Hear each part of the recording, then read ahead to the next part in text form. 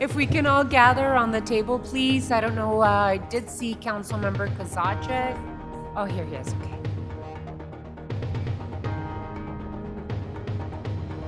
Session.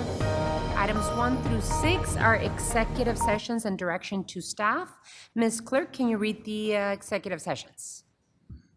The first executive session is noticed as item 1, executive session discussion of the City of Tucson cybersecurity and critical infrastructure posture, and is being held pursuant to ARS Section 38-431.03A3 and A9. The second executive session is noticed as item 3, executive session Tucson Electric Power Company, TEP, and related issues including undergrounding requirements and the Irvington-East loop transmission line, and is being held pursuant to ARS Section 38-431.03A3 and A4. And the third executive session is noticed as item 5, executive session, exchange and conveyance of city-owned property located at 7575 East Speedway Boulevard, and is a portion of tax parcel number 133-13-005E for property owned by Center East Center LLC, located at 7820 through 7840 East Broadway Boulevard, and is being held pursuant to ARS Section 38-431.03A3, A4, and A7. May I have a motion to go into executive session, please? So moved. Motion? There's a motion and a second. Any further discussion? All those in favor of the motion, please indicate by saying aye. Aye. Aye. Any opposed? Motion carries. We will now go into executive session and take care of business.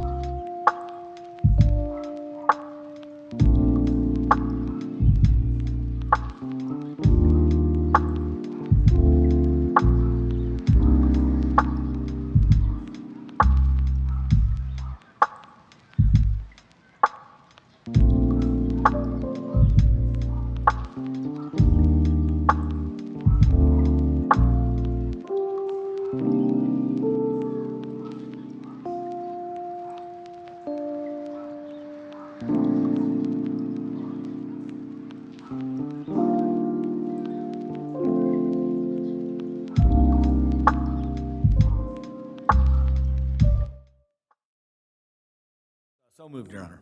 There's a Second. motion, there's a second. All those in favor, please signify by saying aye. Aye. Any against? Motion carries. What is the council pleasure for item 2? Your Honor, no direction is required under item 2. The mayor and council gave direction back on April 5th after the earlier discussion on cybersecurity, and that will continue in effect.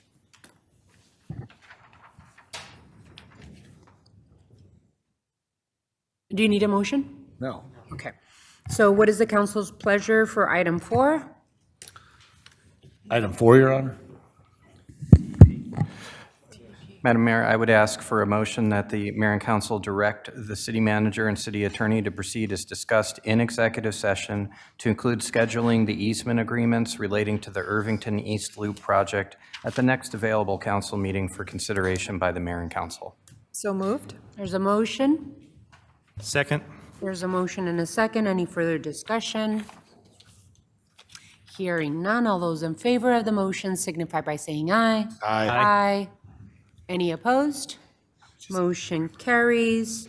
What is the council's pleasure for item 6? Yes, Your Honor. Councilmember?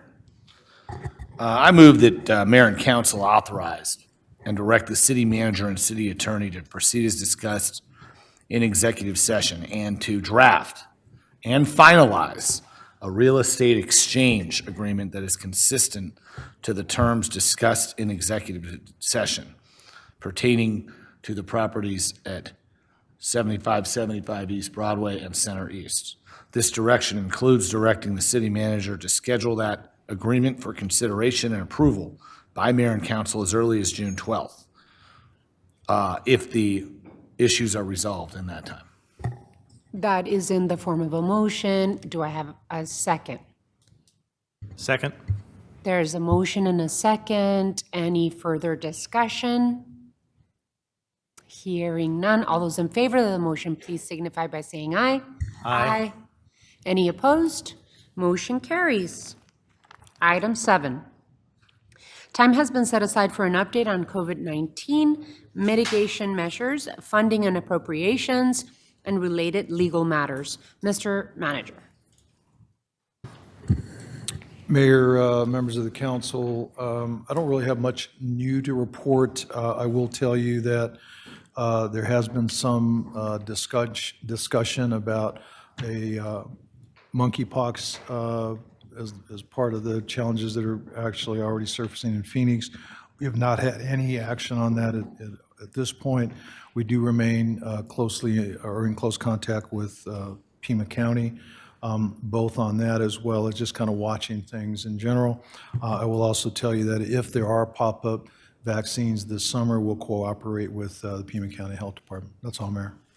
Mr. Manager, my office did have an opportunity to speak to Dr. Cullen over at the Pima County Health Department. She gave me a few updates that I would like to share with my council colleagues. We are still classified as having low COVID-19 community level based on relative strain on our hospital system and the number of positive cases in Pima County. But cases have been rising with each weekly report, and we may be approaching a medium risk community level. For May 27th through June 2nd, there were 189.5 positive cases reported per 100,000 population, more than double the numbers I shared from the May 11th report at our last mayor and council meeting, when positive cases were recorded at 78 per 100,000 population. The criteria for staying at a low level is less than 200 cases per 100,000 population. At 189.5 cases, we're approaching medium risk level. We have already exceeded the criteria for percentage positive. Low risk level is 2 weeks with percent positivity above 5%. Our current positivity rate is 19.26%. So with that, Dr. Cullen continues to recommend that we remain vigilant and take precautions to protect ourselves and reduce community spread. Vaccines are still available through Pima County Health Department, as well as many local pharmacies and clinics. Now, everyone over age 5 is eligible for a first booster, and people who have certain risk factors and everyone over the age of 50 are eligible for a second booster. It's also not too late to get your first or second shot if you haven't received it yet. Hand washing, staying at home when sick, testing when you've had an exposure all continue to be important, especially if you do a test at home and are positive. Dr. Cullen recommends that you report it to the Pima County Health Department to make sure that we're keeping as close to true positive cases as possible. So Pima County is trying to stand up a telemedicine option for people to call in to get a prescription for the COVID antiviral Paxlovid. So with that, I appreciate Dr. Cullen and her keeping us informed, and the Pima County Health Department to continues to use an equity lens and find solutions for these challenges in our community. I just wanted to share that information with you because, again, COVID is still present with us, and we have to remain vigilant. With that, we can move on to item 8, which is the budget discussion. Item 8, time has been set aside for a discussion on the adoption of the fiscal year 2022-2023 tentative budget. Mr. Manager. Mayor, thank you, and members of the council.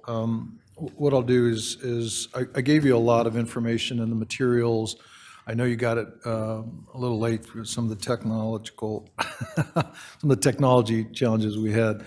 But just for today, what I'd like to do is go over 3 things. One, follow up with some of the discussion that happened in the tentative budget, walk you through changes from the tentative to the final, and then talk about the supplemental process. So we can go to the next slide, which I guess is the 3rd slide. Anybody? That's fine. So the first thing, I believe Councilmember Fiembres had asked some questions around the homeless work program. And again, I did include some of that information in your packet. 104,000 is allocated for the homeless work program from PCHIP, 30,000 from our litter fee, and so those dollars are coupled with a local nonprofit. I believe it's a faith-based nonprofit that has expanded, given us enough dollars to expand for 2 crews. One thing I will tell you is we did receive a donation of a van. We're having a little bit of a challenge with that because the van's a little smaller than what we need. So we're working through some logistics, but we're going to get that up and running fairly quickly. Summer heat protection for the unsheltered, did give you some information on in the materials. We have 6 locations that we've identified. We are recommending that anytime the temperature goes up to 110 degrees, that they be open. I know there might be some conversation about that. We'll come back to that in a bit, Mayor. I just wanted to let you know that is included. Parks and pools was another conversation Councilmember Dahl and Councilmember Cunningham had brought up. I had suggested that we would come back to you in August. Based on the conversation, I've asked that that conversation happen today. So we will have that subsequent to this discussion. And Mayor, what you could consider is moving the parks discussion and the plan and development discussions up right after the budget so it can go together on that. Transit fares, as I mentioned in the materials, I am recommending that we suspend or continue to suspend the fares through the end of the calendar year through December. My commitment would be to come back to you with a further analysis in September so that if the council decided they wanted to do something different, that we could have plenty of time to put the notices out. I have built that into the budget, and I'm ready to implement that. The community assessment, there was some conversation, I believe, by Councilmember Kozaczek regarding a question regarding the community connectivity. We do have $3 million that are allocated from ARPA for that effort, and that is built into the budget at this point. There was a question on Tucson Medical Center, and Mayor, I believe you've been asking about that, and that is specific to our relationship with TMC with access and our use of access through the, I believe, the GRE program. Because PAC is no longer on the table in terms of funding, there are some other opportunities. We are meeting with Pima County, and we do have some ideas that we're kicking around. Once we have that put together with Pima County and TMC, I'll bring back those agreements for your consideration in the future. Councilmember Kozaczek also asked about environmental services cost of service study. As I mentioned in the materials, I do plan to have that complete. It's underway now. We'll have that complete in September, and I'll come back to you with a recommendation at that time. In-kind events was an item, I believe, that was brought up by Vice Mayor Santa Cruz. Those are listed in your materials. I know that the request or the comment was specific to adding to those.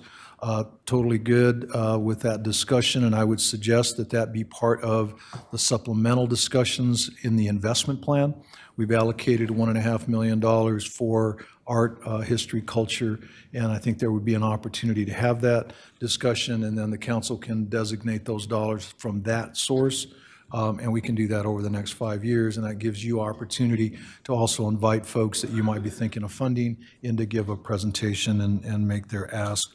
Councilmember Dahl mentioned the Sonoran Environmental Research Institute, SERI, and the potential for a solar low-income program. So we did allocate $200,000 out of ARPA for SERI. We will be exploring that, very similar to what we do in water, and we'll bring back some thoughts on that in the not-too-distant future. And then lastly, I did provide you with a list of positions. I believe Councilman Kozaczek had asked specifically about positions that were converted in the budget from temporary to permanent. I did give you a list of those. They're included in your materials. And happy to go over those or answer any questions on that as might be needed. I do want to go on to the fund balance investment plan. So this is the spreadsheet that you previously have seen.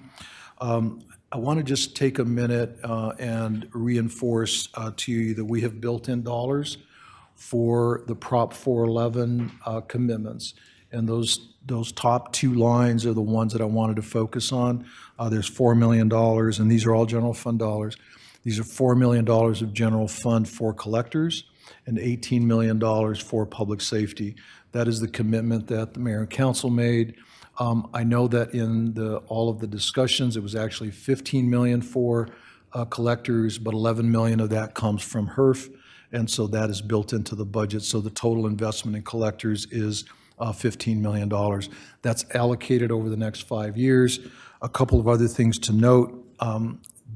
Those expenses that are outlined in this spreadsheet have not been finalized in terms of how they're distributed. The reason that's important is as we're talking about parks here in the not-too-distant future, you'll see that there's $3 million. It's about midway down. It's about a third of the way down. It's Parks and Recreation, replacement and recovery. So those dollars are at $3 million current allocation. When we get to talking about the parks update, there is about 2.4, almost 2.5 million that's allocated in that as supplementals. That's in addition to that $3 million. Keep in mind that the mayor and council will have opportunity to have conversation about that as we move forward. So you can see that there's a variety of investments that you have not discussed, and we will be discussing as a part of the supplementals. Just to refresh your memory, when the departments submit their supplementals, what we'll do is go through and make recommendations on where those could be funded. And there's a couple of different sources. One would obviously be the investment plan. Another would be the dollars that we've set aside in the budget that we call supplementals. Next slide, please. A few things that have changed since you saw this last. The biggest one is I had anticipated a $3 a gallon fuel allocation, and I was really optimistic, and $1.50 for contingency. I've increased that by $1. So we now have a contingency of $5.50 a gallon. I've built that in to the budget. I've taken those dollars out of our contingency. So you'll see at the bottom there that our contingency has dropped to, I mean, it's still healthy, but it's dropped to 16.5 million. I've converted several positions that were temporary to permanent. I'll outline those for you in the materials and happy to go over those.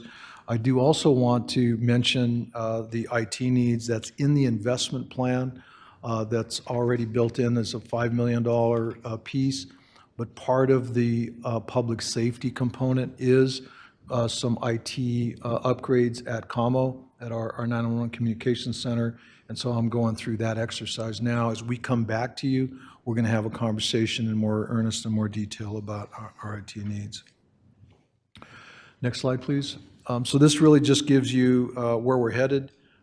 You will have the final budget on agenda for tonight is under consideration.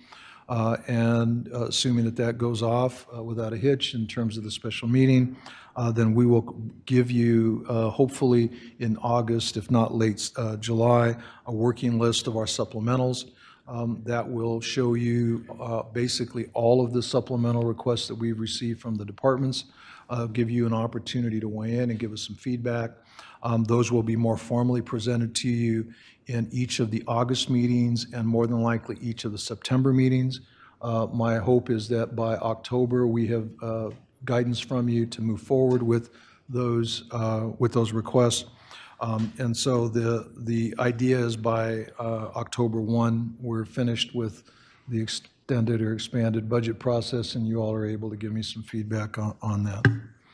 Mayor, I just give you a synopsis. Most of that was in the materials. I just wanted to give you some highlights. I'm happy to answer questions. I do have Anna Rosenberry, our CFO, as well, available. Thank you, Mr. Mayor, Mr. Manager. First and most importantly, I'd like to thank you and your staff for putting together a structurally balanced, fiscally sustainable budget, and the work that you've done to work in to the original budget that you presented us, all of the concerns that our colleagues on the council had. So thank you so much for all of the work. And of course, we're going to continue to do work with the budget as we move into the future. A couple of comments and see if we could get it done just through input and feedback. I noticed that the homeless work program participants are paid $13 an hour, but yet the city of Tucson, we moved as a city to make sure that we pay not just our city employees a minimum $15 an hour, but our contractors a minimum of $15 an hour. If it's possible to move that to our homeless work program or homeless, houseless folk to serve the same amount of pay as those that we contract with. So if there's a possibility of speaking with OPCS about that. Also, the summer heat protection for unsheltered folk, our cooling centers, 110-degree weather, which, by the way, we're going to reach this week. And throughout the weekend, there's heat advisories happening throughout Arizona. What we checked into was that, according to the National Weather Service, in 2021, we saw about 8 110-degree plus weather. But what I was thinking, if it's possible to extend that to 105, in other words, not wait to the temperature to be 110, but if it's possible for us to activate those cooling centers at when the temperature hits 105. And that way, there's about anywhere from 18 to 20 days average that 105 plus hits here in Tucson. It would double the amount of days for the cooling centers to be activated, but it is, I think, a much more reasonable degree for us to hit to invite the community to come into our cooling centers. And then if there's a possibility of partnering with nonprofit organizations in our own departments like housing and community development, to be able to offer some services at the cooling centers, because it's obvious the most vulnerable communities are going to be using those cooling centers. Community connectivity assessment and planning, per your memo, the mayor and council allocated $3 million of American Rescue Plan Act funds for community connectivity. And I know that my colleague, Councilmember Kasachik, has suggested redirecting these dollars to affordable housing and homelessness. I think that that is actually an incredibly good idea. No funds should be spent on community connectivity until we get an IT director, and the IT director needs to be able to inform the mayor and council how she would use those funds into the future. So at this time, I believe that spending those $3 million in your memo that you have allocated for community connectivity, that we redirect them for the purpose of affordable housing and investing in our houseless community would be much better spent. So I don't know if you need a motion to make that move, Mr. Manager, from community connectivity to affordable housing. Mayor, it would be helpful to get direction on that. That is part of the strategic plan for our ARPA dollars. There'd be value in doing that now, and we'll bring back to you a more formal review of that and what that detail looks like. But it would be helpful if we could get that direction now. Your Honor, I'd like to make that in form of a motion. I think we need to, look, it's no big secret with the connectivity piece that we're a couple of years away, but the public housing needs are very immediate, and I'd like to make that direction to staff in the form of a motion. I'll second. There's a motion and a second to redirect the community connectivity funds, $3 million, to affordable housing and homeless issues. Is there any continued discussion on this? Hearing none, all those in favor of the motion, please indicate by saying aye. Aye. Aye. Any opposed? Motion carries. I'll open it up for my colleagues, Councilmember Cunningham, and then Vice Mayor Santa Cruz. Your Honor, one of the things that stood out to me in this year's budget, and it's just for this 1 year, as we really know right now, employee retention is something around the country that's really challenging.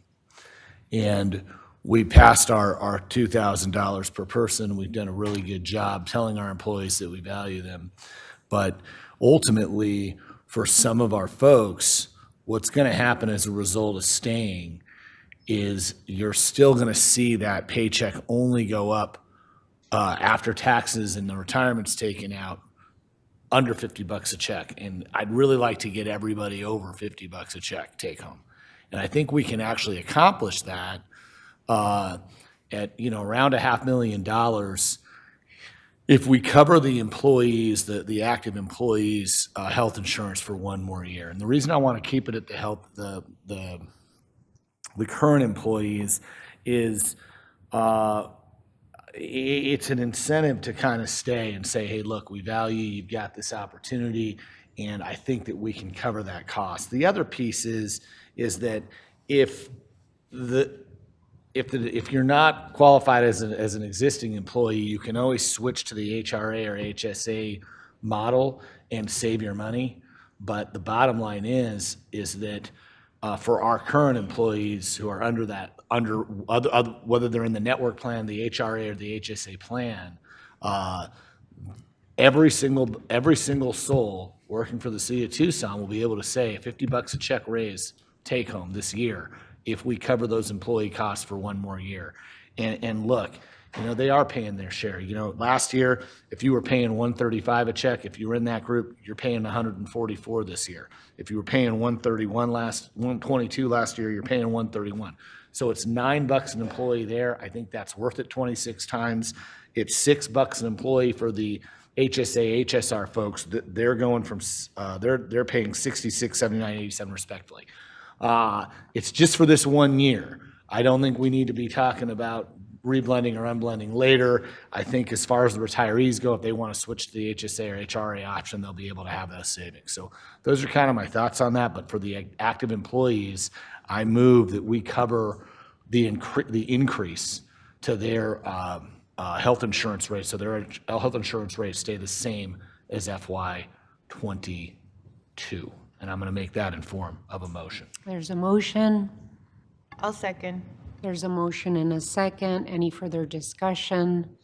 Councilmember Dahl. Thank you, Madam Mayor. Councilmember Richard Finbrace has asked me to make a motion similar. So I'm making an amendment to see if we want to do his motion. You mean a substitute motion? I think it's A friendly amendment or a substitute motion? I think it's an amendment, because what I would be adding would be to include the retirees, which is projected to be a cost of $302,835. His concerns are that when the discussion of unblending happened in the past, there was a big, I'm not going to think of the right word, big confusion, concern. A lot of people objected, and he views this as an unblending of the two groups of people. So he thinks the retirees have worked hard and long for us, and they deserve this benefit. So I propose that amendment, and I would need a second. Councilmember Dahl, and correct me if I'm wrong, Ms. Clerk, a friendly amendment, the motion maker has to accept the amendment. So does the motion maker accept the friendly amendment? Your Honor, like I said, this is for retention, and our retirees can actually move down to the HSA or HRA option and actually pay less. I also don't think that this is just for this 1 year. Mm-hmm. Like I think we're going to go back to being a blended system anyway next year. This is a retention piece because everybody in the country is losing people. So I don't really want to go down that path right now. So unfortunately, I'm not going to accept the amendment. I haven't been contacted by any of the retirees, so I'd love to talk to them and dialogue about it, but I'm just not prepared for that today. Alrighty, so you want to keep to your original motion? Yes, Your Honor. Okay. Just for point of clarity, Mr. Ortega, it was I thought that we were still a blended system, which is different than the system that Pima County has. City of Tucson, a long time ago, because I was there, mayor and council decided to keep the retirees blended with the active employees, which really kept their monthly contribution to their health care very, very low. the city of Tucson was different than Pima County at the time. Pima County decided, it must have been 10 years ago, Pima County decided to unblend the retirees from the employees, which cost them much more money to pay for their monthly health care bills. Am I correct? Mayor, I can't say for sure on the Pima County side. What I can say for sure is that our retirees are blended with our active employees. Okay, so we are blended, and that saves retirees a lot of money because our active employees really keeps their monthly premiums very, very low. So it really does help a lot, and we took this action to protect our retirees, I believe about 10 years ago. So with that, we have the original motion on the floor. We have a motion and a second, and the motion maker did not accept the friendly amendment. Right, but I have moved for an amendment, and if there's no second, then I believe it dies. Yes. Well, you can make a substitute motion. I don't want to make a substitute. Okay. Councilmember Kozaczek? I'd like to get the CFO and city manager's response to what's being proposed, what's it going to cost, what the benefits are to the employees. Mayor, Councilman Kozaczek, cost is right at about $417,000. What I would do is reduce our contingency by that amount. So that's how we would address that. Any others? All righty, I think this is a great bonus, I would say, for our active employees, $417,000 that the city of Tucson is picking up to cover their healthcare increases. I too agree that it is an additional gesture on behalf of mayor and council for our employees, that we value them, that we want to make sure we retain their talent here in the city of Tucson, and that we want to leave a little bit more money in their pockets when they receive that paycheck. So with that, Mr. Councilmember Cunningham. Yeah, and just to reiterate, the one piece is that I'm 95% sure with the numbers that I've run, is that just about every single employee, no matter what healthcare plan they're on and which department they're in, should receive at least a $50 increase take-home pay per check, depending on how many dependents they're claiming. If you're claiming 0, it might go to like $49.80 or something, but pretty good. Excellent. So all those in favor of the motion, please indicate by saying aye. Aye. Aye. Any opposed? Motion carries. Vice Mayor. Thank you, Madam Mayor. Some of my comments are just to reiterate a lot of the conversations around equity being baked into all aspects of the budget, and especially as we're covering the supplemental items. I'm excited and grateful that the city is working on establishing benchmarks and using department budget equity tools to help inform our fiscal year 2024 implementation. So I continue to look forward to those conversations July and onward, and encourage our community to participate in that. Thank you for the clarification on our investment plan when it comes to city co-sponsored events. I think the only comments I want to make, that as we're investing in our arts and culture component of our economic development strategy, that I think we should consider increasing that dollar amount that you put in the recommendation. I think it was like 8,000, so maybe we could look at the scale of each event and figure out a dollar amount from there.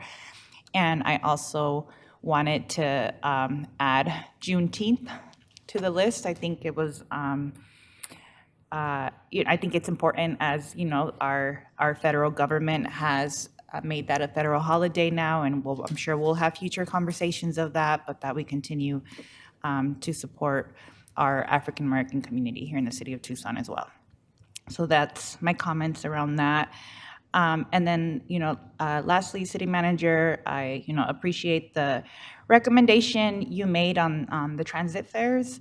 And I just want to reiterate, the mayor and I sent out a memo yesterday afternoon about trying to understand the data available to us so that we are better informed to make a decision around transit, understanding what other jurisdictions are doing to provide free transit, and making sure that there's a community engagement piece that offers stakeholders an opportunity to voice their concerns and their desires, because I think what's been missing around a lot of these conversations are the experiences and voices of transit users.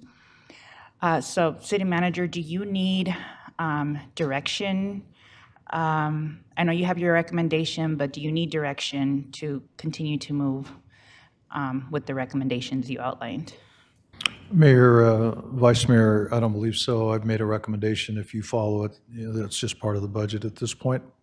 To your discussion about the in-kind events or the sponsorship of events, one of the things that I listed in the materials is I am working on a program where you all would be allocated a certain amount, and I'll use the term credit, that you could use to sponsor events, particularly when it comes to fees.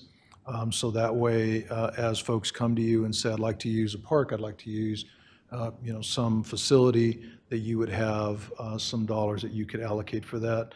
I want to make sure that we've got some clarity on how that could be used, but I will bring that to you as a part of that special event discussion. And that's slightly separate than the citywide co-sponsored events, right? Because there's a different That's correct. scales That's of correct. events. Okay. There's two issues there. They're related but different. That's correct. Okay, so just then for clarity, do you need direction or you're good with recommendation? Okay, thank you. Councilmember Dahl. Thank you, Madam Mayor. I too support the continued free transit for the 6-month period, and probably farther than that. I'm hearing from a lot of transit riders, and it seems to be a great benefit that we can give our citizens. There is a separate issue that has been brought to our attention from the drivers. There's concern about safety and security on the transit system, which I think is a separate issue. I don't think it happens more because it's free. I think there are people in our community who are having problems, whatever, and they're on a bus and they cause problems. I would urge you, Mr. Manager, to see if we can take immediate action on those issues. I think that's separate from the free. And I think saying we can't solve them without money from charging for transit is a false connection. That's my thoughts. Thank you. Mr. Ortega. The memo that the Vice Mayor and I sent out last night talks about a couple of issues that we have been hearing, right, in terms of the fare-free transit system that we've moved into. And I agree with Councilmember Dahl. We agree, actually, with Councilmember Dahl in terms of being able to separate the public safety issues with the safety of the drivers and the riders is a separate conversation to have in terms of our fare-free system that we currently have. And so I believe that we need to look at, and we sent you that memo and copied all of our colleagues, that we really need to make decisions on our transit system based on data, based on fact. Especially these very important decisions should be data-driven, and we want to be able to look comprehensively at the data regarding ridership, staffing levels, security incidents, and make sure that we're looking at rate structures and approaches to fare-free transit in other jurisdictions, as well as a possible long-term plan with the conversations that I had previously talked with you about regarding all of those others that are, that are all of the other jurisdictions surrounding us that are taking advantage of a fare-free transit system. And those are Pima College, the University of Arizona, Pima County, and big employers in our community that really should come to the table. School districts are another other jurisdictions that, because we've gone to fare-free transit, they've benefited from it. So we just are asking to make sure that we're engaging stakeholders, we're engaging both the users of the system, community, and of course, the drivers and those that work with our transit system to get to the best place possible as we plan for the long term of the system. Because even though right now we think, oh, wow, at the end of the December, that's a long time, the conversation has to start now and be able to engage the community users and drivers and make sure that we're getting to December knowing full well what the next step is so that we can inform the community of what happens. So I just wanted to make sure that we put it all in context as we continue the conversation. Any other of my colleagues have any comments or input, feedback? Councilmember Kozachik. I'll just make a couple. I'm not sure where I'm coming down later on today on the budget, and one of the reasons for that is because there are some holes in it. What we're doing is we're voting on what's in front of us and not on a promise to fill in the blanks later. Your memo says in a few different places that we'll talk about which transit fares later in the year. We'll talk about environmental services in September. We'll talk about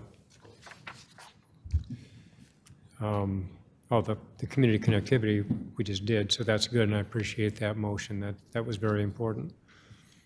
I also appreciate the comment that the mayor made about 110 degrees. I think 105 is too high also. I mean, this is to stand up a cooling center, and we're saying until it gets to 105 degrees, we're not going to. Even 100 is high, so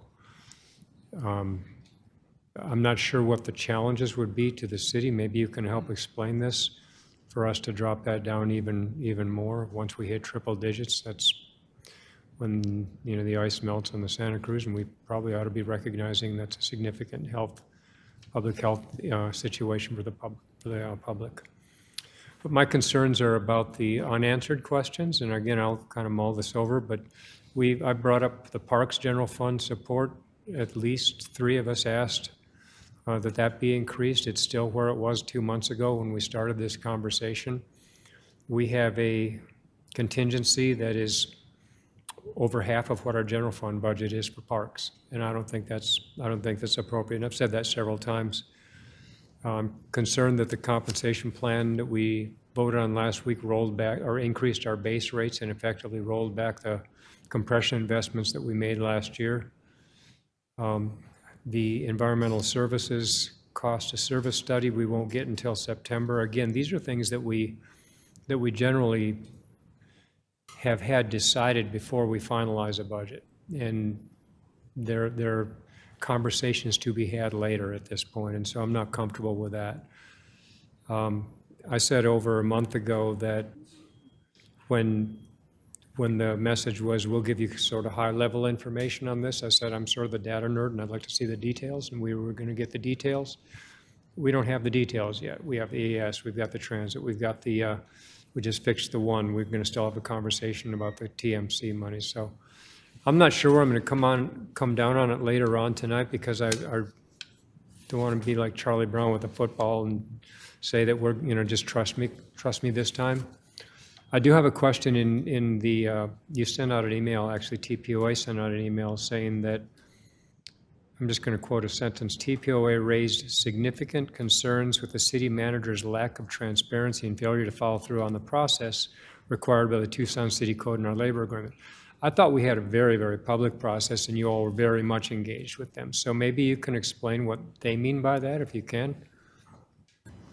Mayor, Councilmember Kozachik, I can't speak for him. I don't understand how the process that we have followed, both with conversations with you all as well as with Labor Council, have not been open and transparent.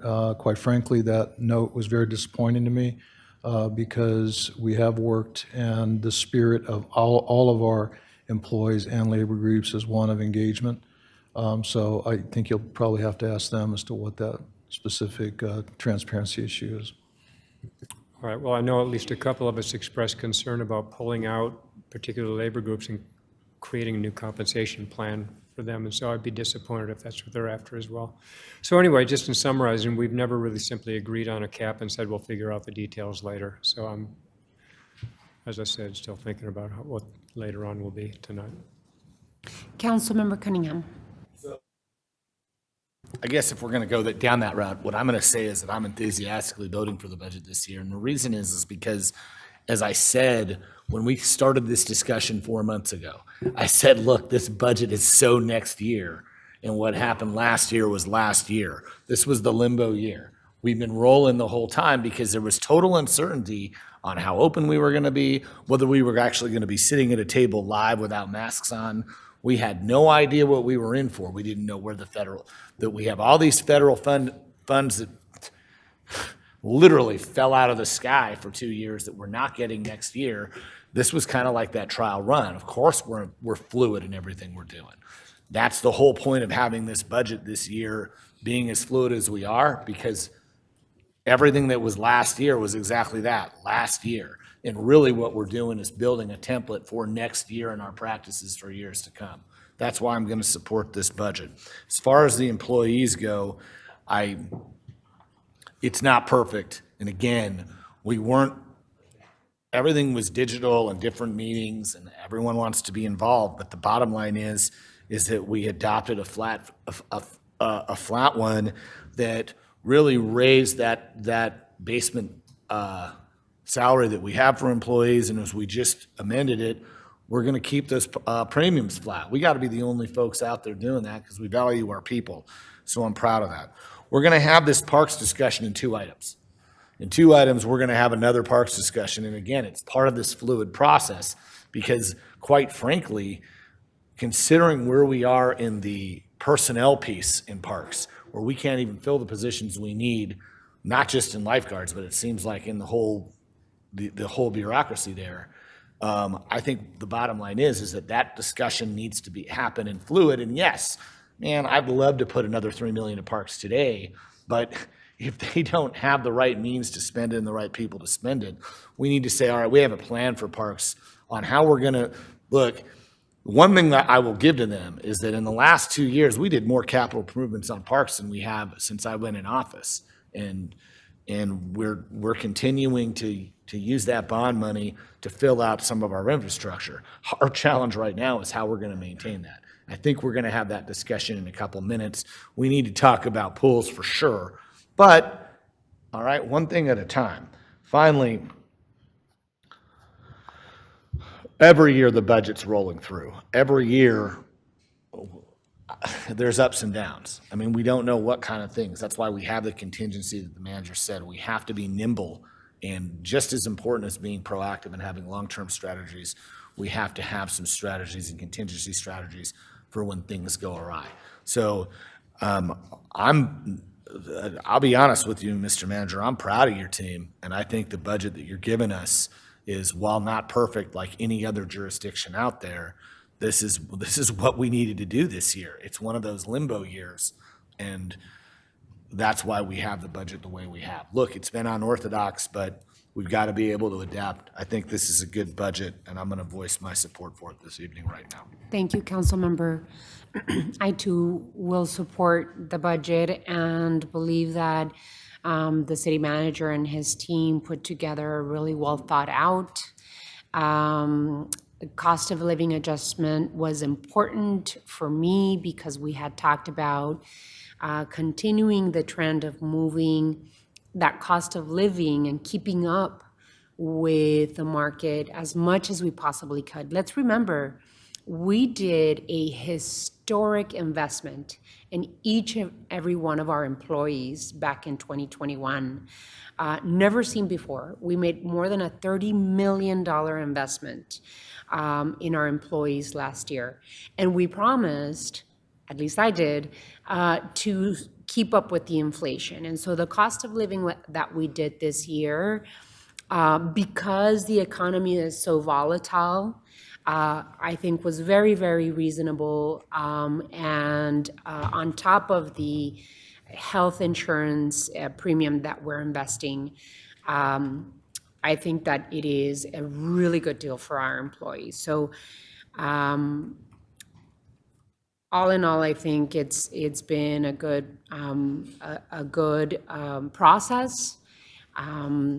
There were some loose ends there with our labor organizations that we could have done a better job in, but I think that we're in a very good place. And I really appreciate you adjusting your presented budget to the interests and concerns of my colleagues on the council and I to present this to us today, which really talks about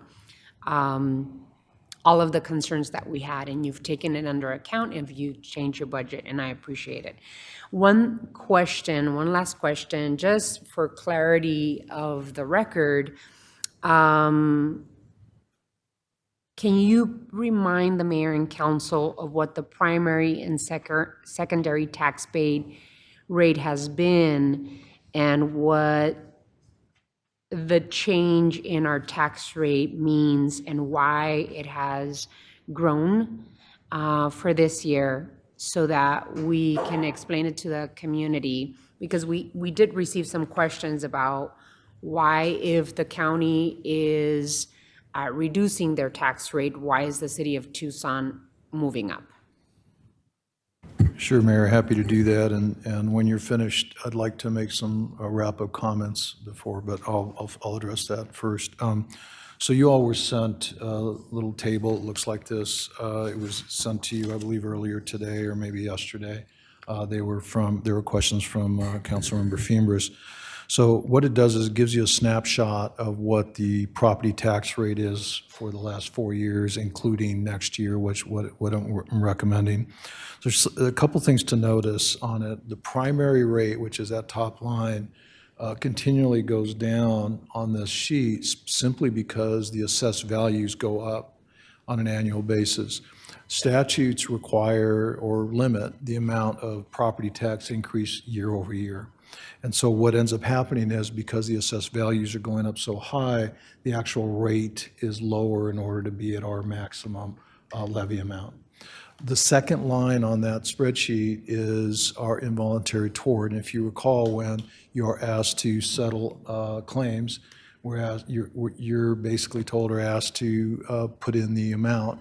And last year we had a pretty high tort year, which was about 3.6 million. So what that did is that translates directly to a recovery to our self-insured fund. That is a variable every year, and if you look at the previous years, it had actually gone down pretty significantly, but last year it went up, and so that number actually goes up. The third line is our secondary property tax, which is basically Prop 409 and Prop 411. 409 and our 407, I think that's. And so what that is that's the rate that was promised to the voters. And so when we went to the voters and we said, we will not increase beyond, here's the number, basically that's what's listed there. So that ebbs and flows over time based on our promise to the voters when we took that ballot language out to the voter. So the variable, if you will, on an annual basis is the tort. I mean, certainly the assessed value and the other goes up and down a little bit, but it's the tort is the piece that will go up and down, and I'm expecting that in the future that might drop a little more beyond what we are today. So does that answer your question, Mayor? Thank you. Mayor, thank you, and I appreciate the comments on the budget as a whole. What I'd like to suggest to you is, if this process, which I will own entirely, didn't work for you all and you'd like it a little different, maybe go back to the old days, happy to do that. I won't go into all the reasons why I suggested or thought this might be a good idea. I don't disagree. To some level, we haven't baked all of the pieces yet. Some of that was just timing in terms of some of the, we'll call it the external pieces that we need to factor in. But when we're finished, if you would like to see it differently, I'm happy to adjust, and we will definitely make sure that we go through that effort in the future. Mayor, I know you had mentioned 105, and Councilmember Kozaczek mentioned 100 for the cooling centers.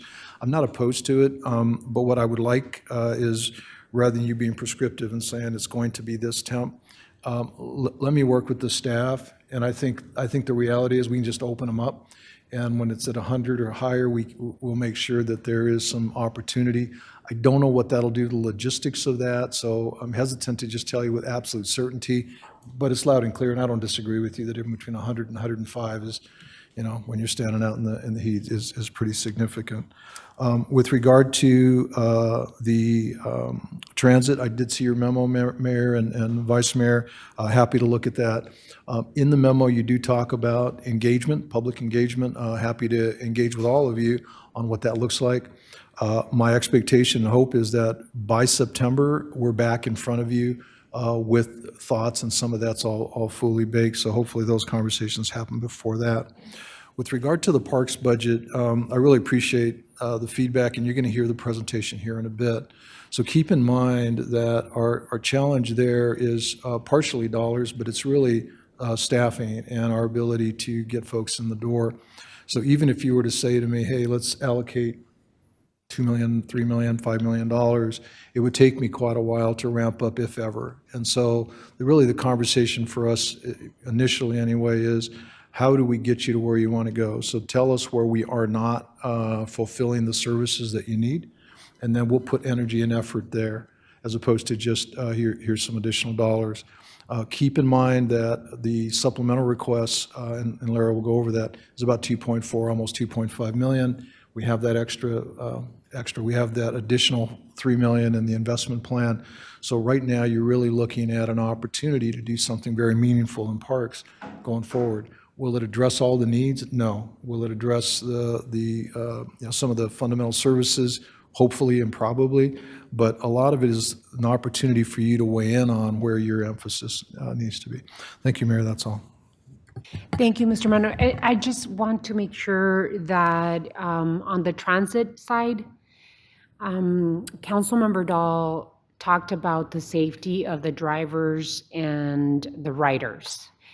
Please don't wait on direction from us to do something about that issue in conjunction and collaboration with our transit task force and with Suntran, because we want to make sure that the system is safe for all. And if there's any necessary steps that you need to make, then go ahead and make them. Don't wait for us to go in that direction. So with that, Can I add something? Sure, to that? absolutely.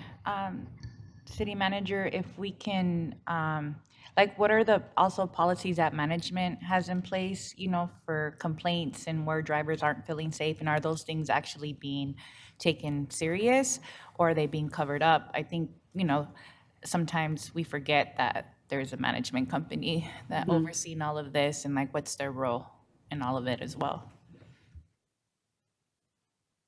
Good, thank you. Alrighty, if there's no other comments, then we move on to, Mayor, if you don't mind, maybe we could do parks next, if that's okay. We just Absolutely, do you no mind? problem. And then we'll No come problem. to Plan Development Services. So with that, I'll invite Lara Hamway to come up and make her presentation. Thanks. absolutely, hold on just a second. Your Honor, Hold again, on just a second, council member, trying to find my Parks and Recreation, because I have to call the item. We can move on to item 11, which is time has been set aside to discuss the Parks and Recreation budget and pools. This particular item was requested by Councilmember Dahl, Councilmember Cunningham, but it became a more extensive conversation and update on Parks and Recreation. So with that, I'd like to invite my colleagues on the council, both Councilmember Cunningham and Dahl, to open up the item and then allow for the city manager and department director to present their presentation. So go ahead, Councilmember. Your Honor, we have 119 parks in the city of Tucson, along with, I think, 19 pools or 20 pools. 4 of them exist in Ward 2. We also have 5 major community centers along with 4 other supplementary community centers. Our agency is one of the best in the country, just from a standpoint of all the classes historically we've offered, all the other things we've offered historically. Over the last probably 10 years, when I first got on the council, it was high time that Parks and Rec needed a makeover. We kind of rested on our laurels long enough, and we were ready for new things. A good example was with aquatics. We had a lot of baby pools. Well, that's a remnant of the 1970s, and while other jurisdictions were transitioning and getting rid of their wading pools for toddlers to put in splash pads, we didn't.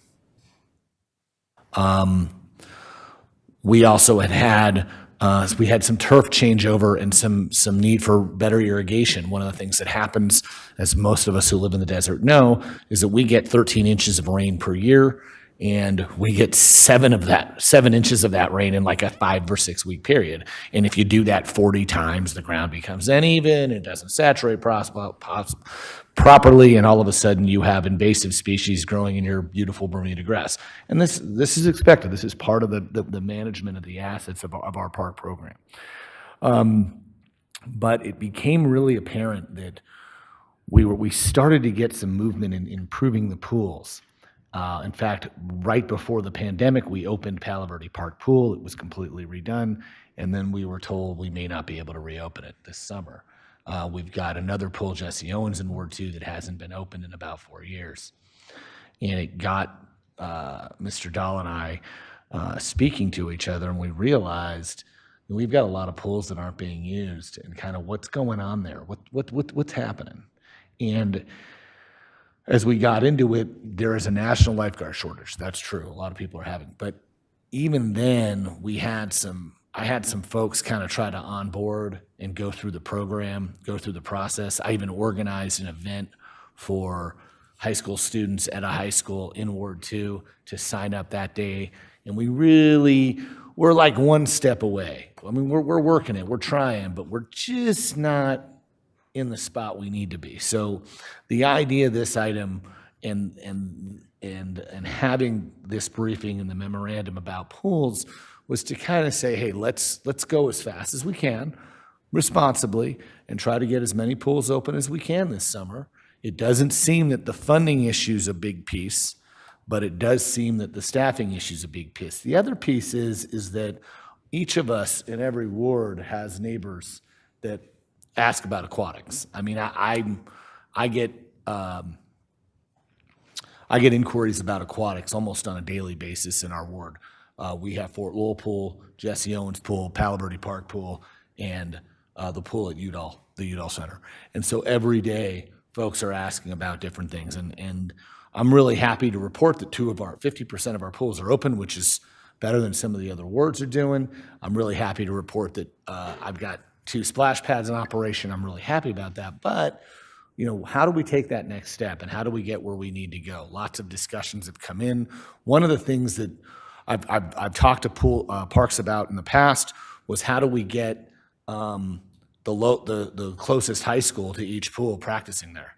Palo Verde High School has a great swim team. Palo Verde Park Pool is less than a block away, yet they're driving over 4 miles away to Catalina High School to practice. How do we get Saguaro, they're practicing at Udall, how do we get them to Jesse Owens? And there might be some issues there. Saguaro is too big of a swim team to practice at Jesse Owens, but the earlier mentioned Desert Christian High School, maybe their swim team could practice there. So we have all these different things we can look at, and if we're in collaboration, we've got some opportunity there. So this item was to kind of jar those opportunities open. So next summer, we're not standing at the beginning of summer, going into Memorial Day weekend at 40% of what we need for lifeguards. And that's one of the big disappointments on this. And I'm not saying that it's not happening in other jurisdictions, but I definitely think that in this case, and not so much as it's anybody's fault, it's just a series of unfortunate events where the city kind of underperformed on this one. So let's be ready next summer, and let's figure out what those solutions are together. So I'm going to turn it over to to Councilmember Dahl, my esteemed colleague from Ward 3, and he's going to take us through the next piece. Thank you, Councilmember Cunningham. Thank you, Mayor. And thanks to City Manager and Parks Director for moving this up. I know we've compressed a lot of work, and I want to appreciate that work in the hard thinking that you've done. And it's been precipitated by the sad news. I was almost livid when I heard that half of our parks, 10 out of 20, would not be opened in June. And these are not parks, pools. These are pools that are only open for 2 months. So a pool that's not going to be opening late is a crisis in of itself. 50% in any classroom is a failing grade. So I think we failed. And I like that we're scrambling to get it better. And I'm looking forward to hearing about it. And I've already heard about some of the good work that you and your team has been done. And I really do want to thank you for that. I'll have some other questions and requests at the end. But again, thanks for bringing it forward. We need to talk about it now. You know, newspaper articles, kids wondering where they can go to swim. It's an important issue. Thank you. Mr. Manager? So Mayor, with that, and I appreciate Lara Hamway, our Parks and Recreation Director, pushing and able to push this up. What I'd like to suggest is today is an opportunity for you to provide feedback. You heard kind of the framing from the two council members. This isn't the last time you hear about this, but this is an opportunity to give you an update, solicit feedback, and then we'll come back in the not too distant future with even a more solidified game plan for how we address some of these issues, because I'm sure we haven't captured all of them. So with that, I'll turn it over to Lara. Okay. Good afternoon, Madam Mayor, council members. Thank you for giving me the opportunity to go over with you some of the highlights for the Parks Department and what we prepared for supplementals. The slide deck. There we go. Okay. I just wasn't sure where to look. Sorry. Okay. So, all right, can we go to the next slide?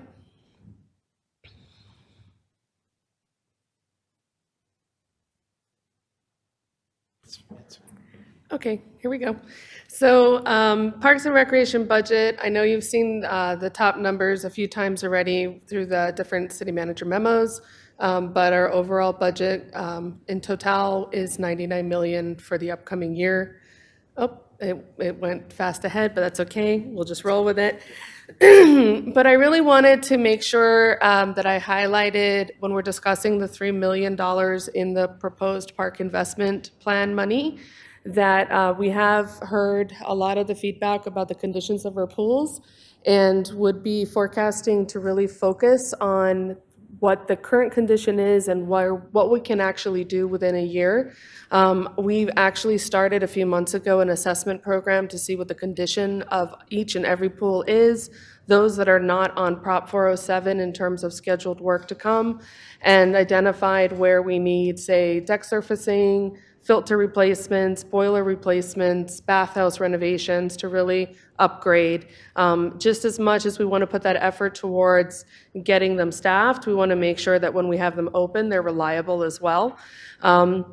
I did include in my slide deck that I shared with everyone other considerations, and that was just putting a mindfulness and being very transparent that should within a year we can only do X amount within the pools. These are some of the other topics or areas that we would focus on. ADA is certainly a big concern of mine, making sure people have accessibility within our parks, and that we have the funding available to focus on that.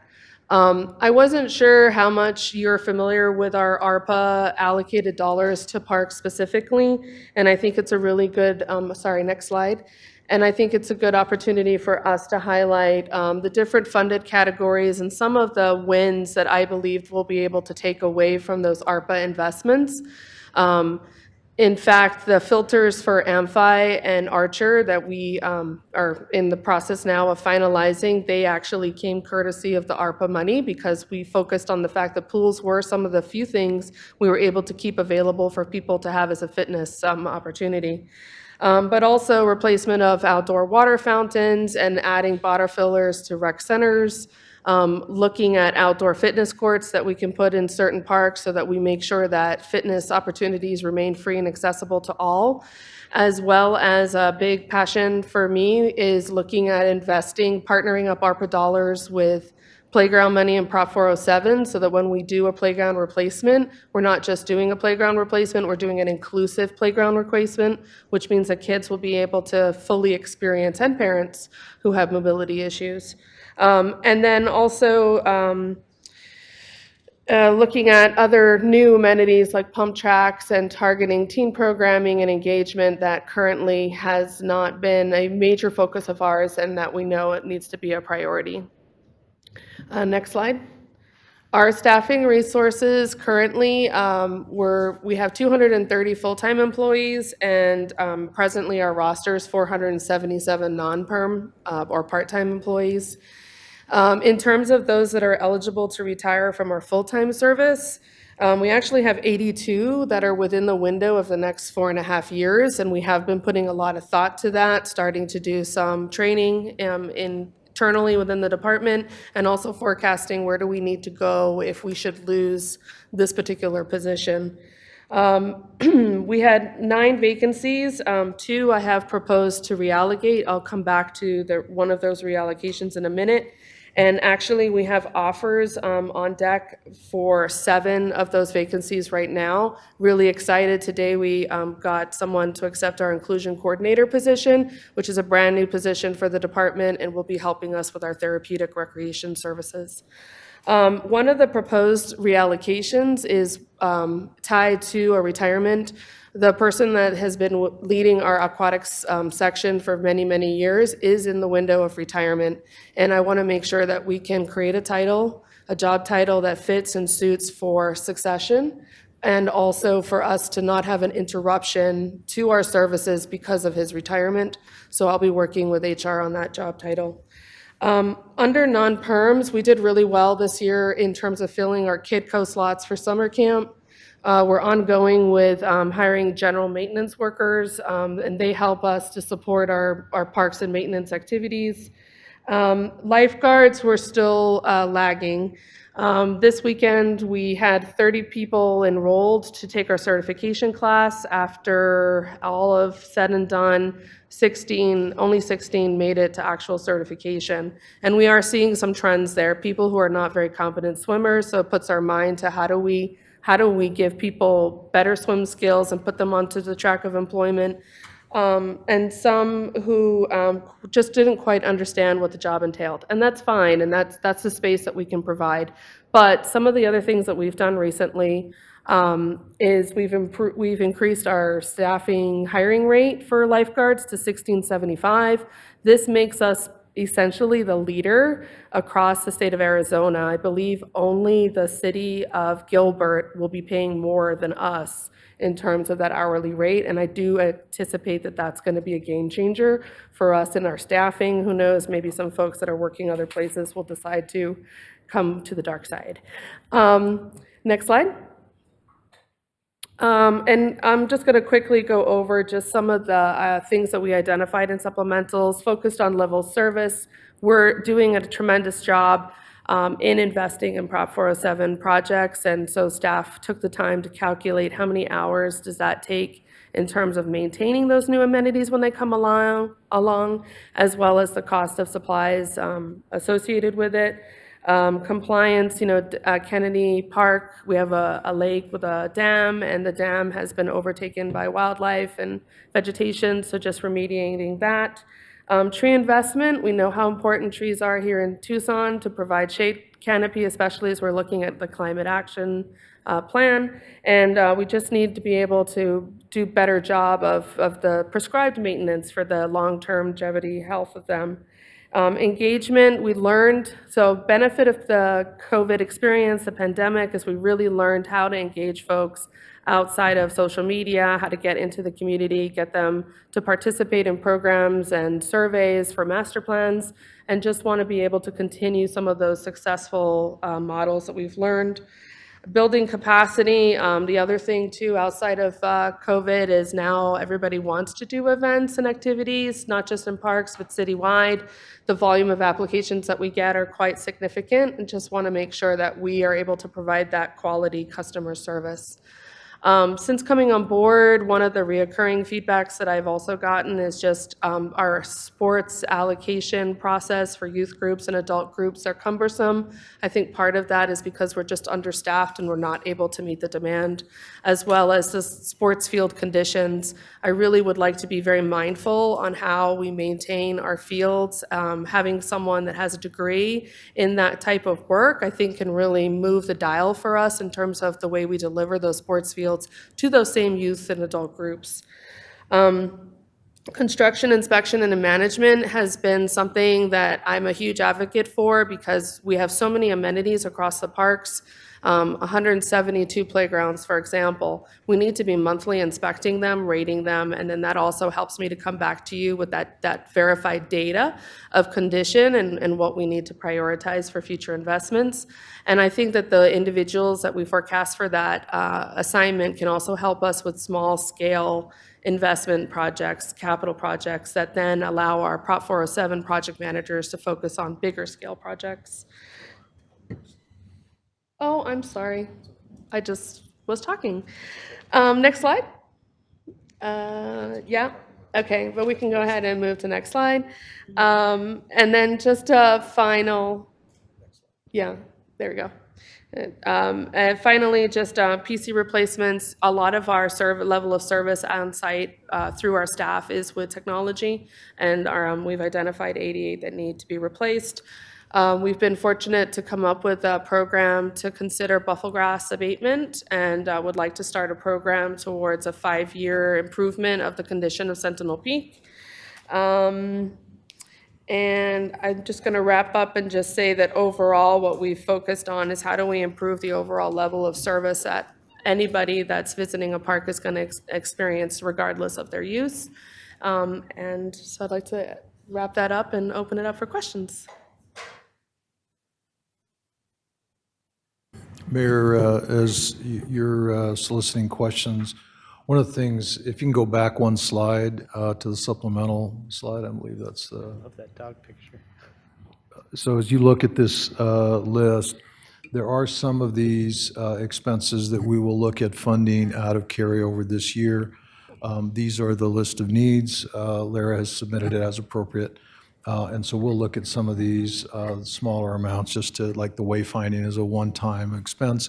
We'll fund those. So some of these you won't see again. We'll try to get those done as we have a better handle on our carryover for the current year. That's all, Mayor.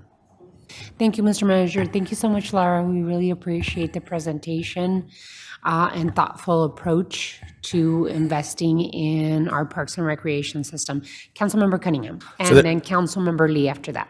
So there's a few things on this that I kind of wanted to talk about as far as priorities go. One is that we've got 21 positions in here, and that's a good thing. We're asking for 4 additional rec assistants and the Hornsby Park position. I think that I'm all about the Hornsby Rec Center reopening, but I'm wondering if we can absorb that into one of those 4 rec positions. I like the sports league thing, but at the same time, we might be doing overkill with the sports league. So I'm not sure. Maybe we could go 1 + 3 to start if we really need that 4th person for the little leagues. I get it, but I got news for you. We've only got 1 little league district operating, and I know we're going to need 1 person for District 12. It's just because Cindy's going to take up that much time. We've got all those kids in what's now consolidated Freedom, which was Palo Verde and Frontier. There were 3 different little leagues they consolidated, and then in Ward 4, I think Rincon Little League's the largest in Arizona, or the 2nd largest in Arizona. So we really need. I know we need that person just to deal with those folks, but then I'm just saying maybe we can have 1. We'll have that 1 person, but I'm seeing it. I just think that we may not need to hire all 4 of them right away. We could do 3 + 1. The other one is the obvious ones, the mobile stage, the computers, the buffalo grass, Kennedy Park Dam, trees, and signage. Those are obvious, like for sure. Like have at it. I'm all in on that. One of the pieces that I wanted to talk about, we've got 200 set aside for security at Rudy Garcia and Mission Manor, and that's I get that. But with all due respect, Freedom Park had like 3 or 4 different issues to the point that Cactus Little League, the newly founded Cactus Little League, stopped having games there this year. So if we're going to talk about security, let's talk about it. It's not like I haven't been in front of this council and talked about Jesse Owens Park getting vandalized. So if we're going to talk about security at parks, we probably need to talk about all of them. I know that Ward 3 has mentioned to me some issues at Jacobs. So we've got to, if you're going to put security in, what I'd say is maybe save that 50 grand on the rec assistant and see if we can't put a little bit and be a little more universal on our security, because it isn't just those 2 parks that are in total need. I think there's a system-wide need for that, especially consider some of the other problems we've had. The second piece, and this is like a great, very detailed list, so it was a real pleasure to lead. We're adding 21 positions, including the plumber, the 2 construction guys, and the sports field guys. That's a lot of facilities, and I'm wondering, and I don't mean this in my experience, where's our irrigator for that group? Do we have an irrigator? Is Dominic going to run all the irrigation himself, or do we need an irrigator assistant, or how's that going to work? I'm just curious. Madam Mayor, Councilmember Dominic has done a very good job of building a good crew of vendors for him to rely on for some of the work that he is doing, and that's what's allowed us to build the capacity. The plumber position that is in the list would report directly to him. Okay, that's perfect. I just wanted some clarification there. That's a really good idea. The other piece that I wanted, and I kind of pushed hard on this and we didn't do it, is we have 3 school systems that operate public schools in the city that on Wednesdays, their middle schools have a short day. And I've asked before to see if we could find a way to work with Tucson Buckets, which is a local nonprofit and semi-pro basketball team, and they would facilitate under our covered hoops, which is Freedom Center, which is Jesse Owens, which is Ori Park, our shaded hoops. And I want to build one in Ward 4 at Rudy Garcia for sure, by the way. But we'd go to the covered hoops and we'd have Wednesday hoops, afternoon for middle schoolers, because if you've got middle schoolers playing ball, you don't have middle schoolers doing crazy middle schooler stuff. And as a middle school PE teacher, I kind of know about this stuff. So what I'd ask is that we consider in this ask a way to have that Wednesday hoops. And if you can't use the Tucson Buckets because you're worried about them, then I understand. I think they're the best people to look for in this because it won't cost really much, and they're a community base. They know who all the hoopers are. The last piece on this ask is we kind of wrote this memo to say, hey, look, let's talk about pools, and we got a very comprehensive discussion that's not a lot about pools. So I kind of want to say, hey, look, what I'm thinking about is that whatever this package is, whether it's 3, here's 2.5, whatever, this package is going to come in as we go through this supplemental process in the next few months. It's going to materialize between $3.5 and $4.5 million. That's fine. What I think we ought to do is one of the things I think is missing is I'd like to see possibly another aquatics director. We used to have 2 or 3 in the city, and I think that would probably be helpful to us. The other piece that I think I'd like to see is every ward has a different outlook on their pool's needs. So every ward, like just because one ward has a pool that really needs to be fixed up that wasn't in the bond, that was in 407, but another ward has gotten their pools fixed up and they've only got 3 or 4 of them, but they're looking for a slide or they're looking for an amenity. So what I'd like to see is possibly $250,000 a ward for aquatics. And if that ward doesn't want to do aquatics at all, that council member can kind of let the mayor's office know, hey, hey, we're actually good on aquatics. Maybe we'll do such and so with the playground, but $250,000 award for aquatics in those improvements. And so I think that could be incorporated into this process, and I think that would be helpful. So that's my feedback on this, but I want to part with this, and that's the positive part. The bottom line is that when you talked to me about 4 weeks ago, we were running at around 111, 112 lifeguards. We've hired about 100 in a month, it looks like. Is that correct? Because we're at 200? No, we have a need. We probably right now are about 140, Okay, because it says lifeguard 210.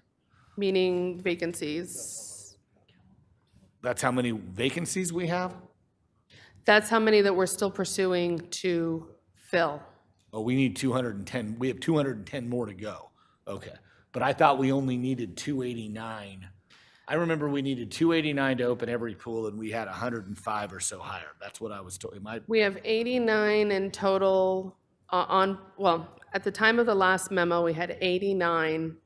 42 had been hired, 47 were existing employees. Okay. Our total goal back in February was 290 to hire. Okay. And so now and we've added another 16. Yeah, so that's why I'm saying that we actually are finishing a certification class today, so my estimation is 140. Okay. So we're making progress. We're about halfway there, and hopefully if we can get another 20 more, we'll be in decent shape and maybe able to open a couple other pools.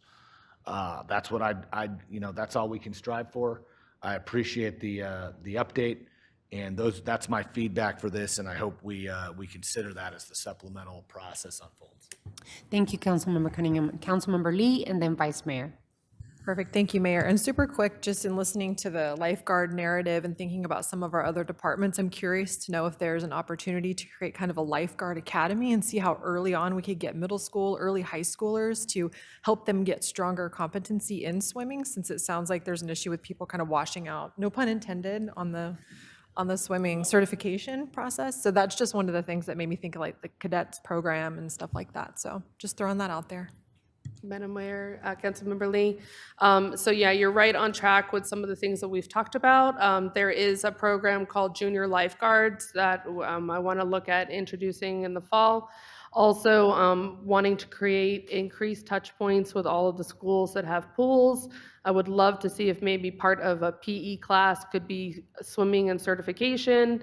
And then I have four pool supervisors right now, and my plan is that each one of them is going to build relationships with local swim groups and have those monthly touch points and remind the kids that are in a swim team or in a program like water polo that we do have job opportunities and that we're ongoing with hiring. So there is definitely a lot of amazing things that we can do, and we've been trying to double down right now into trying to move the needle, but we've also been listing out how we can also improve. Mr. Ortega. Mayor, as you know, and you've heard not only today, but in the past, we really struggle with the lifeguard recruitment and this year. But one of the positives is we've actually reached out. I had a meeting with the former Sunnyside superintendent, Steve Holmes, and talked about how we might be able to connect. And so we're working through that. And as Lara mentioned, working with the swim coaches and that. But I wanted to take a minute, if we can get it up here, show a video that this was actually created by What people think it's lifeguards. like being a lifeguard. So this is a video that was it's a TikTok video. By the way, the city is on TikTok. TikTok video that was actually created with the lifeguards and by the lifeguards. And when I saw this, I thought this is the kind of stuff we really need to be doing because it does resonate. So with that, let's go ahead and roll the video.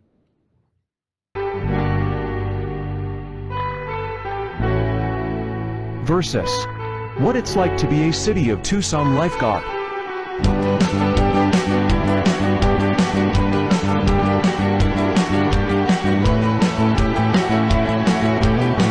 What people think it's like being a lifeguard. Versus what it's like to be a City of Tucson lifeguard.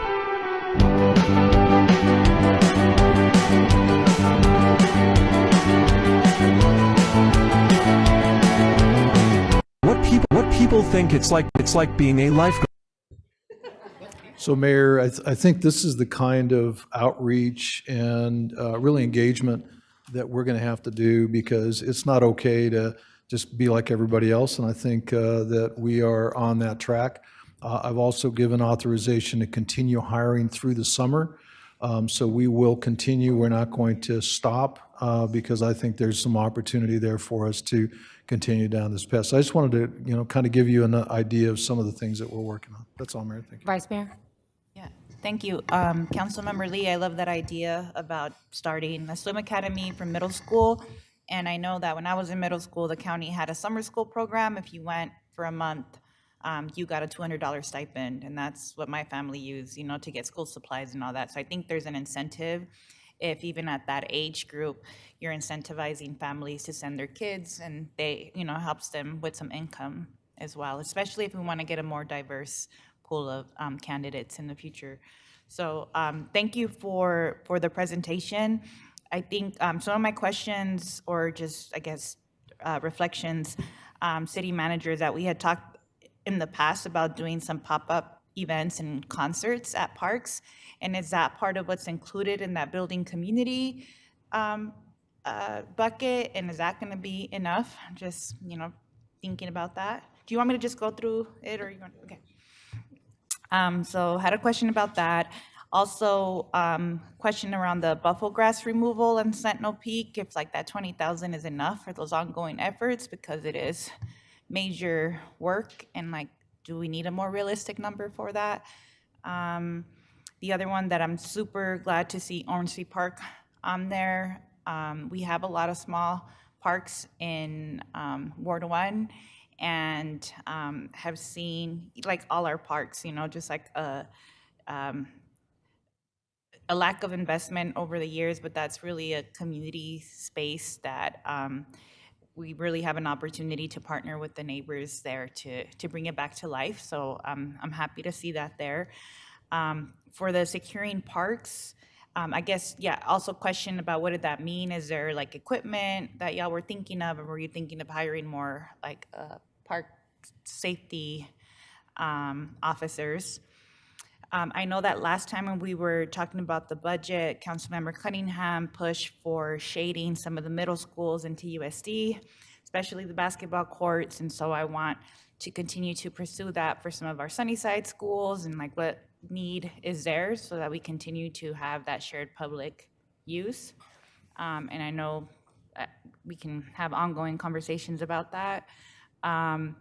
In Prop 407, we will see a number of splash pads in Ward 1 finally, but we don't have any at this time. So I think we have a water spout at the El Rio Park, and that's about it.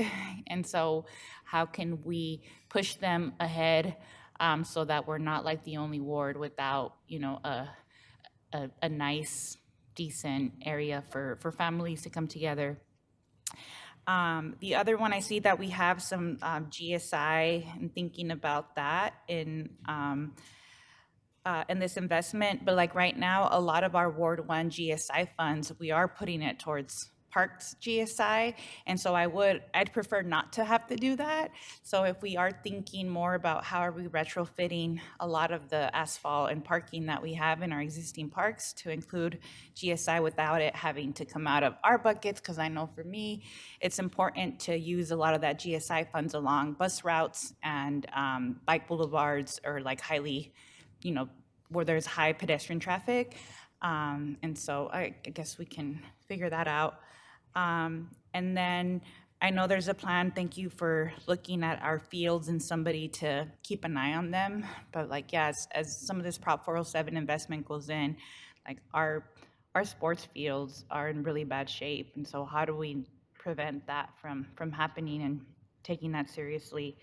And yeah, I always think our Parks Department is underfunded, and that we have a lot of work to do because they are a public, open, green space for all of us to come together. So thank you for your work in putting this together. Thank you, Vice Mayor. Councilmember Kosacek, then Councilmember Dahl, then we're going to have to move to the next item. Mr. Manager, you could have or Laura, if you'd like to have, Ms. Hamway, if you'd like to have a closing comments after Councilmember Dahl. Okay, I'll be quick. First of all, really appreciate all the work you and your staff do. Very responsive, always easy to get a hold of, always engaging with the public. So high marks for all of that.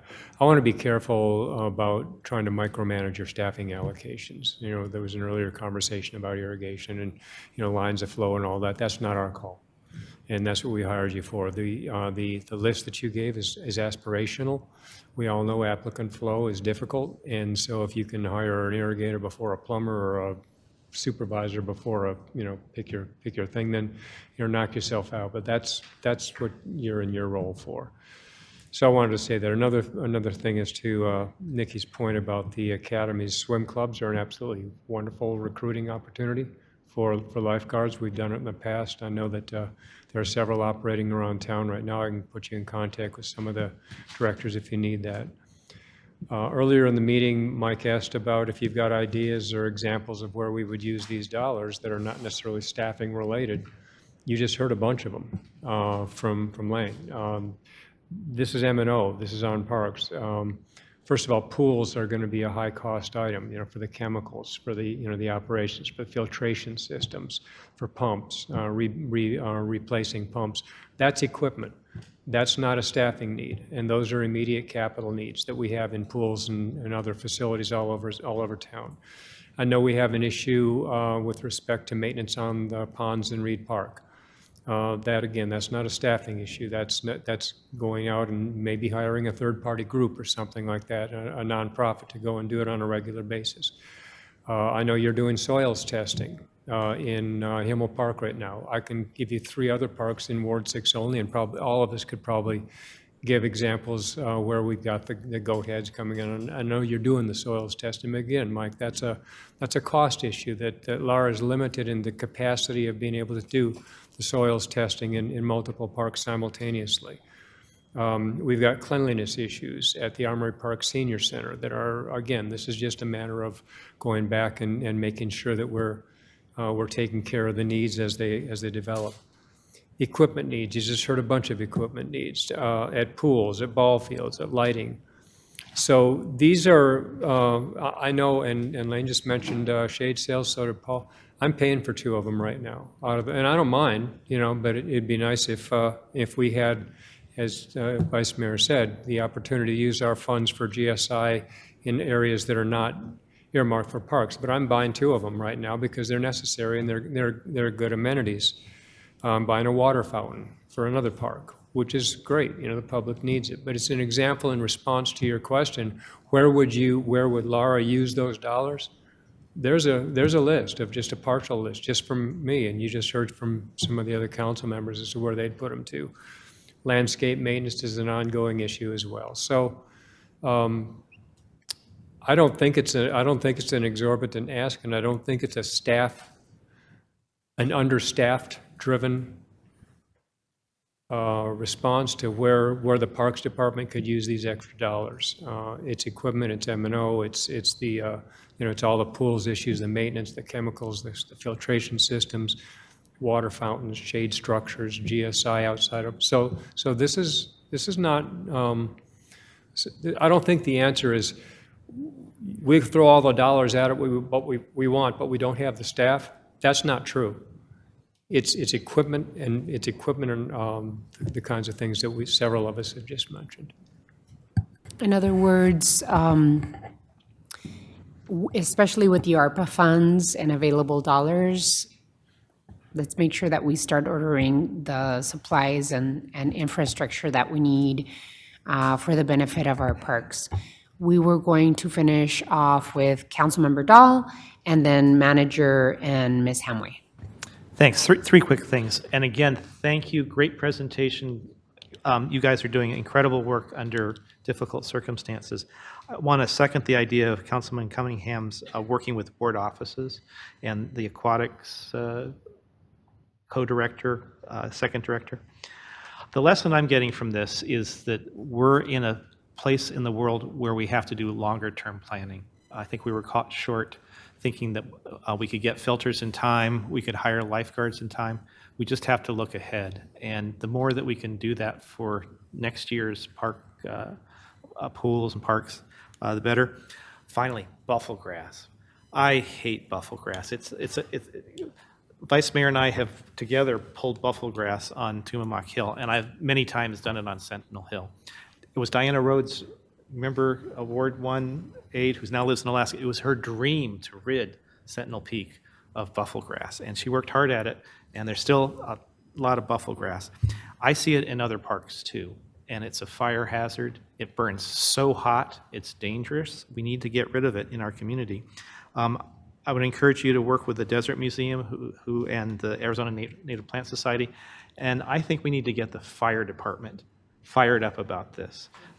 They're a bunch of very healthy people, and it takes some effort to get rid of buffalo grass, and it's a fire danger. So those are my thoughts. Thanks again for this presentation. Mr. Manager, and then Thank you, Ms. Mayor. Hamway, if you want to finish. We'll make it short. Two things. One, we'll come back when we are having the conversation on the supplementals. Fair enough, Councilmember Kozaczek, about the one-time expenses or the capital reinvestment versus staffing. Don't disagree with that. I think there's opportunity there.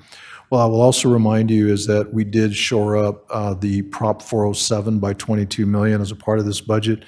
Those were excess revenues, and those specifically to make sure that we are on track to deliver 407 as we outlined, both in terms of delivery as well as potentially moving some projects up. So we'll be looking at that, and I'm going to come back probably in the next 2 months with a report on Prop 407 so that you can see how all that fits in with what we're talking about here. Thank you, Mayor.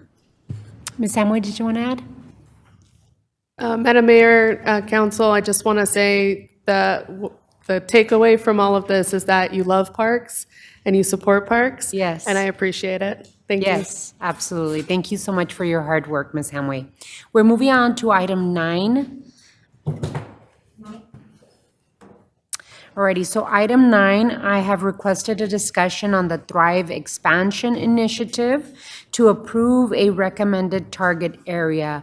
Mr. Manager, I just wanted to, while Liz comes up, I wanted to talk about how did this particular Thrive expansion came about. I had the amazing pleasure of working as a council aide for Council Member Ulick back in 2005. And we started in December of 2005 and then moved through 2006. And then I decided to run for council in 2007. But as a council aide in 2005 and 2006 in Ward 3, Ward 3 and the council member at that time, Council Member Ulick, started working with the neighborhoods and community groups to start a project that we called at that time the Oracle Project. It was called TOP. And to give credit where credit is due, the previous council member had started the conversation, and Council Member Ulick at that time, her vision was to expand that. That's where the inception of Thrive in the 05 started. And it took the work of the council office and other departments, including Rebecca Roop, who's here at the time. I don't know if Rebecca would block my calls at the time. I would call her a lot and depended on her and the planning department of the city of Tucson to help us organize this vision that had been created previously to us. And it took many, many years to get to the point where the city of Tucson, the council office, the Ward 3 council office, and Pima College applied for federal funds. And I'm seeing in my background, in my notes, that in 2018, the city of Tucson partnered with Pima College and other community organizations to create officially Thrive in the 05 and to apply for funds with the federal government and all of us sharing cost to hire more organizers to make it happen. The reason I bring up the background of this, it's because way before 2005, maybe a few years in 2003, till now, where Thrive in the '05 was created. It started as a coalition of neighborhoods in the ward office. Retail and commercial owners also were part of the conversation, to where we see Thrive in the '05 now, which is a huge partnership between Housing Community Development, the Ward 3 office, neighborhoods, and TPD, so many others that make Thrive in the '05 shine as it is shining, as an example. And one of the reasons why I asked for this particular item is because I think it's about time that we expand the concept of Thrive in the '05 to other areas of our city that need investment and work to make sure that we're concentrating and layering efforts to have a focused, data-driven investment strategy in other areas of our city that need continued investment. And so we started talking years ago, maybe about 4 years ago, about the concept of creating corridors, investment corridors in our city. And then finally, we kind of landed on, we have to expand the Thrive in the '05 and create Thrive zones in our city. And this should be focused, data-driven investment strategies based on needs and based on crime data and analysis that the city of Tucson has done and paid for, to make sure that we're layering the investments in the area of our city that we see the biggest need in. And so with that, with those conversations happening here at the table with my colleagues and with the Housing Community Development staff, we bring this particular strategy to the table so that my colleagues and I have a focused approach, data-driven investment strategy. So with that, I'd like to make sure that I offer our city manager the opportunity and Ms. Liz Morales from the Housing Community Development Department. Thank you, Mayor, and I appreciate the framing of the conversation. I'll just turn it over to Liz. I mean, Liz is pretty much ready to go. Go ahead, Liz.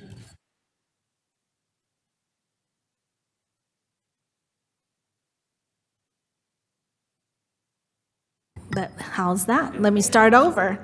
Thank you again for this opportunity to look at expanding the Thrive efforts through the local ARPA funding. And it is timely to do this because I think we have gained a lot of knowledge and takeaways from the work that has been happening over the past few years.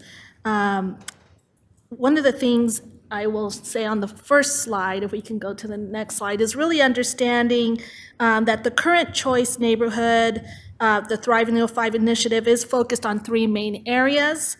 One is the emphasis of the Tucson House. Because of the choice planning grant we had, it is a focus on rehabilitation of the Tucson House, supporting the residents and helping them gain access to education, employment, healthcare, transportation, and other services. And third, it's investing in parks, streets, the local businesses in the community. The second initiative is the Workforce and Economic Development, which has been co-led by our own city office, City Manager's Office Economic Initiatives, and Pima Community College, the campus, downtown campus. And then ASU School of Social Work has led the community-based reduction grant that has been very effective in the Thrive in the '05.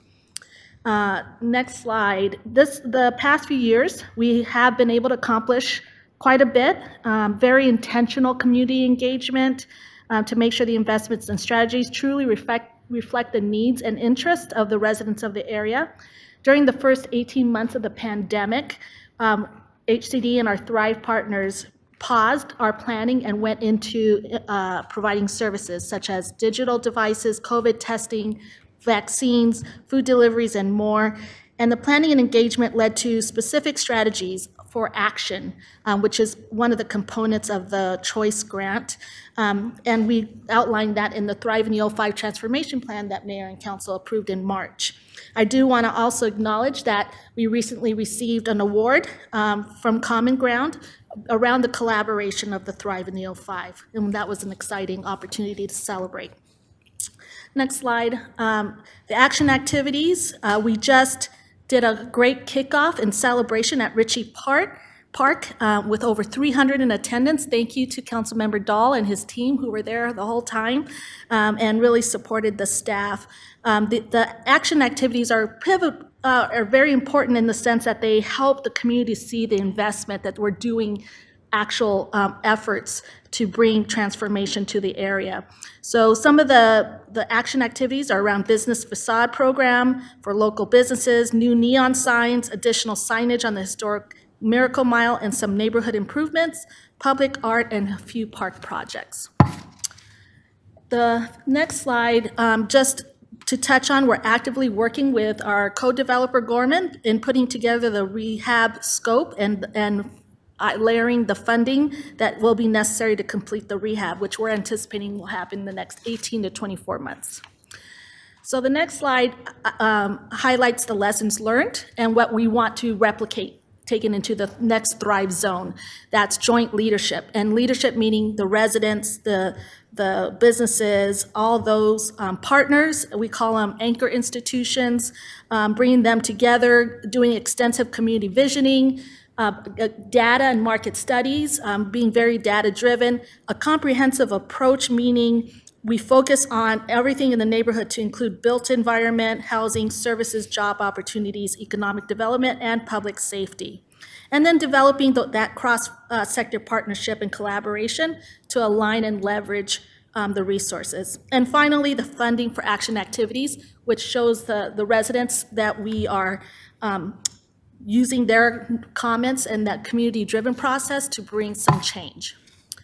Now, getting into the heart of the presentation, part of and we can go to the next slide, is around the target area.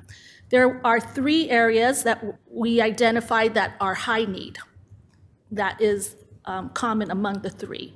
We use our GIS data around crime data, and we included our neighborhood vulnerability index that was part of the housing market study that University of Arizona helped us with. So we layered those as one of the factors, and it provided us a summary score. And then we also used, looked at, as far as the crime data, I just wanted to highlight that is high part 1 violent crimes, and then opportunities to leverage other planning and investments. So with the funding we get from ARPA, what other potential funding can we get? One of those we would love to do is another choice planning grant. Those grants come out once a year, and one of the requirements is that there has to be a HUD-assisted project in that area for us to apply for that grant. And then again, just what are the anchor institutions, homeowner association groups, what are the opportunities in these areas, and what investments have already been done.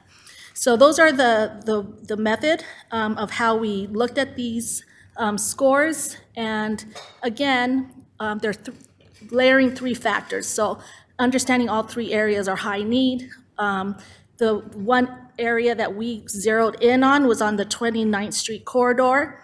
And what stood out for us in terms of vulnerability and crime, but also in terms of opportunity, 29th Street Coalition, Changemaker High School, Boys and Girls Club, the Pima Community College, 29th Street Center, and there is a large 140-unit HUD-assisted multifamily rental property. And we also know Freedom Park is in that area, and we know there's some opportunities to work with some of the Little League groups and other neighborhood groups. So again, we know that all areas could benefit from it. Unfortunately, with the funding, we really want to concentrate on one area. Next slide. So next steps would be to get direction on the target area and the approach, and then continue to have community conversations with potential partners and supporters to create a steering committee. We'll be hiring a coordinator with the ARPA funds to help us lead this effort, and we'll be looking to invest in the community engagement component. So that is the end of my presentation. I'm happy to answer questions. Yes, I just wanted to ask a couple of questions.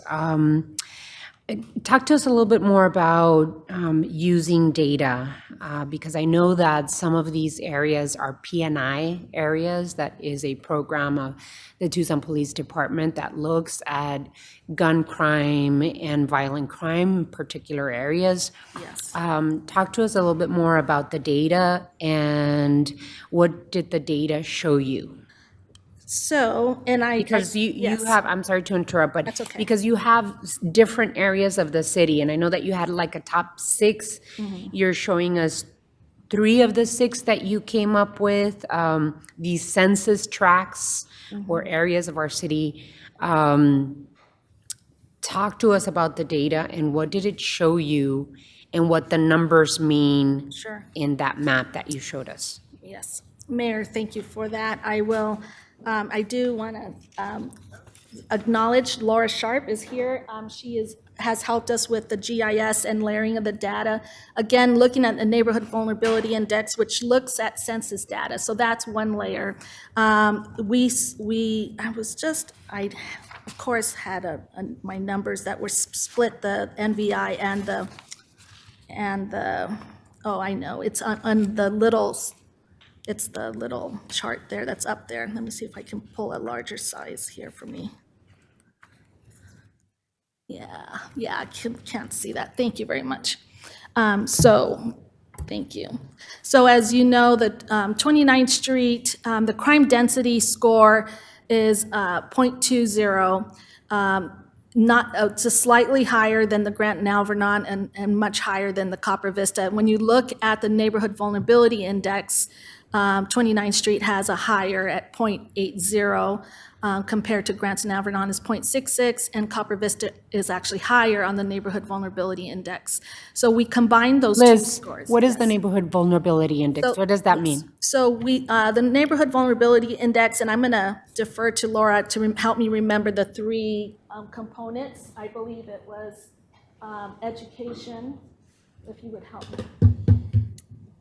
So the Neighborhood Vulnerability Index was created by the Eller College, and it includes the percent of residents who are non-Hispanic, white alone, percent of households who rent rather than own, percent of residents age 25 or older who don't have a bachelor's degree, the percent of households with incomes below 80% of the area median income, and the share of children that live in households below the official poverty line. And So expand on that, Liz. Yes, and so as we look at those numbers, we know that all 3 areas have high vulnerability. The highest in the 3 areas, the Copper Vista has the highest of vulnerability, but the 29th Street is second to the highest vulnerability. And again, what that means is high renter status, high poverty, and high persons of color. So what that means is we know that with the higher the vulnerability index, the more challenges, and so the more investment is needed to help bring that neighborhood, some investments in that neighborhood to help with those issues of education and quality of life. The crime score, the 29th Street is definitely at higher than the Grant and Alvernon, but again, Copper Vista, when it comes to crime, is slightly higher. But combining those 3 scores, we do have the Copper Vista overall is at 1.02, and 29th Street is at 1.00, and Grant and Alvernon is overall 0.85. The other thing we looked at, again, is number of households in those corridors. We also looked at how many of our public housing units are in that area, as well as the percentage of poverty. So we know that the percentage of poverty, they all range between about 30 to 35, 36%. And then public housing, we have the most number of units in the 29th Street.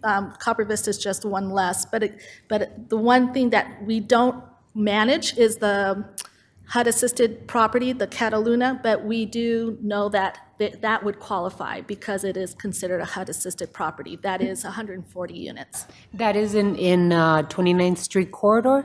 Okay. We don't manage it, but it is HUD assistance. Correct. Okay. Explain to us, your recommendation is to move forward with the first step, which would be to go with the 29th Street corridor. Yes. Why? Because there's similarities between the three zones. Yes, so the greatest factor for us is, one, there's the Pima Community College, some of the things that we saw in the Thrive in the 05, so the institutions, the anchor institutions, the Changemaker High School, TUSD is very interested in working with us. In these areas, there's 2 elementary schools. So knowing that the work of the partners is there, and we have some opportunities that we haven't been able to do in that area as we have at least in some of the other areas. The P&I, again, is a perfect example with what's happening in the Grant and Alvernon. That's being that's effective. And the other thing with this particular area that we really found is there hasn't been as much investment in this area. And so we feel it's ripe with the groups and the organizations that are there to be able to really bring it to where we think it can with the Thrive investments. Alrighty, I have other questions, but I do want to open up the floor to my colleagues on the council, Vice Mayor, and then if others want to get on queue. Thank you so much, Mayor and Liz, for putting together this presentation and your memorandum and just the ongoing conversations we've been having about this. I know that we all feel that there are parts of our districts that have a lot of need, and I'm going to continue to advocate for families and communities in Ward 1, but also realize that there are other parts of the city that need this kind of attention and investment. Maybe just a more superficial question is there a reason why we're continuing to call it Thrive and not giving it a different kind of branding for these corridors? Just, side note. But as you're going into the community visioning and engagement piece of it, I know from experience, a lot of the times, even with our neighborhood associations and the people engage, are people that have the time and have the know-how of how to navigate systems in the city, and that what creates a lot of the vulnerability is folks being disenfranchised and not connected to even local government. So what are some of the strategies that y'all are thinking of for engaging community and really kind of building that capacity for folks to come out? I think that that's going to be an important piece of it. So yeah, just how are y'all thinking about that, non-traditional ways of engaging community? And then as we're moving in the direction of funding, neighborhood scale activities and projects, just hoping that, our different ward offices and the city will consider using participatory budgeting as part of that engagement process and an opportunity for folks, to really see some more immediate wins in their community.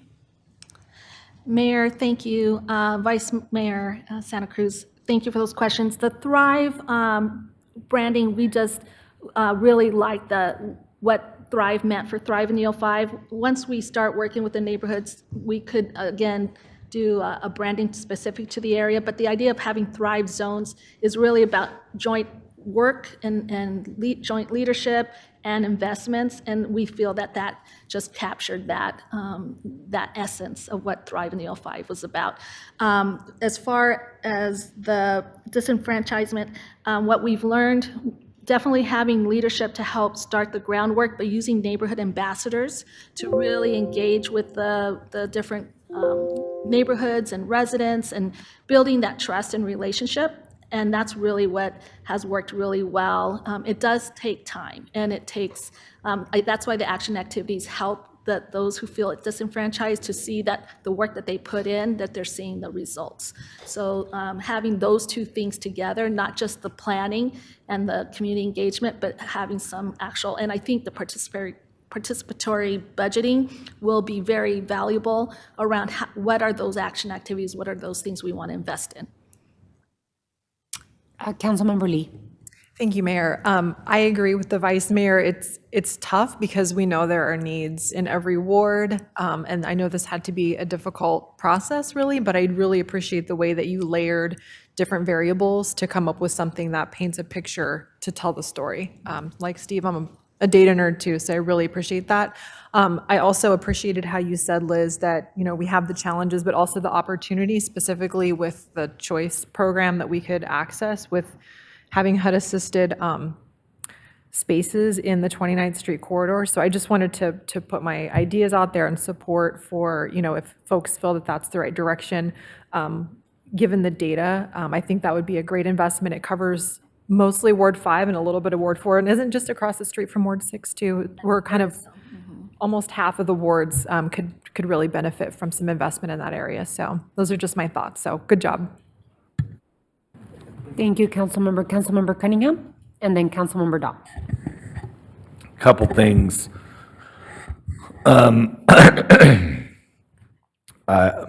Let's start with Grand Albernon.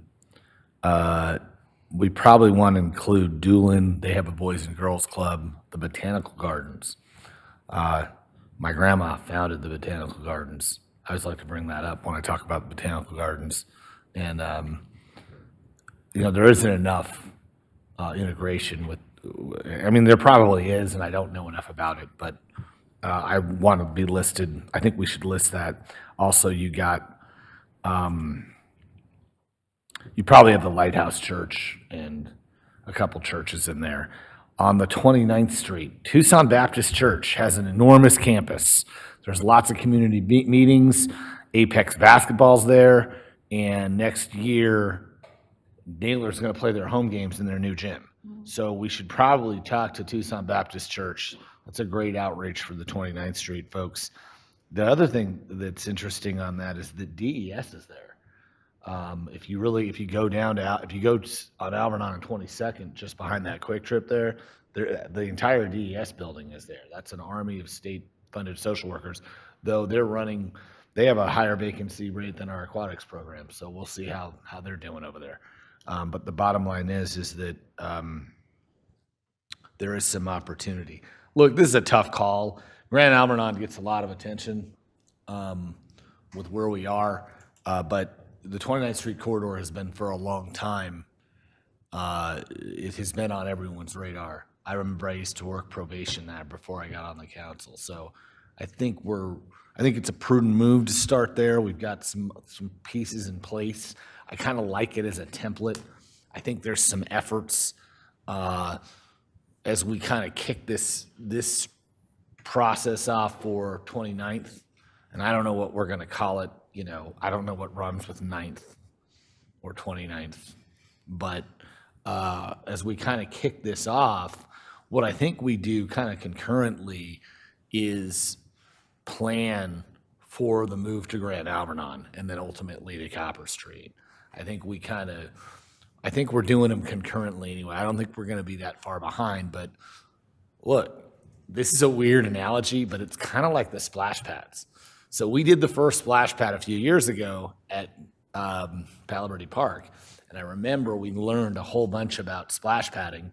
Our parks department learned a whole bunch about splash pads in that process. And so the next few splash pads were, let's just say, aesthetically and functionally a little bit better. So I think this is kind of a nice little jumping off point. Both areas have had different programs throughout the years, and the opportunity to take this program and kind of consolidate, better fund, and organize those efforts is the best way to do it. And it's practically a coin flip, but the clincher for me on doing 29th first was Cactus Little League this year. So what happened with Cactus Little League this year, and I just mentioned it 2 items ago, we have, it used to be when I was a kid, you had a Little League, it had about 5 or 6 majors teams, and then so on and so forth. Well, we had 3 or 4 Little Leagues operating with 1 or 2 majors teams, so we had to consolidate them into one league. So we took Freedom Little League, which is at Freedom Park, Palo Verde Little League, and Frontier Little League, which was at Fort Lowell. We put them all into one Little League, Cactus Little League. Hey, yay, Cactus Little League. Councilmember, I just want to I'm do a going. time check. All right.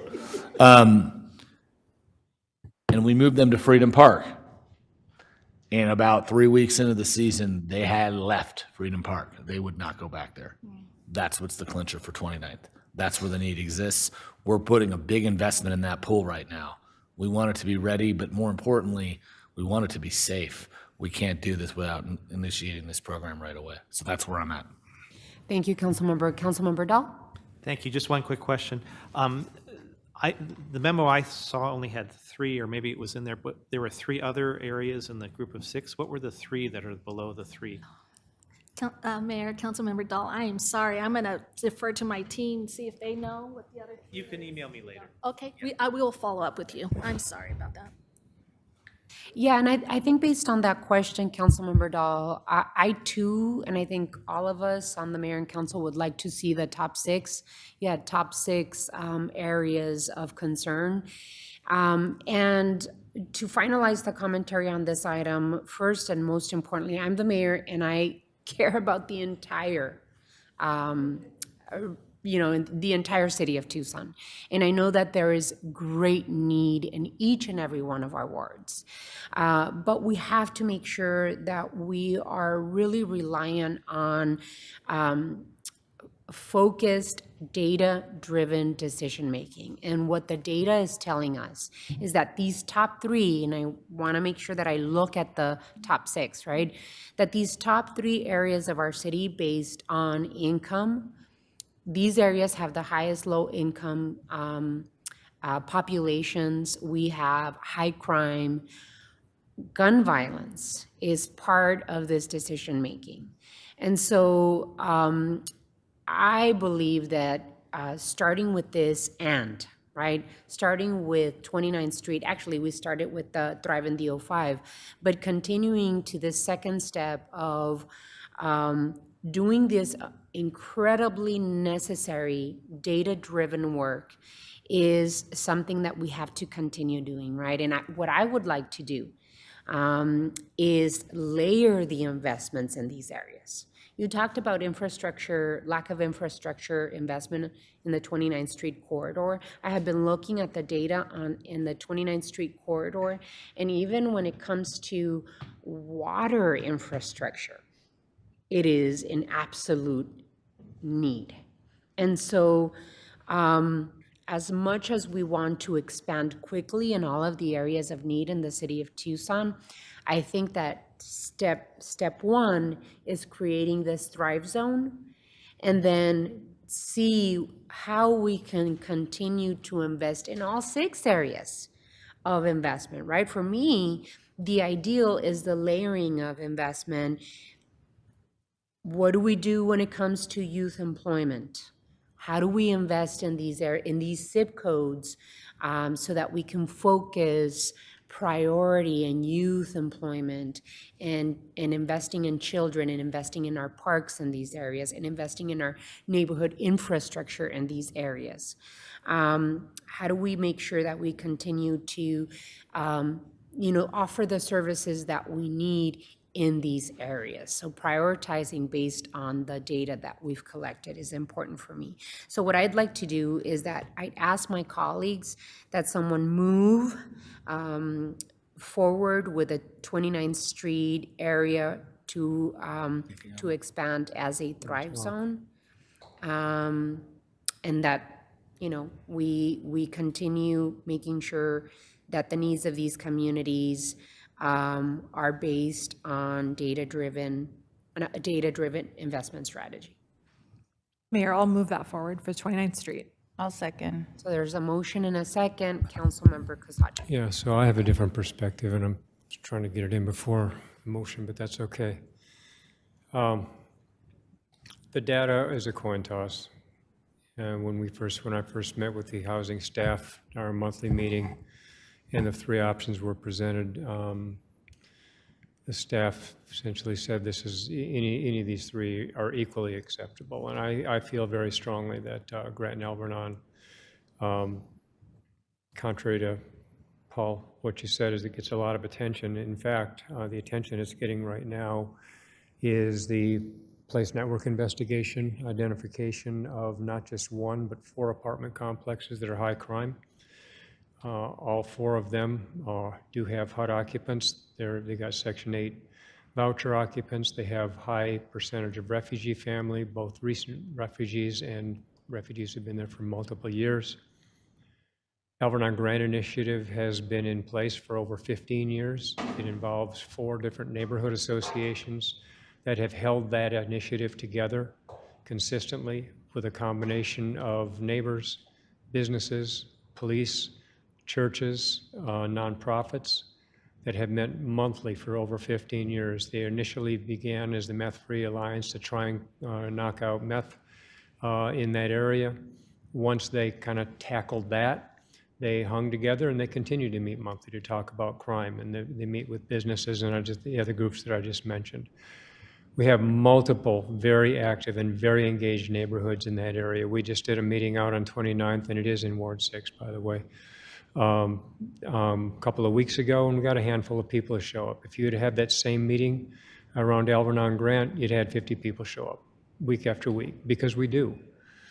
It is the current P&I site with, as I mentioned, 4 apartment complexes, but if you drew a circle around the Alvernon Grant intersection and go a half mile north and south and a half mile east and west, you've got multiple housing complexes that are all challenged with low income, with the crime data we're talking about.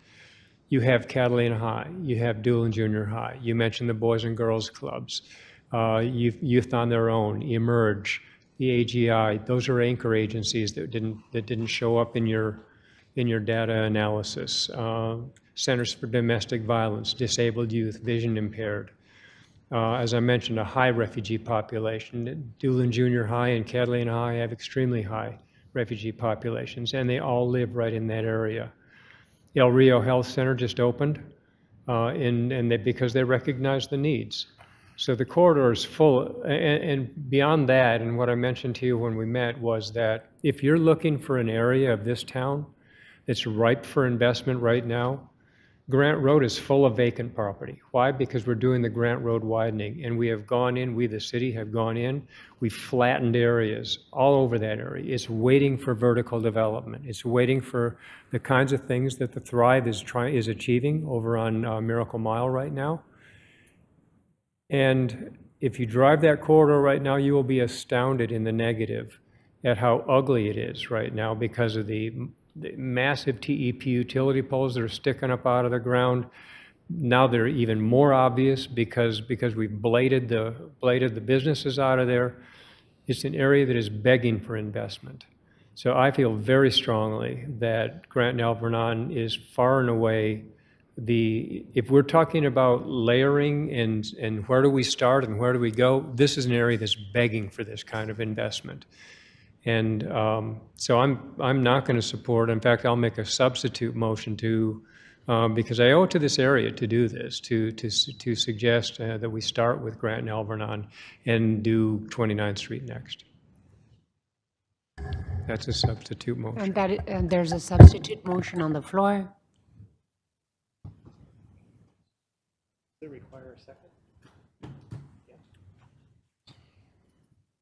I do not hear a second. Motion dies for lack of a second. I understand your frustration, Councilmember Kosacek. You know, I've sat in your position as a council member, and I understand absolutely 100% fighting for needs for our constituents. And as a mayor, it is my responsibility to take a look at the entire picture, at the entire city. And I wish like any mom, we could give all of the investment that each and every little corner of the city deserves and our residents deserve. I would say that it is yes and, right? That we are expanding a Thrive Zone to the 29th Street corridor because of the violent gun crime that we see. Something that, even though we do see high crime in Grant and Alvernon, the example that you used in terms of having a meeting for 29th Street, I would say that is another reason why we should help organize the 29th Street corridor area even more, right? Because you do have a live audience on Grant and Alvernon, and we are focusing P&I efforts on Grant and Alvernon. And in 29th Street, that's one of the pieces that you're missing. That 5 people showing up to 29th Street corridor is one of the reasons why we should continue to focus on organizing that area. So how I see it is that I see it as we start with another Thrive Zone and continue with Grant and Alvernon.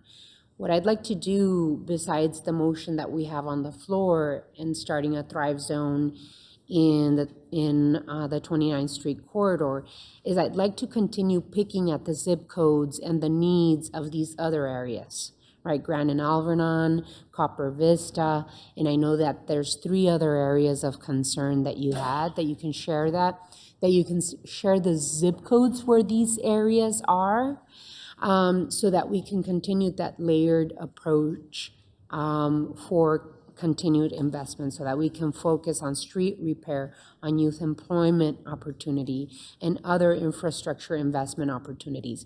And that with Grant and Alvernon area, I think you're right. I think it is absolutely ready for continued planning.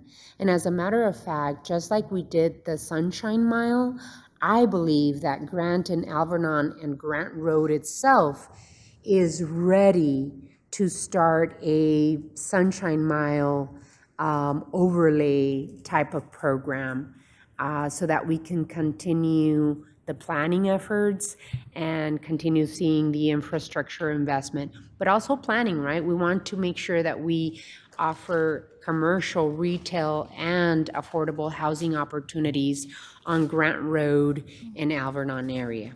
So yes, and I would like to say, and I think this is a really important step forward, and that we continue working on these areas, not just 29th Street corridor. So with that, there is a motion on the floor. There's a second to the motion. All those in favor of the motion, please indicate by saying aye. Aye. Any opposed? I'm opposed. 1 opposition, so the motion passes 5-1. Thank you so much. We move on to item 10. That is item 10. Time has been set aside for a review of the Planning and Development Services Department level of service. Mr. Manager. Mayor, members of the council, you may have remembered this from probably about 2 months ago, where there was an agenda item that was scheduled, I think it was referenced as long-range planning update and resources or something like that. And I asked the staff to expand the conversation into a broader discussion about level of service for plan and development services. I believe I've heard from all of you about concerns on a variety of different levels, but mostly around time of processing and some of the complaints that you all have fielded, as well as our review and our opportunities for review. Staffing has been a challenge for us there. I'll let Tim get into some detail there, and I've got some suggestions on maybe moving this forward. Thank you, Mayor. Okay, thank you, Mr. Manager, and Madam Mayor and members of the council. Thanks for this chance to give you an update on PDSD. The manager did ask that we do a very deep review of all things PDSD, both their levels of service, their performance, their staffing levels, their resources available to them. And we all are very aware that we have record development going on in Tucson right now. And I just want to take a moment to acknowledge the staff of PDSD that we do have and the amazing work they've done and the burning the candle at all ends that they've been doing for months on end. And we wouldn't be near where we are today without them and their continued efforts. But they do need some help. We do have some pain points that we've identified, and we're going to ask for some resources to help address those. First of all, we do have some deficiencies in our customer service. That's not a lack of willingness. That's largely attributable to having customer service folks torn in many different directions. They're both answering the phones, answering emails, trying to help constituents, but they're also faced with an archaic record system, and we really suffer when we get records requests, and that takes staff off the phones, and they have to convert it from microfilm or microfiche to digital. So one of our asks in this item is to award some funding so that we can address that issue. We do have a sizable queue for plan reviews, specifically in engineering and site review, and we're here today and in the materials talking about some additional staff resources to help with that. But there's also concerns over our processes and our policies, and are we challenging the way that we do business? I would say that yes. I'll note some areas where we have done that successfully, but we are on a daily challenge of everything that we do, and especially working closely with our colleagues across the hall with Pima County Development Services about when we do something different, why, and what are we trying to achieve here at the city, and how do we align those processes better for the region, but also to the benefit of City of Tucson. So, as noted, we've done a lot of things over the last 2 years. We've made numerous process improvements, and we've made a number of technology enhancements, including the rollout of the solar app that takes a solar installation from weeks, if not months, to approval to overnight. And we've done remote inspections, where an inspector that normally has to go to the field can do multiple inspections in the same day. We've had daily collaboration with Pima County and many others, and we've actually, it's also important to note, even though we're here with an ask for additional staff, that we have, the manager has authorized additional staff over the last 3 years, including the authority to overhire in our existing positions. So staff is not the only answer. It's one part of the mosaic of how we approach this, but it is a critical part. More work to be done in rolling out a number of enhancements as we speak. Based on the city manager's recent direction to do this deep dive of PDSD, we have identified internal advocates for applicants to help navigate through the PDSD queue. By that, I mean we've asked our economic initiatives team to step forward and help both large and small businesses work their way through PDSD as we do the corrective actions necessary to improve our level of service.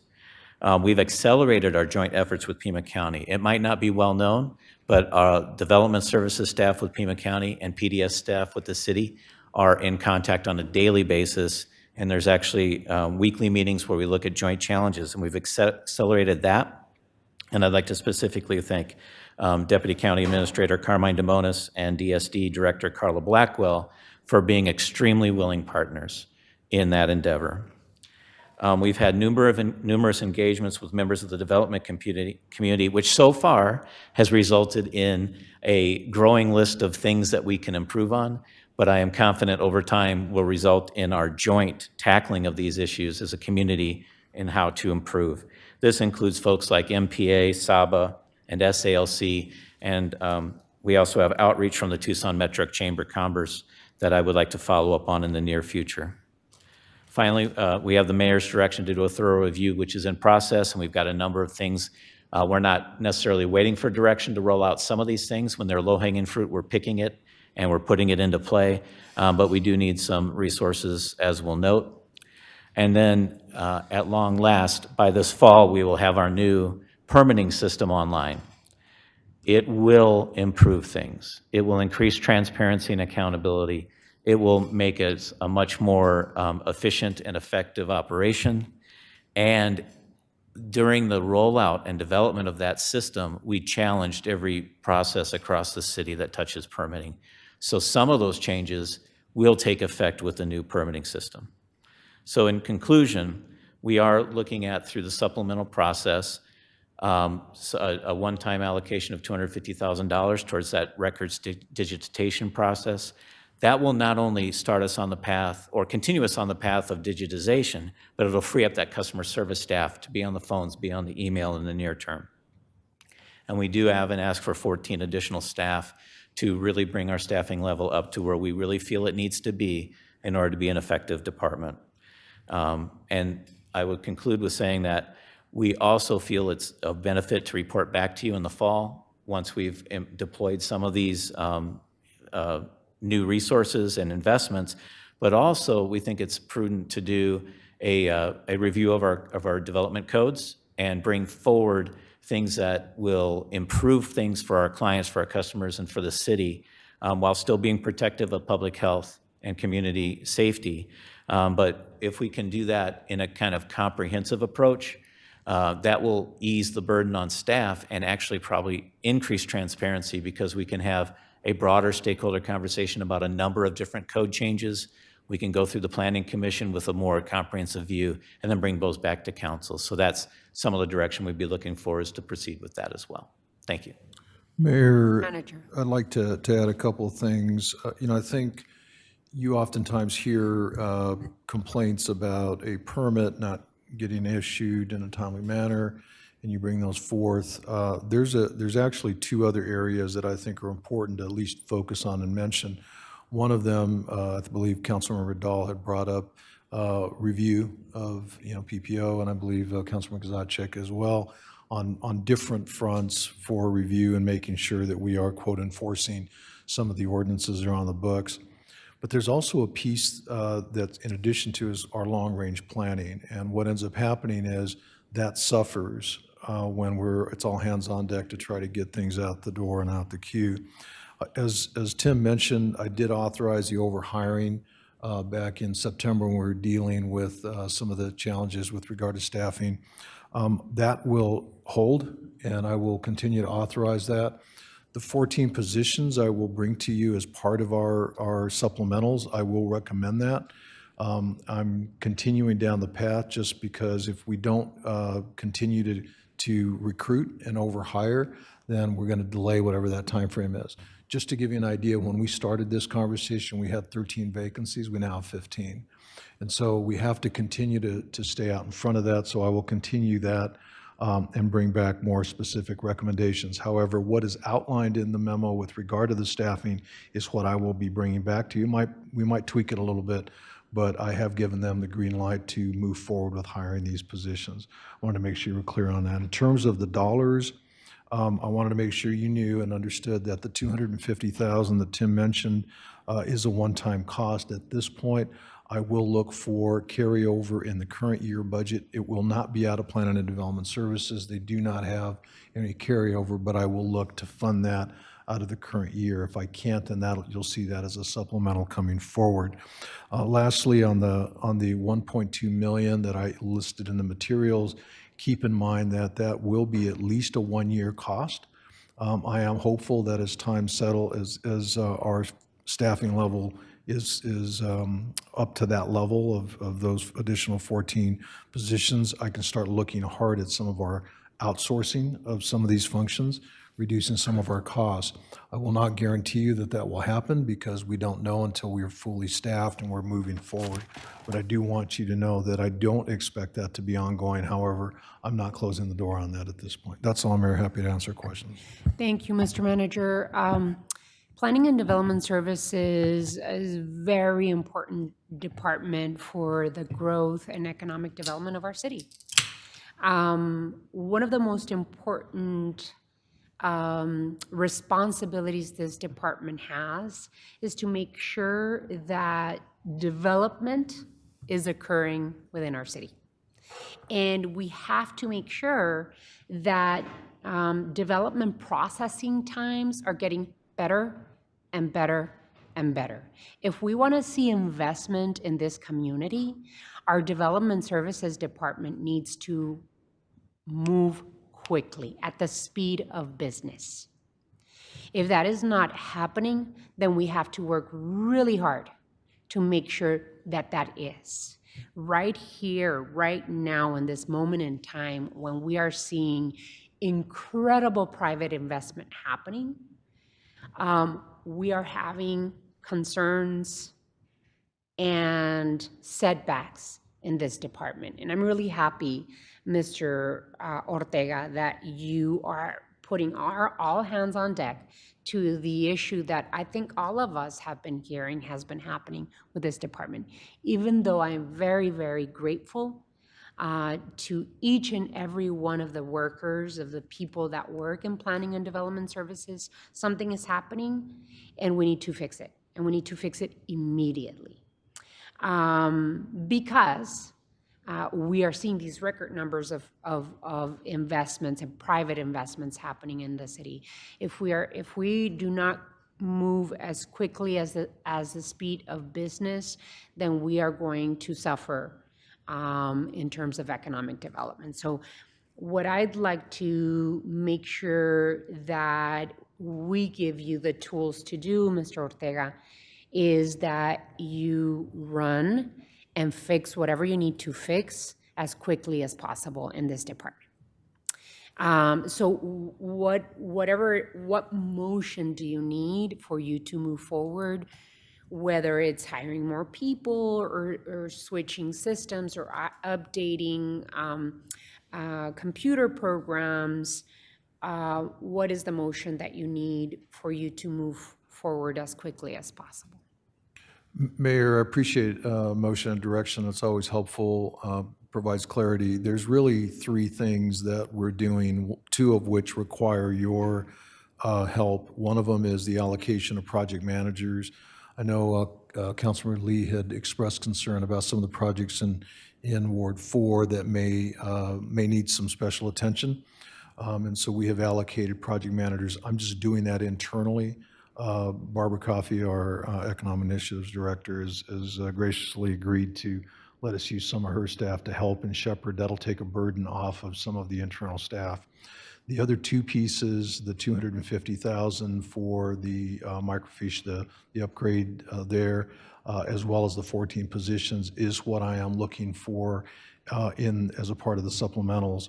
And if you gave me direction, I will continue down the path. I'm moving on filling positions now. That's what I'm expecting to need at the very end. I'm happy to take that direction. I will build it in.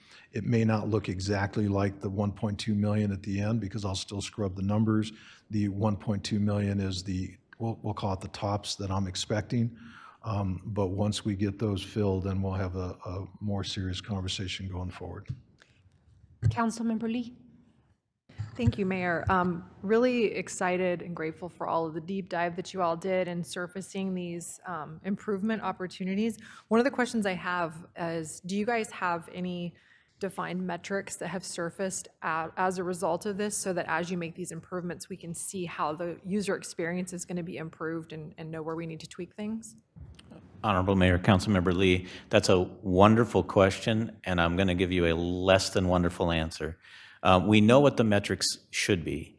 Our current system, it's a very manual process in order to measure most of those metrics. So I've made the direction to not focus on measuring things. Let's focus on doing things at this moment because of where we are in the queue.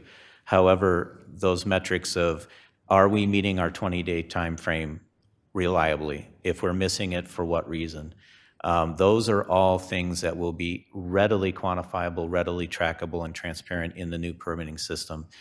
We are restricted by the current system that it's a very manual process at this time. Included with that would just be beyond timeframes. We also have what is the resource allocation of folks to do certain types of work. So if we have 1 hour of a reviewer's time, are they spending it on high-value review that's really protective of public life, health, and safety? Or are they doing a lower-value review on just something that's more bureaucratic? That's something that we will be sussing out over the next several months. And then also, are we bringing in the development revenues from a permitting perspective? That is something that we do track and can report on reliably. But to your point, we are going to be in a much better position to do that and track that over time in the near future. Just for the purposes of time, do you need a motion to move your recommendation, Mr. Manager? If you'd like to give me one, great. Certainly take that. I just wanted to, more than anything, give you an update on what we're doing and where we're headed. If that is where you all would like me to continue, then motion would be great. Thank you, Mayor. Motion? I will move that we push forward with the city manager's recommendations. There's a motion. Second. There's a motion and a second. I did see some hands up. Councilmember Dahl and then Councilmember Cunningham. Question of clarification and then a comment. The money for the staffing is coming out of supplementals. I thought I saw in the memo that it was out of general fund. Or is it both of those true? Could you clarify? Mayor, Councilman Dahl, yes, they're both true, because supplementals is part of the general fund. Or wherever you can get it from. Correct, and the reason that I was vague in that was because when I bring it all back to you, it may not be exactly out of supplementals because I may have other funds within the general fund that I can allocate and use for this. Keeping in mind again that we are spending quite a bit of money on outside help. And so I'm going to look hard at that. My intent is not to cut that right this second, but definitely analyze that and bring back some recommendations down the road. Thank you for clarifying that. This department, I've heard criticisms of it from my friends in the development community, my friends in the conservation community, and there's an old cliche, if both sides of an issue hate something, it's got to be good. I think that's absolutely not true in this case, and I think what you're proposing will benefit everybody. I do want to call out that this is an important agency going forward because the built environment that we influence is how we're going to adapt, survive, and prevent climate change in many different ways. And I appreciate you pointing out the PPO, but there's other elements, and maybe some of that will come up in the UDC revisions. Thank you. Councilmember Cunningham. A couple things on this item, and well done with the proactive pieces. My comments today are going to be about ward office functionality.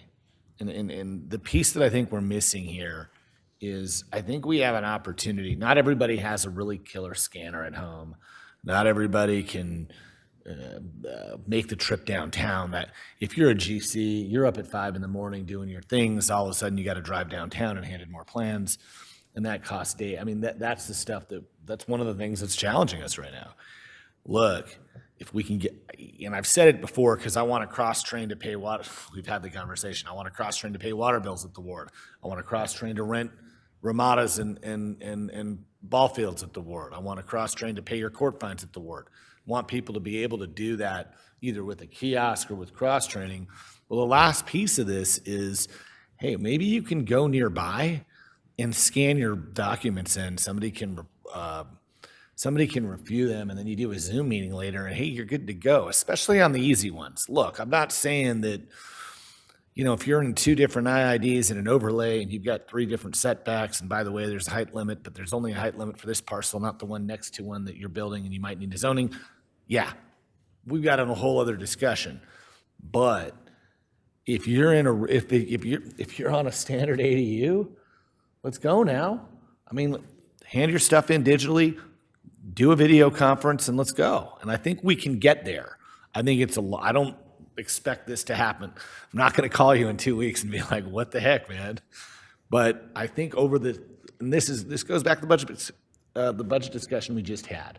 Last year was last year, and everything that we're planning on is for next year. This is the limbo year. Well, come June next year, that's where I want to be. I mean, I know that we actually have what I love about these discussions is you say to someone, this is what I want to see and envision it, and they'll say, oh yeah, well, we already have the capability to do that. And then what you find out is that if we have the capability to do that and it was so easy, then why isn't it happening? And that's kind of where we're stuck as a city sometimes, is that we say, well, you can register for a course online. You can register for Lifeguard Academy online. Have you done that? Have you gone to Easy Reg and started the account and moved over and then started the other, right? And so we want to get there, and that's kind of my piece on this, is that how do we get that ward office functionality and also just digital and remote functionality. So that's it. Other than that, obviously we're on the right track, but Long way to go. What are they coming in, 70 permits a week? We got to be able to process those. Yeah. Any others? Councilmember Kosacik? And then we'll close the item. Yeah, real quick. First of all, thank you for the work. The reality is that we've been trying to fill positions for months and still have a boatload of vacancies, and so we can post all the positions we want, but we're struggling to fill vacancies. The county's struggling to fill vacancies, and so our challenge is recognizing that adding more people to a flawed process doesn't make us any better. And so I appreciate the work that you're doing in looking at process. There's one sentence in the memo that really troubled me, though, and it says, "The current workload does not allow for staff to address process improvements and create a more customer-friendly environment." That's a troubling statement, because we have to find that time, even if we're going to set aside, and we have to find that time. I don't know about limbo years and all that, but the issue right now, as the mayor said, is that we don't have until next year to figure this out. And I'm even troubled that we're having to wait until this fall to get a new computer system or software in place to do this, because this has been a really long, ongoing conversation. I would like to also suggest, though, that when you have your meetings with the development community, remind them that they're a part of the solution too, not just in criticizing us, but if they present us bad drawings, then it's going to take longer to review. If they present us good drawings, then we can do it in a heartbeat. So the conversation has to be about what we're reviewing, when we're reviewing, then what are we inspecting? Are we over inspecting? Do we wait until the end and just say fire to the end? All those kinds of things are process initiatives that we really have to allow the time to address right now. So, but again, remind the development community that instead of just throwing stones, they need to be a part of the solutions as well. Finally, I would say this, and this relates to something that you said, and I know is near and dear to Nikki's house. The Southlands development is going to require interjurisdictional collaboration and some special hands-on. That's going to be a big, big deal regionally, and so we need to kind of ramp up and gear up for that. Absolutely. So I'm going to finish the item because I absolutely agree. We need to make sure that and I really appreciate in your memo, Tim, that you are really looking at it. How do we work immediately on a strategy to move development faster and streamline the processes that we do have? I agree, there are some things that are based on that we don't have enough hands to do the job, but some others are systems that we have or culture that has been created in that department that doesn't allow for innovative thought. And so in order to thoughtfully prepare for a climate resilient, equitable, thriving city, economically vibrant city, we need to make sure that the mayor and council and the department director, the city manager, all of us have a focused approach to improving the levels of service at planning and development services, because it has a lot to do with where we want to be, how we want to grow, and what type of investments we want to make in the infrastructure of the city. This department has all of that work to do. And so I want to see a climate resilient, equitable, thriving, sustainable city with development in the areas that we want to develop and how we want to grow. And so we are here to help in the effort, and so glad that we're all hands on deck right now. So with that, we have a motion on the floor, we have a second, and let's go to our vote. Mr. Cunningham, I think I have one other thing, Sometime. super fast. One of the things we can do, he's talking about some of our GCs, you got to hand in the right drawings. Maybe we can talk to MPA or whatever to set up some trainings so that we get better drawings handed in. well, and we have a private sector wants to help. The private sector and our stakeholders, they want to help us. So maybe there's some There are opportunity. things, There's there's a some opportunity for conversation, by the collaboration. way, Mr. Manager, there's a conversation with our private sector partners that we can have to have them be part of this effort of improvement in our planning and development services. So that goes without saying. If you need to do roundtables and stakeholder meetings, go ahead. They're there, they're ready to help us. And whatever it is on their side or our side, then let's get it done. So with that, all those in favor of the motion, please indicate by saying aye. Aye. Aye. Any opposed? Motion passes. I'm going to go to a little 5-minute break. People have been requesting a 5-minute break. Let's do it and then come back to the next item.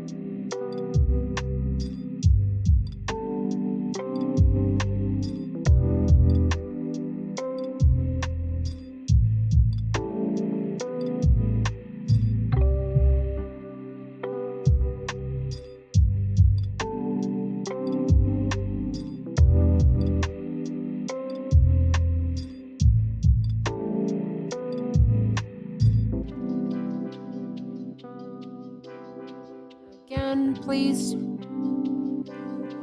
We're going to move to item 12. Time has been set aside for mayor and council to discuss issues arising out of the Colorado River shortage, the city's drought response, and conservation measures. I requested this item because we've had very important conversations as mayor and council, both in executive session and out here.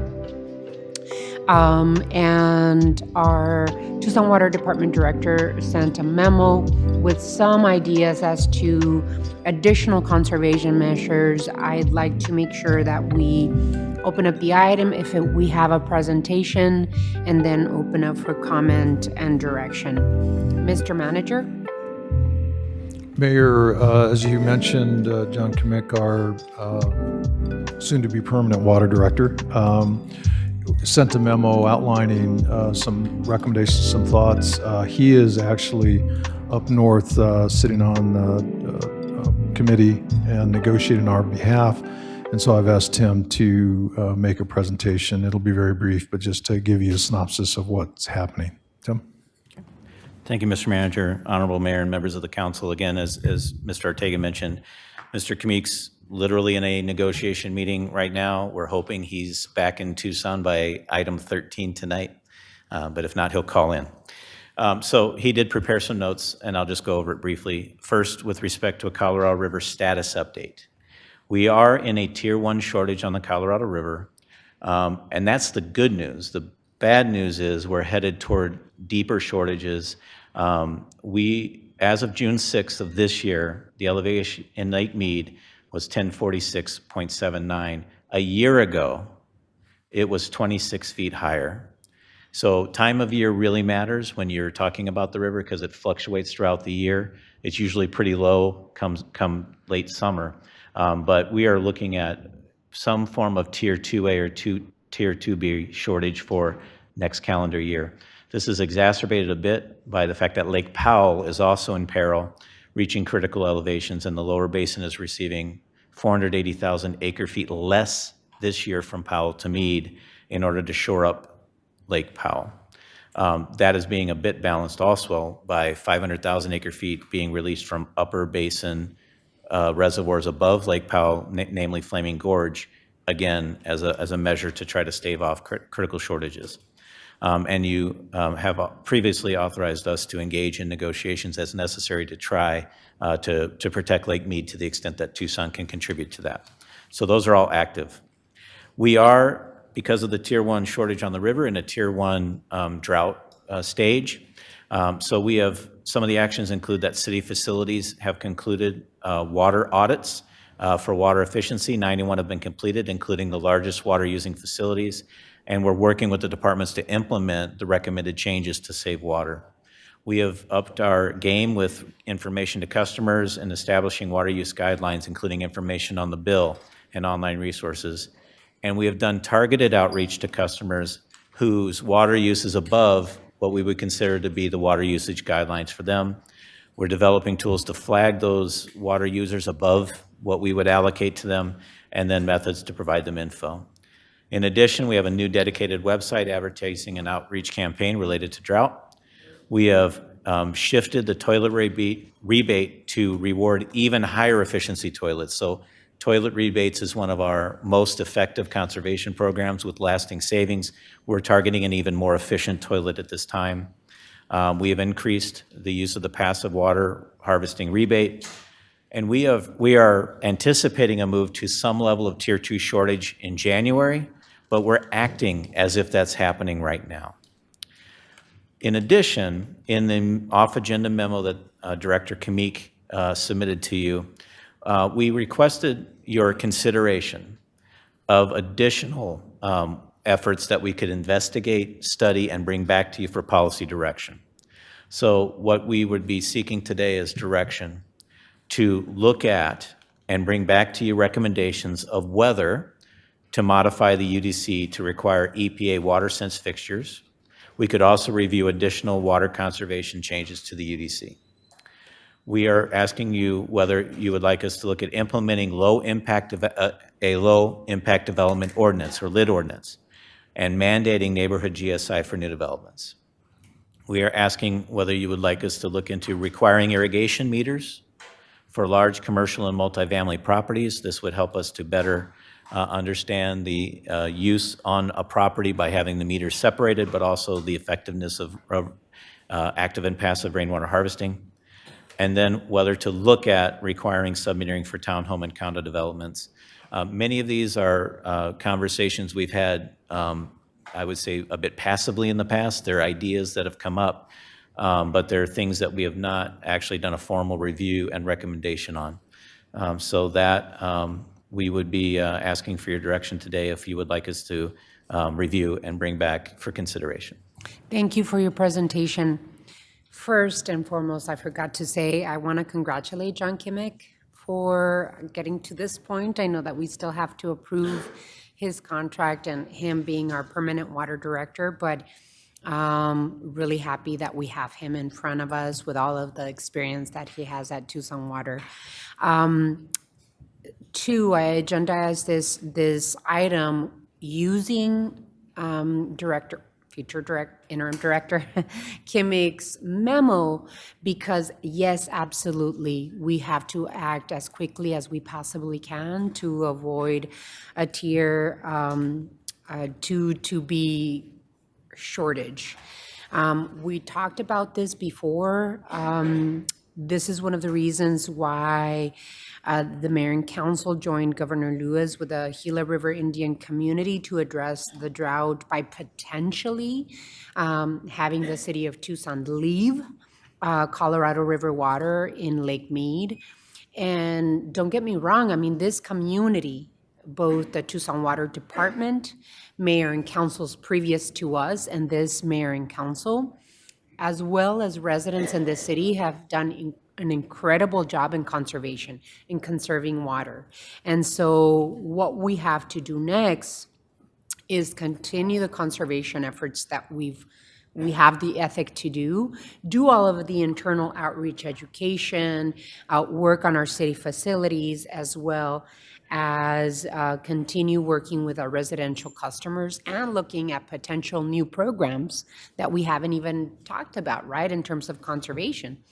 But start working immediately with stakeholders to do the policy issues that will affect even new development and construction. So I would support a motion to direct Tucson Water to evaluate the feasibility, costs, and benefits of implementing the outlined policy recommendations. Absolutely. So with that, Councilmember Dahl had his hand up, and then Councilmember Kosacic.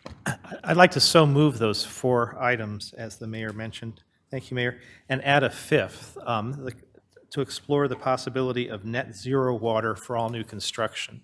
This is a relatively new idea that's happening in other communities, and it's an equity issue. We hear complaints about why are we allowing a lot of new development when we're talking about water conservation. I'm going to have to pay for water conservation, but there's new development happening, people making lots of money at that. If new developments were required to achieve a net zero water gain through implementing their own water conservation measures, but then buying offsets from existing places in the community where they could fund things like low-flow shower heads, et cetera, et cetera, et cetera, that would take away that argument, and it would certainly help our future if all new development of a certain size is net zero. So I move that we direct Tucson Water to come back to us with those 4 items plus net zero water with offsets. There's a motion. Second. There's a motion and a second. Councilmember Kosacic. Yeah, I'm on your, first of all, you said meet is at 10:46, it was 10:72 a year ago. When was that date effective? Honorable Mayor, Councilmember Kosacic, that was June 6th of 21 to June 6th of 22. June 6. And remind us when they make their call on whether or not to declare it's the end of the calendar year? The official report that determines the shortage tier for the following year is the August 24-month study. So by August, we will know what the shortage tier for next year is. Okay. I support Kevin's comments, and I would also, reflecting on the memo, a couple of your bullet points. Excuse me. One of the outreach and education absolutely, but let's make the education real. I mean, the duck was cute, right? But we're beyond cute. We need to make sure that people understand this is real, and it's a serious issue for our region. You mentioned you have 91 city facilities that have already been completed with the water audit. I'd like to know how many have not been completed and what we need to do to get them completed. If we got job order contractors, jocks on call, that we can come out and help expedite that. You know, when we have city departments that have a list of water conservation recommendations sitting on the side of their desk waiting for someone to come and do them, we need to be doing that. We need to be leading by example. You mentioned performing targeted outreach to high water users. You mentioned both residential customers offering free water audits and updates, and then later on, large commercial users. Frankly, I don't think our high water users are paying enough per CCF, and I think we need to take another look at the tiered structure. I know in the past the argument has always been from Tucson Water that, well, increasing the highest tiered rate isn't going to really yield a whole lot in terms of revenue. That's not the point. The point is to provide a disincentive for them to reduce their water use. Next, I believe a part of the motion was considering submetering for new multifamily. That's okay. That was a note that I'd made. Finally, releases from Glen Canyon Dam are being reduced by 480,000 acre-feet this year. Where did Interior come up with that number? Can you just educate us on that? Is it based on projections and assumptions, and what are those? Because the numbers only keep getting worse in terms of the drought. Honorable Mayor, members of the council, it is based on the Bureau of Reclamation doing their modeling of what they think would be a prudent action to take. It's also coupled by with how much water can be transferred be reduced from Powell to Meade in order to protect Powell. So there's a number of factors that go into it, but it's really modeling done by the Bureau of Reclamation. What I will note is that all the basin states also have their own modelers, and so in our case, both Central Arizona Project and ADWR have modelers who run independent checks of that. So there was general consensus, even though it was imposed by the Secretary of Interior, there was general consensus that that was the prudent amount to do. Okay, and it's not under projecting. I mean, that's my concern, is that we keep having this conversation, and then we need some more. We need some more, because we're at what, Meade's at 27%, Powell's at 31% or something like that. They're quite low, yes. Good God. Okay, thanks. That's all I got. Any others? Vice Mayor and then Councilmember Cunningham. Thank you, Mayor. I think it's hard for me to talk about our situation with our water drought without getting overwhelmed and what this means, for our children and as we move forward. And then I do want to acknowledge all the work that previous councils and advocates have done, to create the policies in water conservation that we have now, and that now we have to be even more aggressive with them. So I don't feel like I can add anything else to the discussion other than, Mayor, you had that National Mayor's Challenge for Water Conservation. That was, I know for myself, a good reset and a reminder of all the ways that we are wasteful with our water resources. So I'm not sure if that's something we could do even at the local level with whatever, like education and outreach of where, a lot of water use happens, that we can do something similar. That I would love to support with that. If I may, Vice Mayor, one of the things I didn't include in my comments, but I think it is aligned with what you said, we are in the midst of our One Water 2100 outreach, and it's something we started prior to the pandemic, and literally our first public engagement was the day we shut everything down. So we kept it alive, but sort of on pause for a while, but we are now very much in the throes of that community dialogue. And it's been aligned with the Climate Action Plan. We had the kickoff just a week or so ago, and we actually had the water table. It's the only, outside of that Climate Action Plan, the only specific table we brought to the event was the One Water 2100, in order to really make sure we're taking every opportunity to get people to pause and think about their water use as you just described. Councilmember Cunningham. A few things.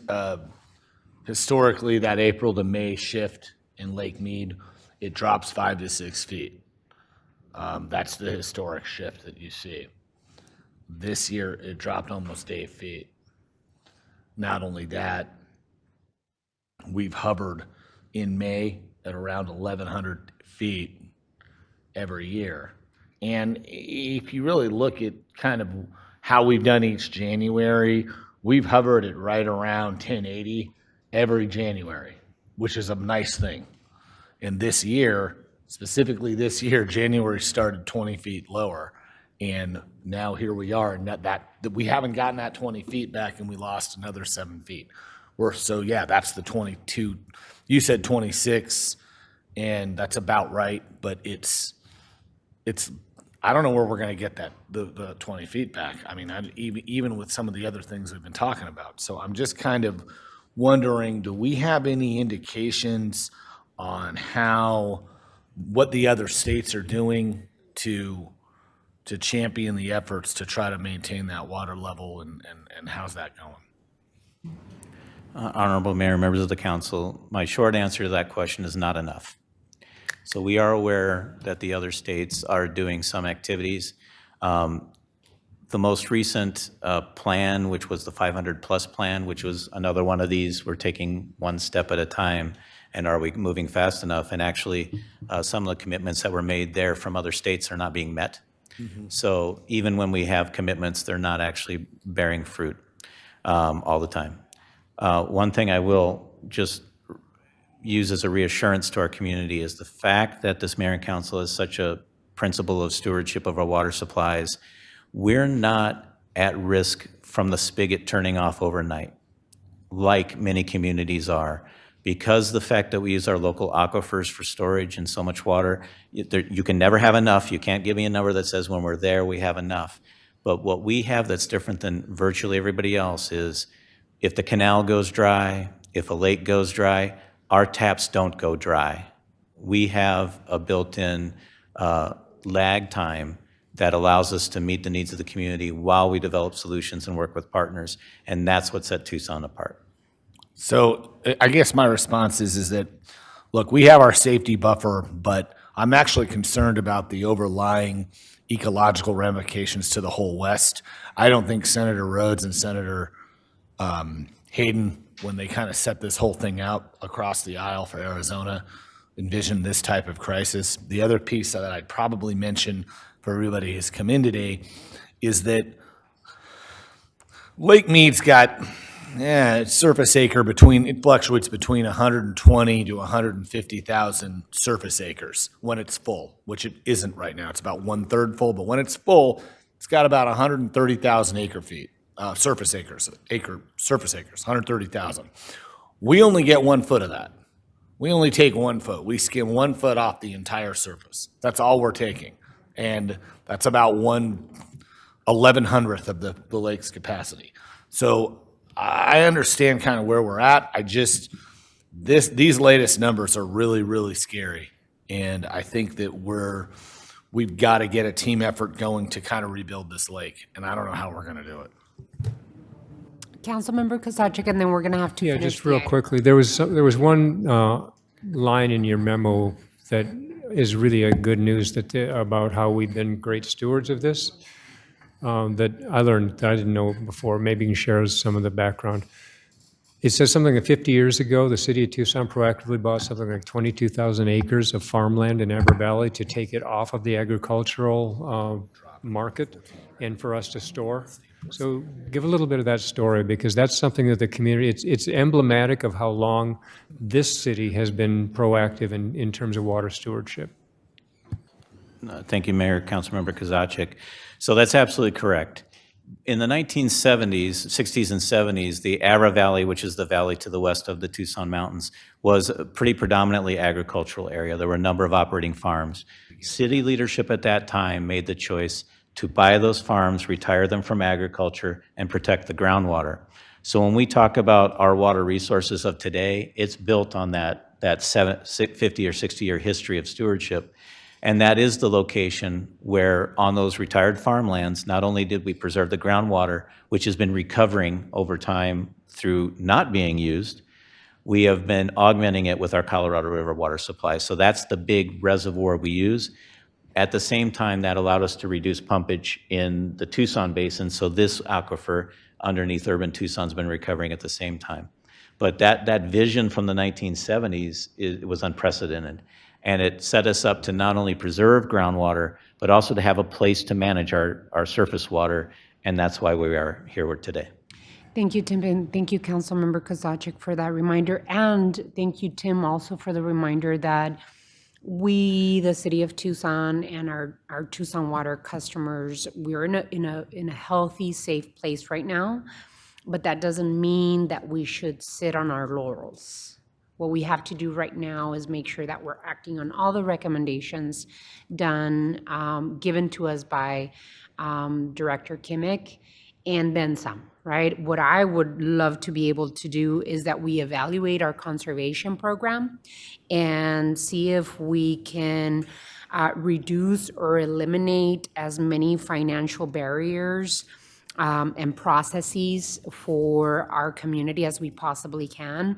Also take a look at how we further assist low-income families in terms of being able to have install water cisterns in throughout the city of Tucson, because if we take a look at, instead of the loan program for the water cistern and water harvesting program that we have, if we were to move it to a grant program for low-income customers, if we were to even just fund 100 low-income homes per year, assuming the cost of a cistern is $2,500 each, 2,650 gallon cistern could potentially save us 260,000 gallons of potable water per year. So creating grant programming, further developing our conservation program, and then for me, it's really important to set deadlines.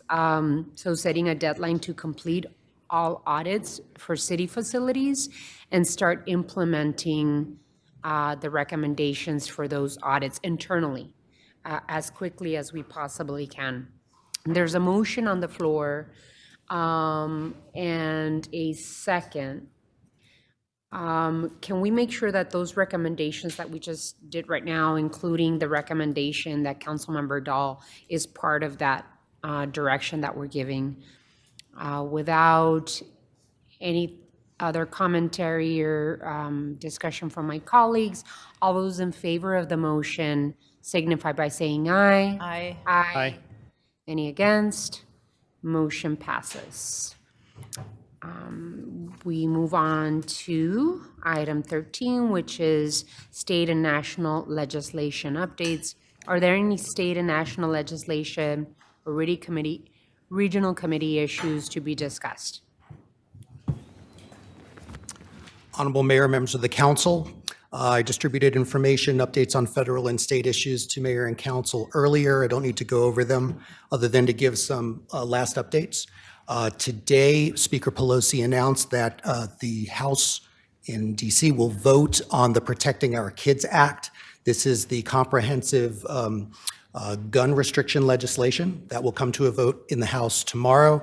It was approved in the Judiciary Committee last week and then approved by rules today, which sets up the vote tomorrow. At the same time, at the U.S. Senate, there's still a bipartisan group of senators that are discussing potential gun restriction legislation that might pass through the Senate. So I'd say that is kind of one of the key topics in Washington this week, and we'll continue to monitor that situation and provide information to Mayor and Council, especially if there are votes on any of those bills. As far as the state is concerned, the state legislature is still trying to come up with a majority towards a budget. They have not done that yet, and as a result, again, I don't have any bills for Mayor and Council consideration today. What I will say is today is day 149 of the state legislative session, and as you know, by June 30th is the end of the current fiscal year, so the hope is that they can approve a budget and finish the session by the end of this month. With that, I'm happy to answer any questions. Councilmember Kozaczek? Can you send us a summary of whatever passes on the gun legislation in the House today and similarly tomorrow? Yeah, absolutely, of course. Any others? All righty, thank you so much, Andrew, really appreciate it. We move to item 14. Does anyone have any items to remove from the consent agenda? Yes. Councilmember Dahl. I'd like to remove consent agenda item A, 7A. I had planned to support it, but I'd like to have an opportunity to comment on it. Absolutely. And then we're going to remove the resolution on Roe v. Wade. Any others? All righty. Does anyone have any items for future agendas? This isn't really future, but if you could send us an update on where we are on the income source discrimination ordinance that we passed a month or so ago.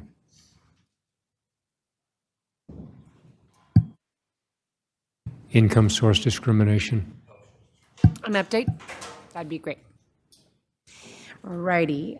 With that, study session is adjourned. The regular session will begin. I'm going to give us 10-minute break, so we will begin at 5:40.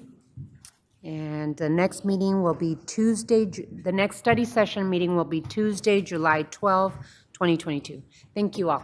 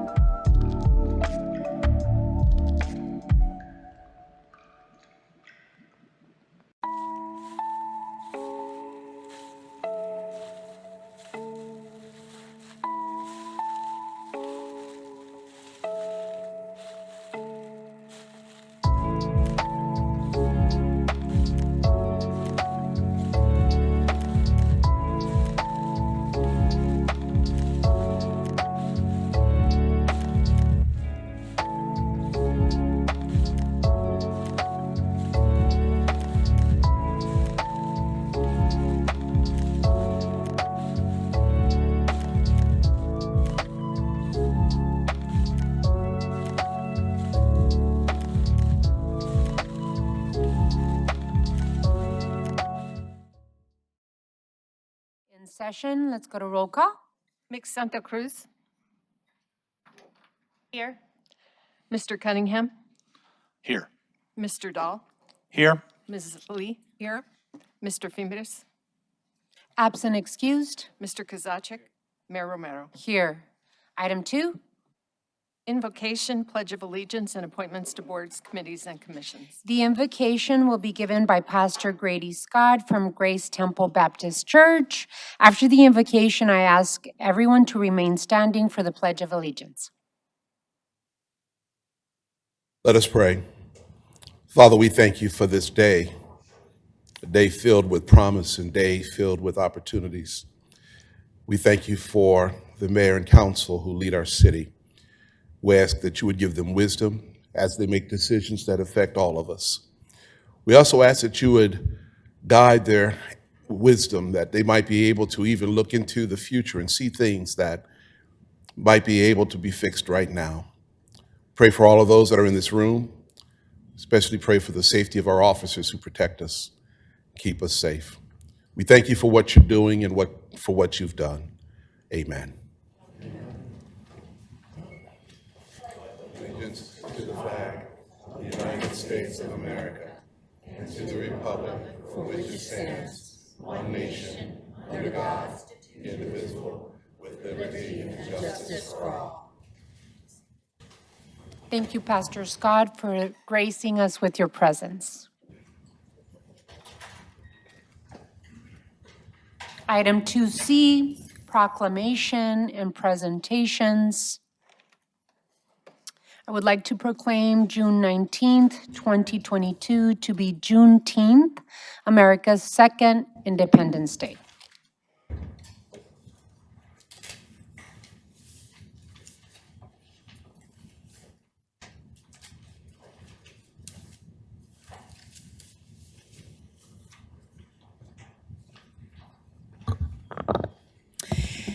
And I'd like to ask those of you that will be receiving the Juneteenth proclamation today to please join me up here, those of you that can. I do have a list of individuals that are here to receive this proclamation. If Larry Starks can join us, as well as Rose Talton, Jack Anderson, Bob and Beverly Elliott, Kevin Woodard, Javi Ramirez, Michael Brasher, Mariah Harvey, Kendall Washington White, Brian Lawrence, Stacy Sanders, and Sadie Shaw. And I would also like to thank my colleague Nikki Lee for requesting this proclamation be given today in our only meeting in June. So with that, I will start with our proclamation. Whereas the United States of America was founded on the principles of freedom and justice for all, and the Civil War was fought to ensure that freedom was shared by all. And whereas General Gordon Granger read this third general order in Galveston, Texas, bringing freedom to the last of the enslaved in Texas on June 19th, 1865, 2.5 years after the effective date of the Emancipation Proclamation. Whereas Juneteenth represents a very important milestone in American history, when our nation finally and truly became the land of the free. And whereas Juneteenth was recognized as America's second Independence Day by the United States Congress, Senate Joint Resolution 11 and House Joint Resolution 56 in 1997. And whereas many communities throughout the nation and across Arizona come together to celebrate Juneteenth as a day of freedom and to enjoy a spirit of peace, respect, and understanding. Now, therefore, I, Regina Romero, Mayor of the City of Tucson, Arizona, do hereby proclaim June 19th, 2022 to be Juneteenth, America's second Independence Day in this community and encourage all our citizens to celebrate Juneteenth in the city of Tucson. In witness whereof I have hereunto set my hand and caused the seal of the city of Tucson, Arizona, to be affixed this 7th day of June, 2022. Congratulations, everyone. Thank you all.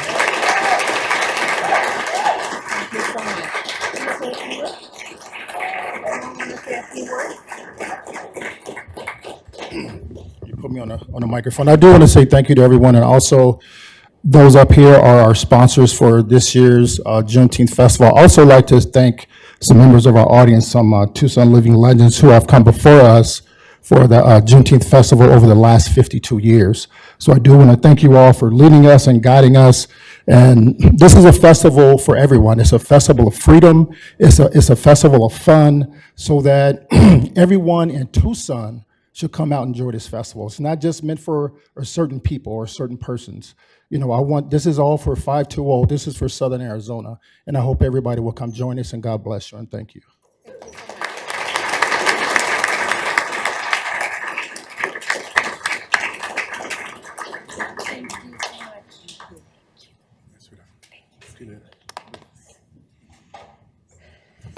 Thank you so much. Thank you.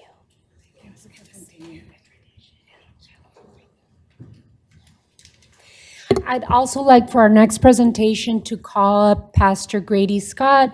He has a special presentation for Councilmember Fimbres. Pastor Scott. Madam Mayor, with your permission, I would like to also invite Annie Sykes, the NAACP president, and Dr. Damon Holt. He is the president of the IMA.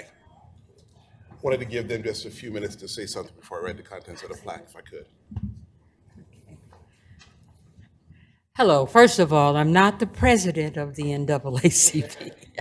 I am the vice president of the NAACP. And we are honored to be here to honor Richard Fimbres. He's done so much for our community, even outside of his sphere of his area. He has helped us. He's helped me to do some things, and I appreciate everything he's ever done.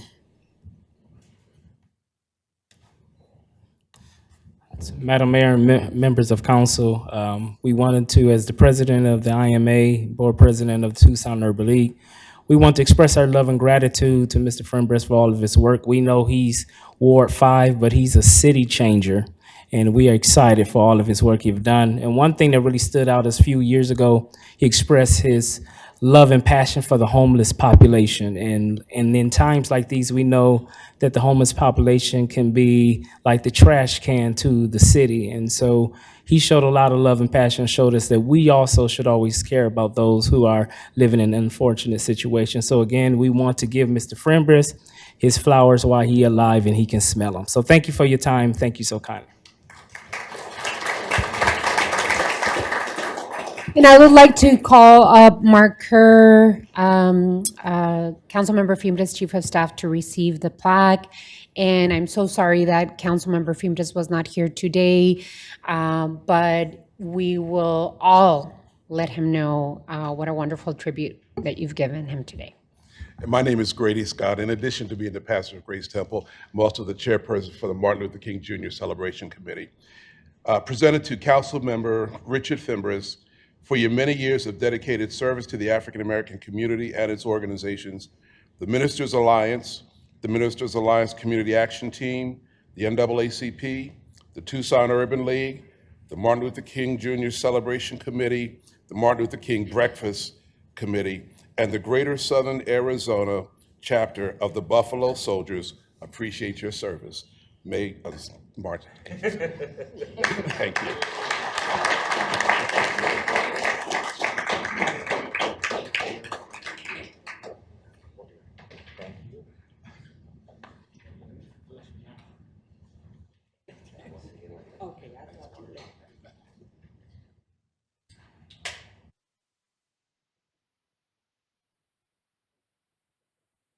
Item 2D, Appointments to boards, committees, and commissions. City Manager's Communication Number 149, dated June 7th, is received into and made part of the record. What is the council's pleasure? Madam Mayor, I'd like to make a motion to approve the appointments of Ann Lopez to the Public Art and Community Design Committee and Joanna Carr to the Commission on Equitable Housing and Development. Second. There's a motion and a second. Any discussion? I would like to thank Ms. Lopez and Ms. Carr for their willingness to serve the residents of the city of Tucson. Any further discussion? Hearing none, all those in favor of the motion, please indicate by saying aye. Aye. Aye. Any opposed? Motion carries. Are there any personal appointments to be made at this time? Hearing none, we move on to item 3. Mayor and council report summary of current events. City Manager's Communication Number 145, dated June 7th, is received into and made part of the record. This time has been scheduled to allow members of the Mayor and Council to report on current events. These are to be current events of activities within the community, not position statements on policy issues. Does any council member have anything to report at this time? Yes. Alrighty, we will start with Ward 1 and then come down the line. Vice Mayor Santa Cruz. Thank you, Mayor, for the opportunity. So I just want to take a moment to acknowledge the horrific acts of gun violence in our country. Since the Uvalde school shooting, there have been at least 33 mass shootings in the U.S. that have deeply impacted families and entire communities, including in Socorro, Texas, Somerton, South Carolina, Philadelphia, Chattanooga, Tennessee, Omaha, Nebraska, different towns in Michigan, New York, and Mesa and Phoenix, Arizona. And so these are places that have, been victims of mass shootings over this past weekend alone. According to the Gun Violence Archive in the U.S., has seen at least 246 mass shootings in 2022. Here in our community, our youth-led March for Our Lives is hosting a march and rally and vigil on June 11th at the El Presidio Plaza starting at 5 p.m. So inviting the community to that.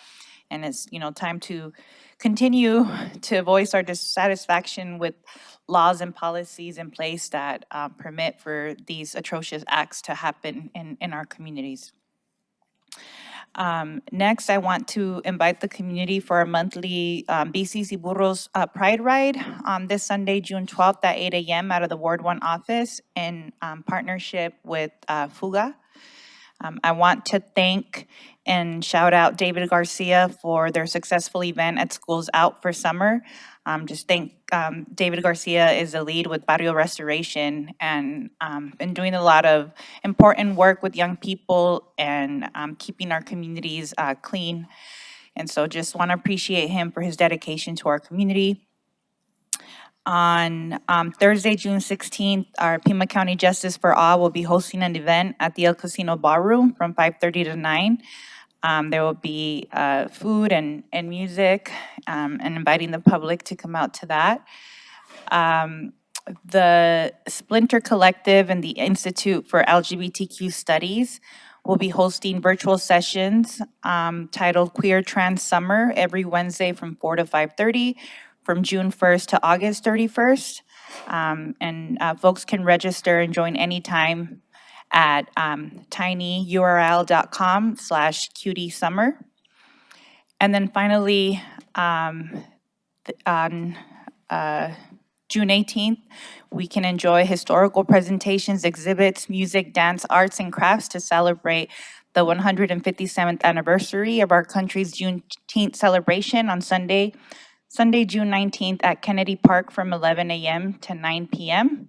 And then our neighbors in A Mountain community will also be hosting a Juneteenth event at Vista del Pueblo Park on Friday, June 17th at 5 p.m. So that's all my events. Thank you, Mayor. Thank you, Vice Mayor. Councilmember Cunningham.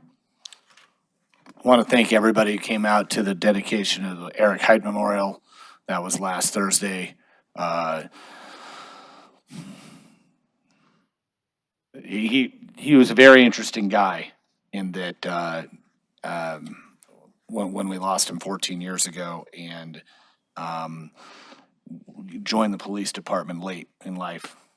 And it really struck a chord because now here we are, and his kids are all grown up, and there we were dedicating the East Side Team 4 office, police headquarters and putting it in his name. So I want to thank Noemi Height and the mayor for leading that effort, and it was a good event. I want to thank the leadership team, the manager, our police chief, our fire chief, our director of environmental services, our parks director, our water director. We had a town hall on the east side last Thursday night, and it was really well attended by all of our neighborhoods. I think all of our neighborhoods were represented. We were able to give an overview of where the city is, where we're going, and how we want to get there. And we're going to continue to have these type of sessions to let people know how the city operates, and kind of like as we meet people where they are, we're able to discuss and figure out collaboratively what we need as a community. So I really want to thank everybody for participating. So I did this for basketball and football, so I'm gonna keep the tradition going. I want to thank the student athletes for the University of Arizona softball and University of Arizona baseball, whose seasons ended this weekend. The University of Arizona softball team started out 0-8, but made it all the way to they were one game away from the Final Four under first-year coach Caitlin Lowe. Congratulations, Coach Lowe. You're only losing 3 seniors. They're going to be a great team next year. And the same goes to Coach Hale. Coach Hale is also a longtime Tucsonan, and he was on the 1986 Arizona World Champion team, and he coached his team this first year. And again, his team overperformed in the playoffs and had another great season. So we're happy to see both of them, and congratulations to them. Finally, I'd really like to talk about the pools in Ward 2. We have a pool open every single day in Ward 2.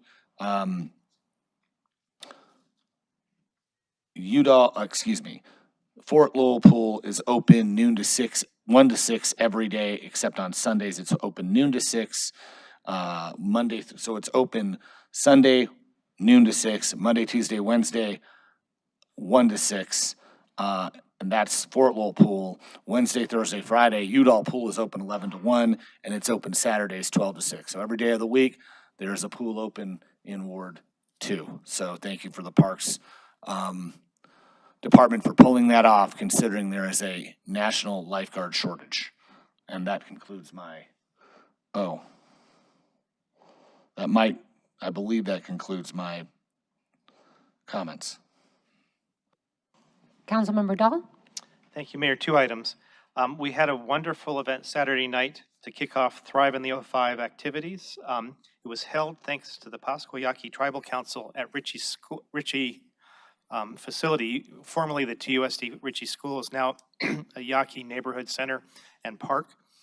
Thank you to many of the city staff who made this possible, including Jeremiah Dean, lead planner for Thrive in the 05, Ernesto Portillo, who's the Public Information Officer for Housing and Community Development, Rebecca Roop, who's a neighborhood specialist, and for Tucson Water for providing reusable water bottles and a filling station. It's a portable station that can be used at other events.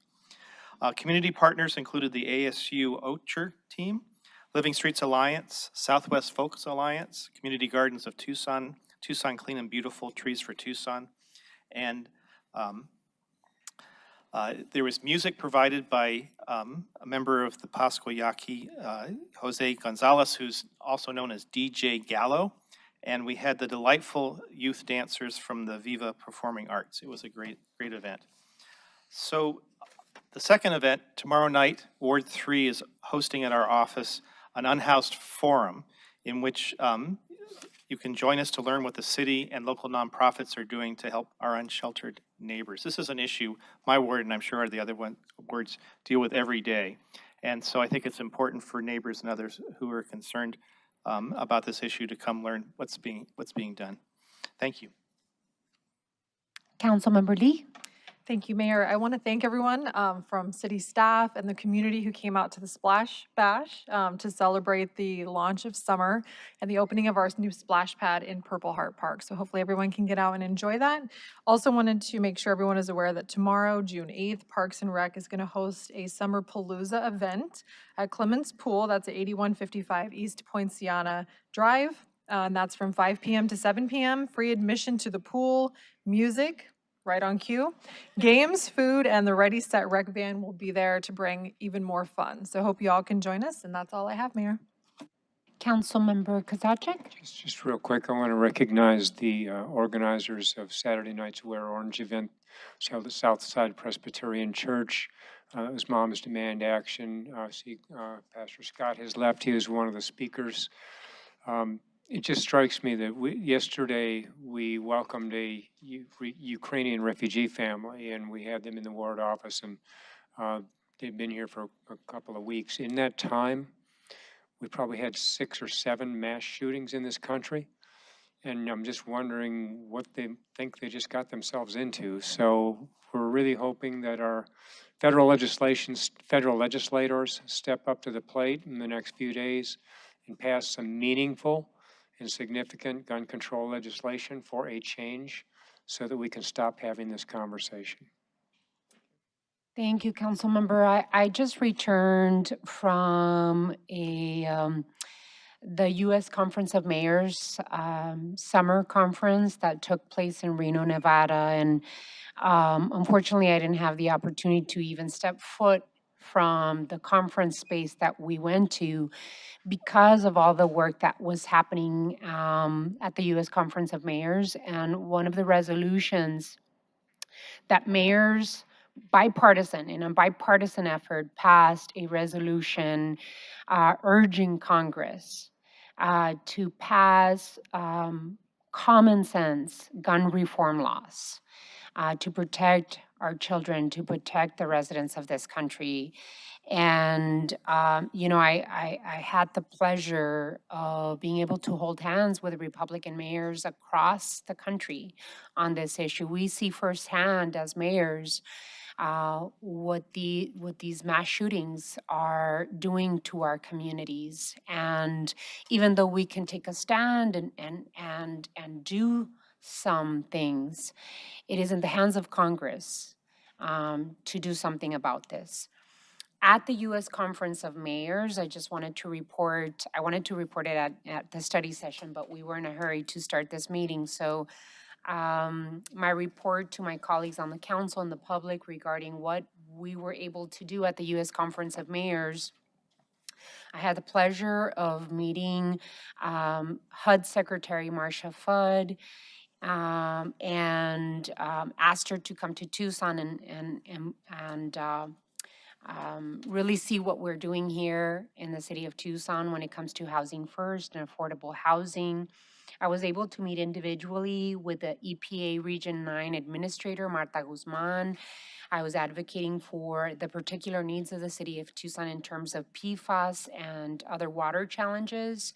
I met with Amtrak CEO Stephen Gardner to advocate for the passenger rail train from Tucson to Phoenix. I met with Dr. Mortenza Farijan of the U.S. Department of Transportation Build America Bureau to advocate for our local and regional transportation priorities, including a 22nd Street Bridge, our EV infrastructure, the possibility of funding for BRT streetcar expansion. And I also met with the U.S. Department of Labor Women's Bureau Director Wendy Shunhoon to share ARPA's strategic framework on equity, as well as our investments in youth and workforce development and vocational programming such as JTED. I was happy to accept the appointment to serve as the chair of the Latino Alliance for the U.S. Conference of Mayors, and I also participated in a couple of panels on behalf of the city of Tucson. One panel was leveraging the private sector to modernize local infrastructure. The other one is a special climate roundtable on roadmap to climate financing and practical strategies for attracting investment. And then finally, I participating participated in the Mayor's Water Council, focusing on BIL implementation, EPA's equity policies, and regional practices. So it was a very, very productive U.S. Conference of Mayors, and we got there Thursday evening after the RTA board meeting and worked through Sunday evening. And we got back Sunday around 9 o'clock at night, got home about 10:30, and then started the week all over again Monday at 7. So very, very productive stuff. What I did want to talk about is June. We had a presentation about Juneteenth right now, but also June is Pride Month. And in honor of Pride Month, we have lit up City Hall in rainbow colors and have put up Pride flags at the TCC campus. Pride is so much more than about rainbows. But yet rainbows say so much, right, when we celebrate Pride. As I think about it, both Juneteenth and LGBTQ Pride are celebrations of resilience and freedom in these ongoing fights against oppression and against hate. They are absolutely celebrations, but they are also a call to action and an opportunity to reaffirm our commitments as a community to continue fighting for liberty and justice for all. So with that, we move on to item 4. City Manager's Report, Summary of Current Events. City Manager's Communication Number 146, dated June 7th, is received into and made part of the record. This time has been scheduled to allow the City Manager to report on current events. Mr. Manager. Thank you, Mayor. No report today. Item 5. Liquor license applications. City Manager's Communication Number 147, dated June 7th, is received into and made part of the record. Ms. Clerk, please read the liquor license agenda. On this evening's agenda, we have 5 requests for new licenses, 2 special events, and 2 requests for agent change, acquisition of control. We have updates on 3 of the items that were listed on the agenda as being not in compliance with city requirements. Those items have been resolved for all 3, so an appropriate motion would be to forward items 5B1 and 2, or excuse me, 5B1 through 5, 5C1 and 2, and 5D1 and 2 to the State Liquor Board with a recommendation of approval. May I have a motion, please? So moved. Second. There's a motion and a second. Any further discussion? Hearing none, all those in favor of the motion, please indicate by saying aye. Aye. Any opposed? Motion carries. Do we have to consider any separately? No? They're all approved. Okay. Let's go to item 6. Call to the audience.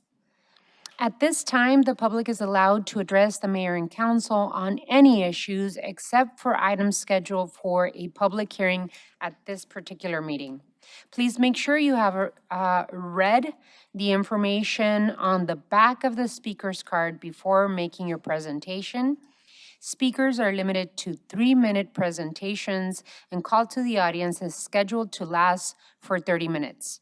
Pursuant to the Arizona Open Meeting Law, individual council members may ask the city manager to review the matter, ask the matter be placed on a future agenda, or respond to criticism made by speakers. However, the mayor and council may not discuss or take legal action on matters raised during call to the audience. I have 3 cards today for call to the audience. Our first speaker will be Michael Cajero. Michael Cajero. Yes, yes.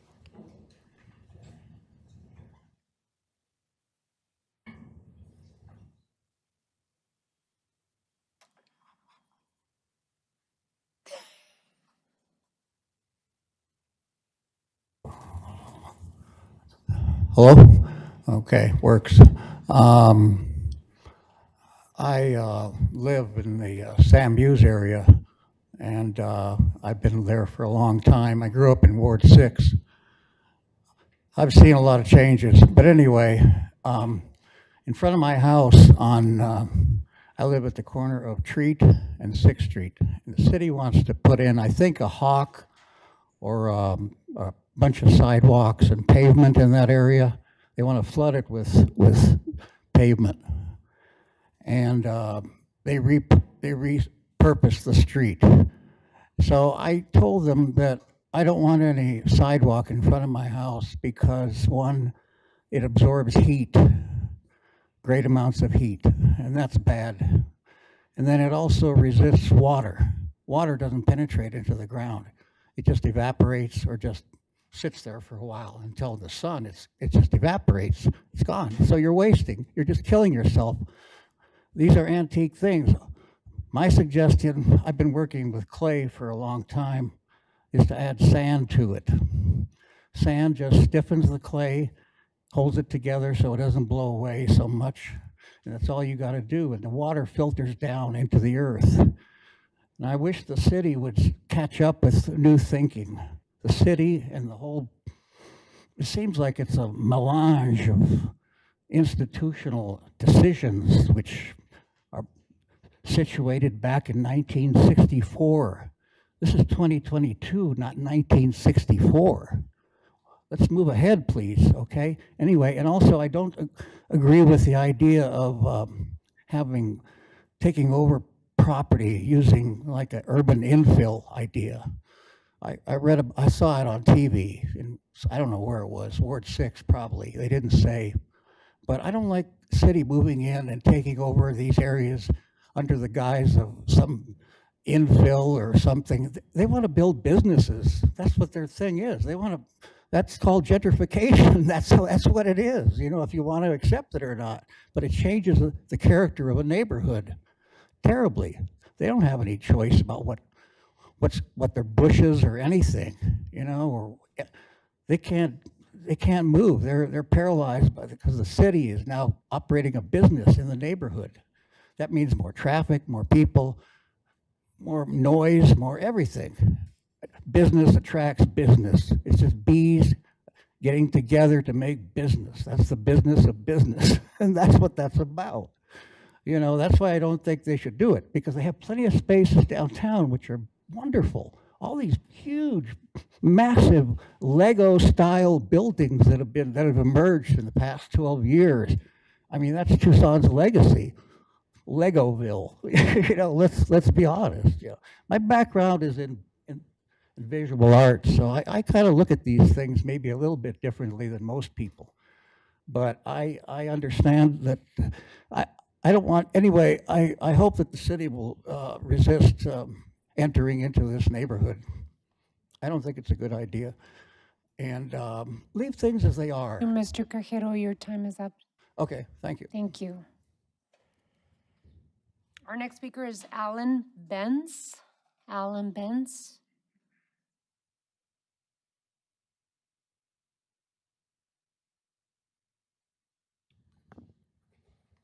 Good evening, Madam Mayor and members of the council. My name is Alan Benz. I am here representing the Tucson Bus Riders Union, and our position is that we should definitely keep the fare-free system that is currently in place. There are other municipalities that are operating fare-free systems, and it is not a burden to the riders, stuff like that. The local being Arizona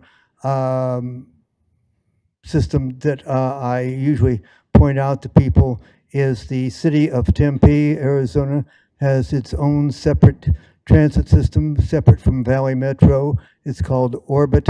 It's been operating since the mid-90s there, and anybody within the city of Tempe can catch one of the Orbit buses and ride anywhere within the city limits Tempe free. The only thing is that if the rider wants to transfer to Valley Metro, once they get off Orbit, they have to pay a fare to Valley Metro there. The other thing is that recently, within the last month or so, the question of fares to basically keep the undesirables of the riffraff from using the system. There is not really effective there, and I think that the incidents that have been cited by both members of Suntran Management and also the Teamsters there seem vague and not really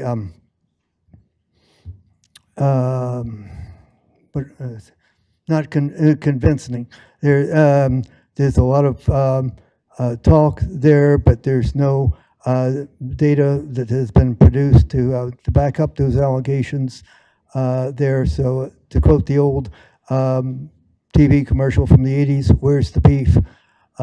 So keep the fares the way they are.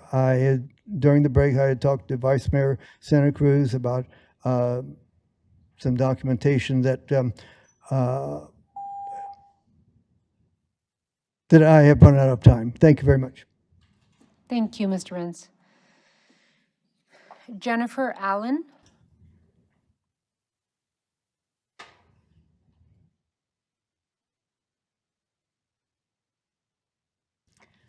Good afternoon, Honorable Mayor Romero and esteemed City Council members. My name is Jennifer Allen. I'm the Executive Director of the ACLU of Arizona. And I'm here today in support of Resolution 23477.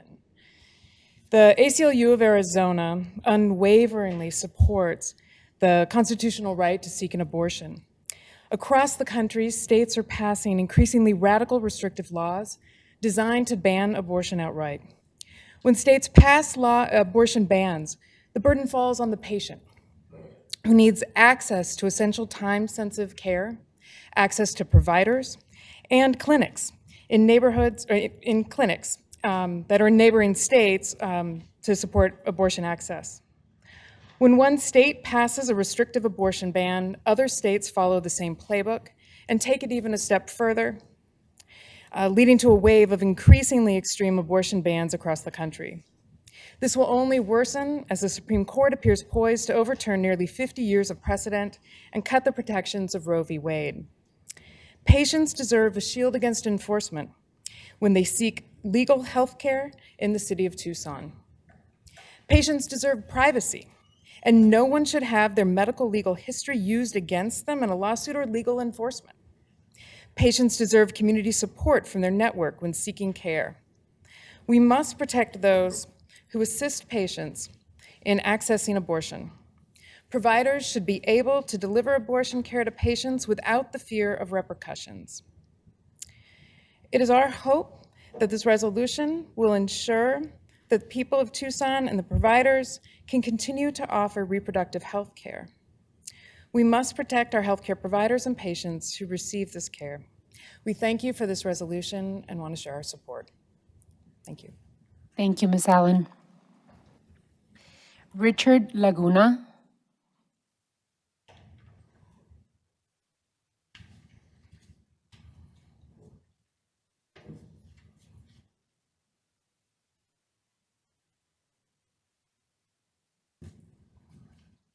I want to thank you for your service, Regina. This kind of goes straight out to you because as my mayor, I come with confidence and with God in my heart. I'm a Christian, but anyways, I'm in a program called Park Via Homes. This is my daughter, Ana, with special needs. I raised her since she was 4. She was abandoned from her mother at Casa de los Niños. I raised my kids without child support, 3 kids. In 2004, I used to live in the projects, 10th Avenue. I come a long way, drug addict, what you call it, what you will. I stopped drinking when I got my home. I purchased a home from the city. It's called Parkview Homes. My name is Richard Robert Laguna. And I live at 1227 East 26th Street, Tucson, Arizona.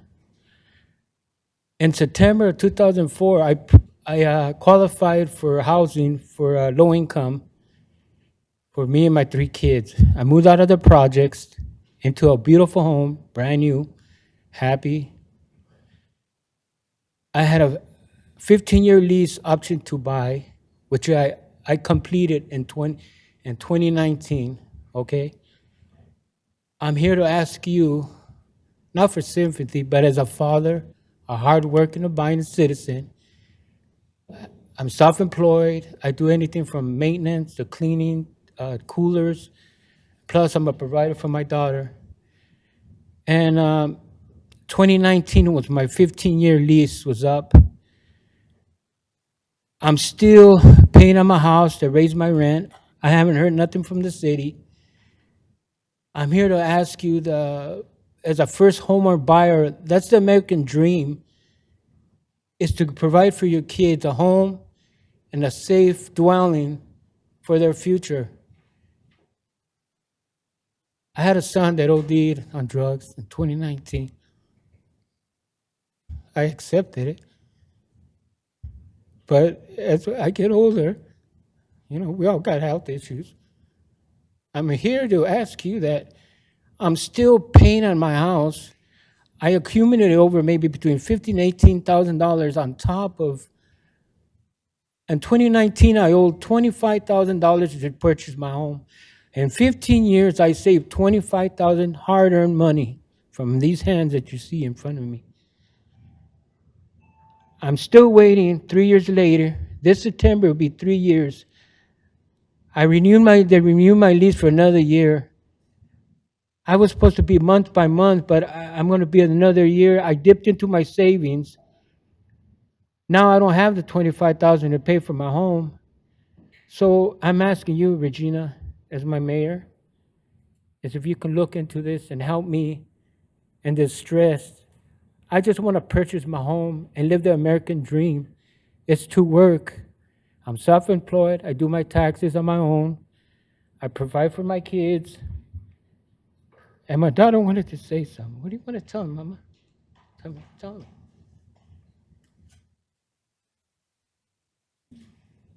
Sorry. Remember? Tell them real quick. I want to buy my home. I am buying a home. Say it louder. I am buying a home. And be happy with it. I can be happy at home. She wants to be happy in her home. Mr. Laguna? Stressing out, Yeah, no, we're going to make sure that the city manager follows up in this case. We have your phone number, we have your address. Yes, We're going to ma'am. make sure that the city manager follows up I with understand. housing community development. I understand there's, the COVID and everything, but if I don't pay my rent, you know how that happens. But I accumulate over $15,000, $18,000 on top of. I just sold 25, so I had to go into my savings, and now I live on a fixed income. We're not going to resolve right No, now. I'm just. But Thank you. but I do want to tell you, thank you so much for coming, for bringing your daughter, and we will have the city manager make sure that he follows up with you. I Okay? thank all of you for your work, and I'm a little nervous. And my daughter was really wanted to meet you. Thank you. Say hi, Mama. And I Thank thank you. you for your time, and God bless. Thank you. Miss Kathy Gardner.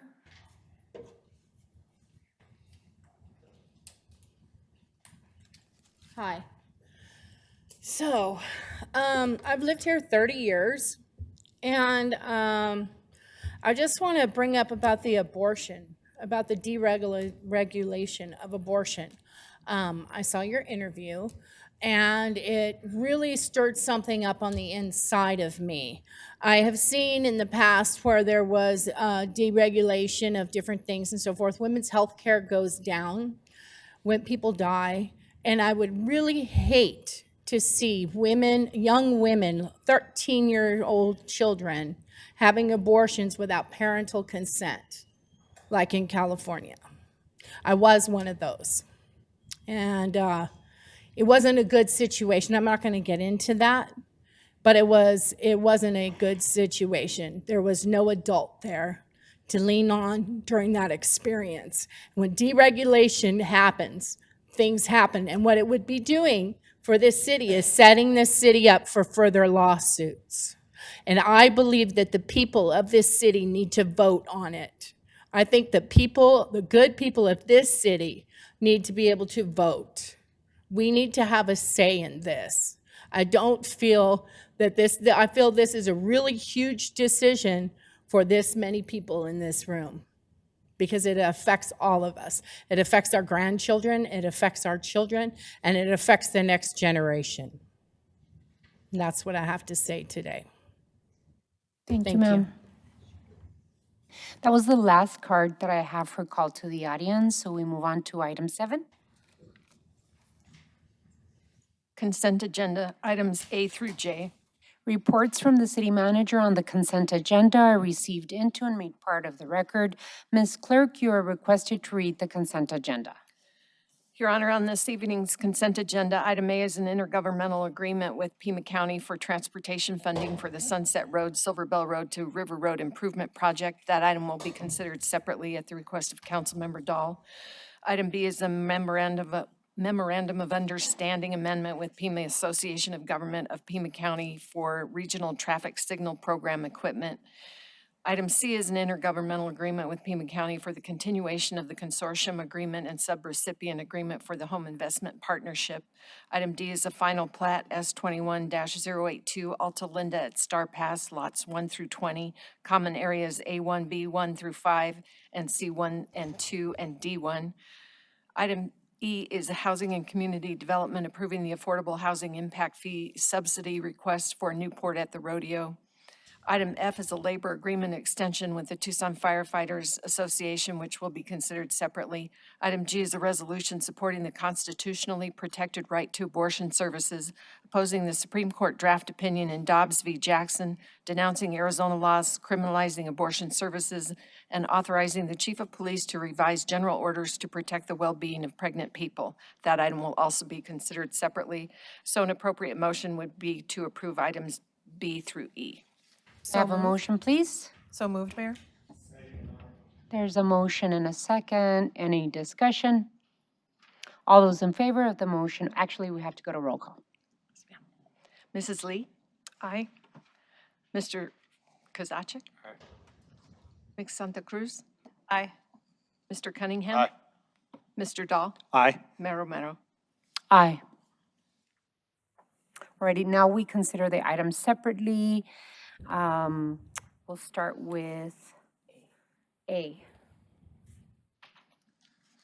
Mr. Dahl. Madam Chairman, thank you. I will move this item because I support it. I just wanted the opportunity to comment on it. This is part of the RTA, and it's actually really good that City of Tucson is putting in some money and working with our partner Pima County to increase the scope of this RTA project. However, at the same time, First Avenue, a much more important and bigger project, which has undergone extensive City of Tucson public involvement to change the scope downwards, maintaining within budget the functionality that the voters wanted when they passed the RTA, is now being considered by the RTA board as something that needs additional public involvement, additional expense. It just doesn't seem right that these two scope changes in the RTA are being treated differently, and I've heard from residents who feel the same way. Madam Mayor, I appreciate all the hard work you are doing on the RTA. I want you to know that I'm watching and appreciating your involvement, especially as it involves the First Avenue project. So I move this item A. There's a motion. Do I hear a second? Second. There's a motion and a second. Do we need to go to roll call? Alrighty, so any further discussion on this item? Hearing none, let's go to roll call. Mr. Dahl? Aye. Mrs. Lee? Aye. Ms. Santa Cruz? Aye. Mr. Cunningham? Aye. Mr. Kozaczek? Aye. Mayor Romero? Aye. Motion passes. Let's go to F. This is the labor agreement extension of the Tucson Firefighters Association, and the reason I pulled this item is that I wanted to make sure that there is additional language included to make sure that the agreement, however it is reached, that the contract reads that it's effective retroactively to July 1st. I know that there's some still negotiation happening. Just want to make sure that we read into the record that it will be functionally retroactive to July 1st. Do we need any direction? If the motion includes that provision, then Your Honor, I we move the, will make a conforming. Your Honor, I move the item with that provision. Second. There's a motion and a second. Any further discussion? Hearing none, let's go to roll call. Ms. Santa Cruz? Aye. Mr. Cunningham? Aye. Mr. Dahl? Aye. Mrs. Lee? Aye. Mr. Kozaczek? Aye. Mayor Romero? Aye. And then finally, we have item G. We pulled that one because we wanted to make sure we had discussion, any additional points. It's a resolution supporting the constitutionally protected right to abortion services, opposing the Supreme Court draft opinion in Dobbs v. Jackson, denouncing Arizona laws criminalizing abortion services, and authorizing the chief of police to revise general orders to protect the well-being of pregnant people citywide. One of the reasons why I worked with our city attorney, Mr. Rankin, as well as our chief of police, Mr. Kasmar, and our Pima County attorney, Laura Conover, on this item is that I did not want to wait, did not want us, mayor and council, to wait for the Supreme Court to rule on this. I felt that June is when we're going to hear from the Supreme Court resolution on their opinion regarding Dobbs v. Jackson. But there was a leaked opinion earlier, about 2-3 weeks ago, that concerned so many of us. And we wanted to make sure that we put it in writing and did something to make sure that we protected people in the city of Tucson as much as we could. The state of Arizona, if the Supreme Court were to rule in their draft opinion that was leaked earlier this year, it basically leaves a constitutionally protected right in the hands of state legislatures and politicians. A constitutionally protected right that has been in effect for 50 years in this country. We are reaffirming our commitment in support of abortion rights and the right to choose and the healthcare concerns and the reproductive concerns of all persons. I believe that this resolution gives direction to our chief of police to revise its general orders to make sure that any complaint regarding this issue is sent either to the Pima County Attorney or to the State Department of Health Services. These are medical decisions that people have the right to make a choice over. And for the last 50 years, the Supreme Court has affirmed and reaffirmed that particular right. Here in the state of Arizona, if Roe is overturned, the state legislature passed and the governor signed SB 1164, which basically turns the reproductive rights of people over to the state legislature, and a 1901 Arizona law outlawing all abortions to take place. So I wanted to make sure that we brought this conversation to the city council, to my colleagues on the council, to make sure that we had a response ready to go in the case of Roe v. Wade being overturned by the Supreme Court. I'm not going to sit around as a person that believes in the choice and putting the choice on the hands of the individual making that decision, to be stripped away by the state legislature and taking us back to the 18th century to outlaw all abortion services in our community. So with that, I would like to invite our Pima County Attorney, Laura Conover, to talk to us about her position and how we, the City Council, can be collaborative if Roe v. Wade is overturned. Madam Mayor, I am here personally to thank you, to thank each member of the council for your wisdom, to thank City Attorney Mike Rankin for his sound legal advice, to thank Tucson Chief of Police Chad Kazmar for your leadership. I want to thank personally each one of you for doing everything possible and looking for every solution possible to keep all of our people healthy and safe. And I would like to add, with your leadership and with your welcomeness to collaboration, I am pleased to add that my Pima County partners are looking to do the same in good spirit with each of you. Again, my thanks. Thank you, Ms. Conover. Any of my colleagues wish to speak on this resolution? Vice Mayor? Yeah, Mayor, thank you so much for your comments and for your work in putting this together, and staff as well. I think you've said everything, everything I would have wanted to cover, but just reaffirming that protecting access to abortion is all of our jobs. And so much work has gone in, over decades to get, to be in a place where folks have access to affordable reproductive care. And so to set us back is devastating. So I think it's really important that we're taking these steps. And so just, thank you for your leadership and for, continuing to take a stand in these difficult moments. Thank you, Vice Mayor. Any others? Alrighty, with that, do we need a roll call? All right, let's go to roll call. Did you? Oh, there's a motion here. Yes, we absolutely need a motion. I'll move the resolution. Second. There's a motion and a second. If there's no further discussion, let's go to roll call. Ms. Santa Cruz? Aye. Mr. Cunningham? Aye.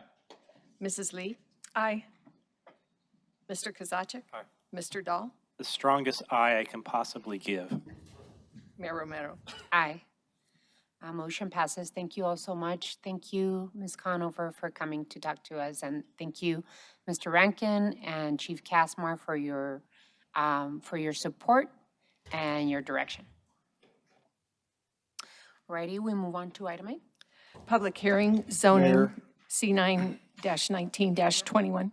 Mr. Manager? Just a question for the clerk. Were the rest of the items read into the record and approved on the consent? Were the rest of the items on consent approved? Yes. They were? Okay. Thank you. So item 8? Public hearing, zoning, C9-19-21, 375 South Stone, C3 and HC3, major change of conditions and preliminary site plan ordinance adoption. City Manager's communication number 152 dated June 7th is received into and made part of the record. Council colleagues and public in attendance, this is the time and place legally advertised for a public hearing on a request for a major change of condition and preliminary site plan to a previously approved rezoning case. The request is to add underground parking for 47 more parking spaces, increase the building square footage, increase the unit count from 28 to 79 units, an increase from a 4-story to a 5-story building, with the overall building height remaining relatively the same at around 65 feet. The site is located at the southeast corner of intersection of South Stone and East 14th Street. Is the applicant or the representative of the applicant present? Mayor, members of the council, Carrie Sylvan, representing the applicant. Are you agreeable to the proposed requirement, Ms. Sylvan? We are. Thank you. This public hearing is scheduled to last for no more than 1 hour. Speakers are limited to 5-minute presentations. Please come forward when I call your name and make your presentation. State your name, whether or not you live in the city of Tucson, whom you are representing, and whether or not you are a paid speaker. I have a few cards. And just make a quick opening comment.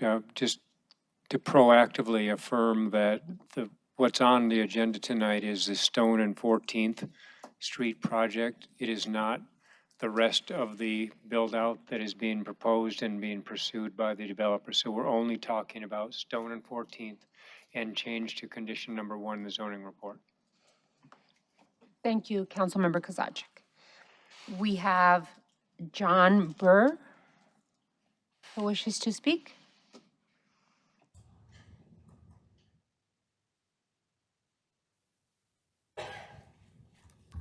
John Burr, South Fifth Avenue in Armory Park. I'm speaking on behalf, at the request of the president, for APNA, Armory Park Neighborhood Association.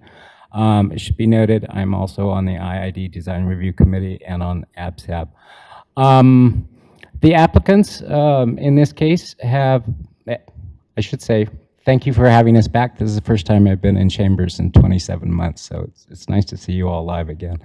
The applicants requested that we send a letter of support in this project. We've discussed it within the board, and we decided that we should formally adopt a neutral position on this rezoning request. We applaud that the developer is finally putting in structured parking at this site. It's been a request we have made for 7 years and will be critical for the overall project. We hope that this rezoning request will not preclude the potential for another floor and more parking if the All Saints project moves forward. We're fine with relative height, some increased density. We're a little unsure if it still meets UDC 5.8.9 development standards for details and exteriors, but it's up to review. We're a little surprised that the process does this rezoning before a formal design package has gone through. We still applaud that there are conditions, the remaining conditions on the historic part of the parcel for the adobe structure from the 1890s in the corner. We don't see any major problem with an IPP specifically for this parcel because the parking requirement is almost at par for this specific site. However, we do want to note that we hope we appreciate Councilmember Kozaczek's comments that this does not become a tacit approval of the overall Saints project because that's still in negotiation and process. One thing that struck us was that it's not in your communications. It's also a change of use. Originally, it was going to be condominiums for sale, which we were excited about. Of the 1,200 units that have gone in downtown, only 37 of them have been for sale at 375 South Stone. Everything else is rental property. That's no longer the case. These are going to be rental properties. There are no more community amenities. There is no restaurant. There's no street activation. We haven't seen any landscaping and some of the other things. So we're unsure how it will go through the design review process. We're also unsure about 82 balconies looking over people's private yards and its adjacency concerns in terms of the historic downtown motor hotel sign and how this fits in with Brady Court. Currently, Brady Court, most of its residents are currently parked. We're not sure how that's going to go. We also want to make clear that this is not affordable housing. It's not even attainable housing. It's market rate housing. And currently studio apartments in Tucson as of today are renting between $1,200 and $3,000. So let's not pretend that this is something it isn't. But moving forward with this specific part of the parcel for a rezoning request, as long as it does not preclude more structured parking on this site, which is the only of the 11 parcels in the All Saints project that is zoned for structured parking. We want that noted tonight. Thank you. Thank you, Mr. Burr. Martha McClements?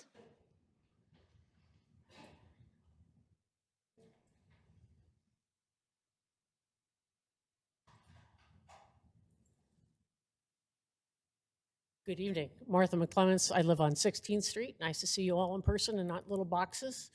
I was going to come up here and go, and you'd have to unmute me. So I'm here speaking for myself. I am the chair of the Armory Park Historic Zone Advisory Board, of which there is nothing in the advisory zone concern anymore. When we supported the first rezoning, it was for 28 condominiums, and as you heard, it's now up to 79 rentals. And a change of use of what was going to be Casa Vicente coming back. So when they say a major change, it is a major change. John has pretty much given you an item bit by bit about it. It is a big honkin' building in a pretty small area. We do applaud the fact that they have are creating parking for it, which is a big issue in that area. We have IIPs upon IIPs upon IIPs, and the city has no idea how many times they've sold the same parking lot. So personally, I would love to have seen and supported the 28 condominiums. We like people being able to buy their property and become a neighbor downtown. That's it. Thanks, guys. Thank you so much. I know I'm going to make a mistake on the pronunciation of this next person. It's Etual Wichnevetsky, kind of, really bad. Okay. Hi, I apologize. I don't have something prepared. I've been following this for a long time. I'm an Armory Park resident. I've been there for 20 years. Thank you for your time, for listening to me. There are just a couple of things I wanted to put in here because they might not be brought up in the presentation by the lawyers. While this by 375 South Stone in and of itself, it doesn't impact me directly in terms of being a neighbor.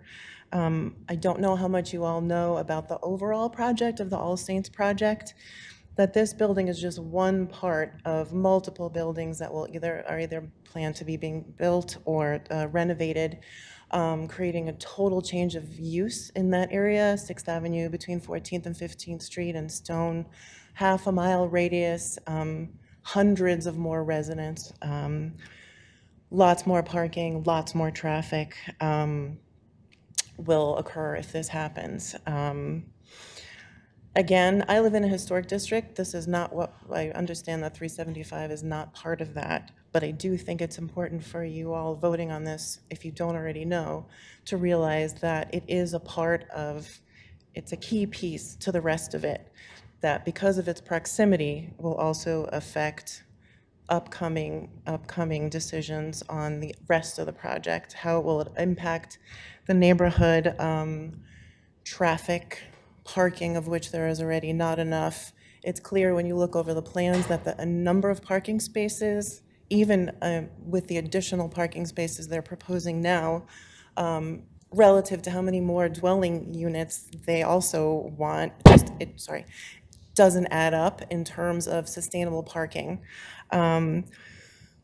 More than parking, which is a big deal, I think it's also important to remember what a neighborhood is, what makes places livable, what makes places desirable, what makes Armory Park and Barrio Viejo special, why we want to promote downtown to the world, to visitors.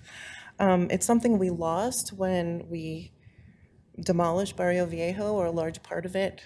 Neighborhoods, lifestyles, families, architecture was gone. That was the process of demolition. In this case, we're not talking about demolition, we're talking about building, but the impact will be similar. It's a complete change in lifestyle patterns and noise, in traffic, and how people interact with one another, because there'll be so much density. And I think that another piece of Tucson's soul is at risk of being lost if a project like this overall is allowed to continue.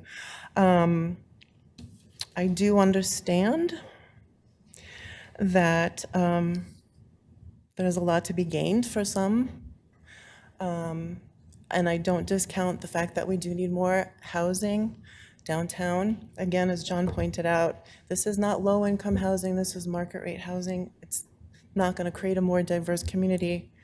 It's not going to house people who wouldn't ordinarily find it any other place. So I don't see it particularly enriching our neighborhood in terms of diversity. But I do understand that there's a lot to be gained for some, and I ask you to consider how much will be lost to others. Not all change is progress, not all development is positive, and we must be aware of what is at risk of being lost to the community. Thank you. Thank you so much. That was my last speaker card. Is there anyone else in the audience wishing to be heard on this item? Seeing none, may I have a motion to close the public hearing, please? I move we close the public hearing. There's a motion and a second. Any further discussion? Hearing none. All those in favor of closing the public hearing indicate by saying aye. Aye. Any against? Motion passes. The public hearing is closed. Ms. Clerk, you are requested to read ordinance 11933 by number and title only. Ordinance number 11933 relating to zoning, amending ordinance number 11721, adopted January 28th, 2020 by Mayor and Council for a major change of condition and preliminary site plan in the area located near South Stone Avenue and East 14th Street in case C9-19-21, 375 South Stone, C3 and HC3, and setting an effective date. Councilmember Kozachik. I'd like to invite Ms. Sullivan up to make a couple of comments and respond to a couple of the concerns. One is there were a couple of folks who mentioned market rate housing. If you could explain the workforce housing component as it relates to the funding mechanism. In addition to that, there were a couple of references to the rest of the project, how this piece is bifurcated from the rest of it, and what process we have going forward. And finally, the location on Stone and the ingress-egress concerns related to traffic. If you could address those before we vote. Mayor, Councilmember Kozachik, let me try, I'm going to take them one at a time. If I miss them, let me know. On the market rate, we've been mentioning to the neighbors as we had our neighborhood meeting that we are hoping to access, and we're getting there, some HUD funding. And what that does is that allows us to keep our pro formas at a lower rate. So HUD doesn't require us to cap rates, but it's a lower rate, and we've been running the pro formas, and they're anywhere from 50 to 70% less than what the market rate is as we run those. So the access to that funding source creates a very different pro forma than traditional market rate, where you're dealing with the primary lenders and the traditional lenders. Does that answer that question? Okay. As far as the rest of the project, so the ownership, and they're here, Marcel Dabdou, Ron Schwabe, and Chris Layton are all here with me. There's a few more properties on the block as well. They're a little further down the block and into the neighborhood, and there's a lot of process that's going to be required as part of that. In fact, we still have to submit the development package for a first round review. Thank you for your work during the study session to help with development services in helping with those processes. We'll be going through a lot of them on the process. So those are going to be those are actually handled separately. There'll be a lot of process, a lot of neighborhood meetings, IID, the infill incentive district, as well as the historic process. This is the only portion. It's right on the corner of Stone, and it has direct access.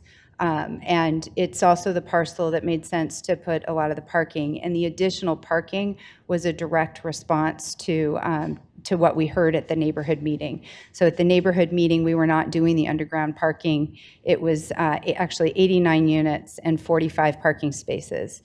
And subsequent to that, we revised the plan. We're doing the underground parking. It's 91 or 92 parking spaces and 79 units. So the access is there. It's the type of rental project that we need in the market. And again, the funding source is going to allow us to keep the rental rates below market. Okay, I appreciate it. It's responsive. With that, I'd move that we approve the project with a change to condition 1 in the zoning report. There's a motion. Second. There's a motion and a second. Any further discussion? Hearing none. All those in favor of the motion indicate by saying aye. Oh, no, we have to go to roll call. I'm sorry. Let's go to roll call. Mr. Kozaczek? Aye. Mr. Dahl? Aye. Mrs. Lee? Aye. Ms. Sonic Cruz? Aye. Mr. Cunningham? Mayor Romero? Aye. Ordinance 11933 passes by a vote of 6-0. Item 9. Public hearing fiscal year 2022-23 budget as tentatively adopted. City Manager's Communication Number 158 dated June 7th is received into and made part of the record. Council colleagues, public in attendance, this is the time and place legally advertised for a public hearing on the fiscal year 2022-2023 budget as tentatively adopted. This public hearing is scheduled to last for no more than an hour. Speakers are limited to 5-minute presentation. Please come forward when I call your name and make your presentation. State your name, whether or not you live in the city of Tucson, whom you are represented, and whether you are a paid speaker. I have a couple of requests to speak, and they are Riley Merline. Riley Merline. Hi, Mayor Romero, Vice Mayor Santa Cruz, and members of the council. My name is Riley Merline. I live here in Tucson. I'm not a paid speaker. I will note that I am a new member on the Transit Task Force, but I'm not here, representing that group at all on my own. I'm just here mostly, around the fare free transit, and want to express my support for fare free transit. Especially on the longer term basis and maybe permanently. I think one of my main asks or hopes is that the mayor and council will take time to explore options for permanent fare-free transit in the city. A couple of my thoughts about it. One, the more I learn about it, the more I read about it, the more I look at other cities trying it, the more I support it, the more I like it as a concept. I think it's something many cities are doing a good job with, but also something every city should be striving to achieve. Number one, it's excellent from an equity standpoint, allowing anyone and everyone to use public transit and get around the city without any financial or logistical obstacles. Logistical being, navigating the ticket system. I know even for me, before it was free, I just struggled with I'd rather not use it. I'll just drive or I'll take my bike. And since it's been free, it's been a lot easier to use and learn. Just the other day in the past month, I saw my neighbor walking down the street in his work clothes, and I thought, I just asked him where he was going. Where are you going? He's like, oh, I'm going to take the bus. And he always drove his truck to the University of Arizona. And I was like, oh, that's really cool. And he said, yeah, he's like, gas is expensive and the bus is free. So I thought I'd try it. And I really like it. I read a book, head downtown, walk to my office and come back. So that was great. And I thought one of the things about it being the not having a fare system is that it incentivizes people to use it. It makes it a lot easier for people to say, I want to try it. I'm going to leave my car at home. And this was just one example of that. So it also fits with the city's goals relating to climate emergency and becoming more sustainable. And I think this is a great way of addressing, and I think a lot of cities, every city should be trying to address the many problems that come with dependency on cars, including pollution, noise, the costs, the infrastructure costs, carbon emissions, and the excessive, in my opinion, excessive use of public space just for personal vehicles. And I know this costs money, and so when I bring it up, the idea isn't that it's just free. Obviously, it has to be paid for. And so hoping that there's opportunities for the city to explore different ways to pay for it rather than fares, and trying to avoid the fare system altogether. I read one of the ones I liked was in Corvallis, Oregon.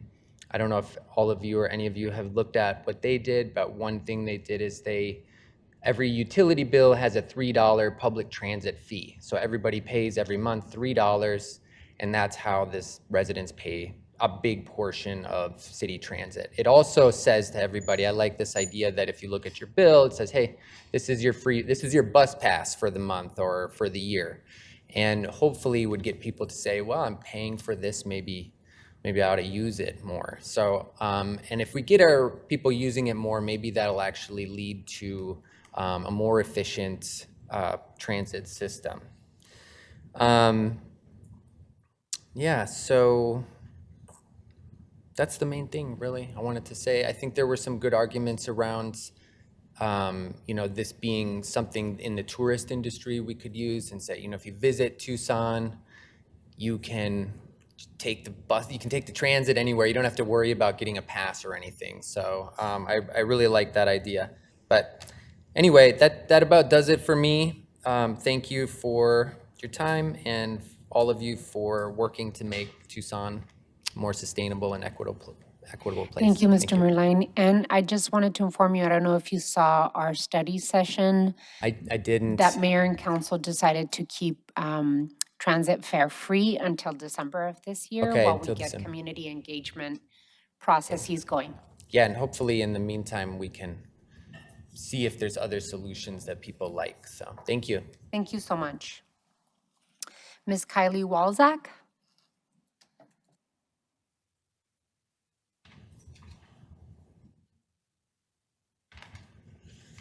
Good evening, Mayor Romero and Vice Mayor Santa Cruz, members of the council. My name's Kylie Walzak. I live inside Tucson, and I'm not a paid speaker. Great news that you've adopted to keep fares free on transit until December. I have a little story to share with you all, similar to the previous speaker, that illustrates what fare-free transit has meant to me and my family since it's been free. Actually, the story just happened this morning. So this morning I needed to take our family car to the mechanic, and I had a son who's with me today who needed a donut. So I brought him with me to drop off the car, and after we dropped it off at the mechanics, we were able to easily and comfortably walk across the street and just board the streetcar hassle-free. We didn't need to plan ahead. I didn't need to fumble with my transit pass, which frequently isn't accepted at the pay kiosks anyway on the streetcar. We rode the Sunlink to the Mercado, got the donut, but the experience along the way through the eyes of my son reminded me that this is how I want my kid and all children to grow and move through their community. We spotted things we haven't seen before when we drive or bike along the same route. We remarked at how great it is to have options to get home. We felt relief at not having to navigate car traffic, either inside of a car or on our bikes. I want to be clear, my family is very privileged to have mobility options, and we make frequent use of them. Many people in Tucson do not and make many sacrifices of time, money, comfort, and efficiency to meet basic needs. Many more people, though, are awakening to the negative consequences associated with car dependence, greenhouse gas emissions, climate change, sprawl, inefficient land use, policies, weakened community fabric, and the effects of traffic violence. They know they want greater investment in transit services that increase options for getting around without or with less reliance on a car. There is latent demand from thousands of potential so-called choice transit riders in Tucson. So you're going to be working on this over the next 6 months. How do we continue to invest in transit so we can expand service, provide shade at bus stops, complete our sidewalk networks, and keep transit operating on time and cleanly? There are many talented people at Suntran working on this question and at the Transit Task Force. So I offer these suggestions with respect to their work and expertise. Building off of what Riley mentioned about the Corvallis, Oregon model, where we attach a fee, a modest fee to all city utility bills. I really like this model because it generates widespread buy-in in a more visible way. I mean, transit is funded by taxpayers now, but the complexity of our transportation funding system obscures how people actually pay for it.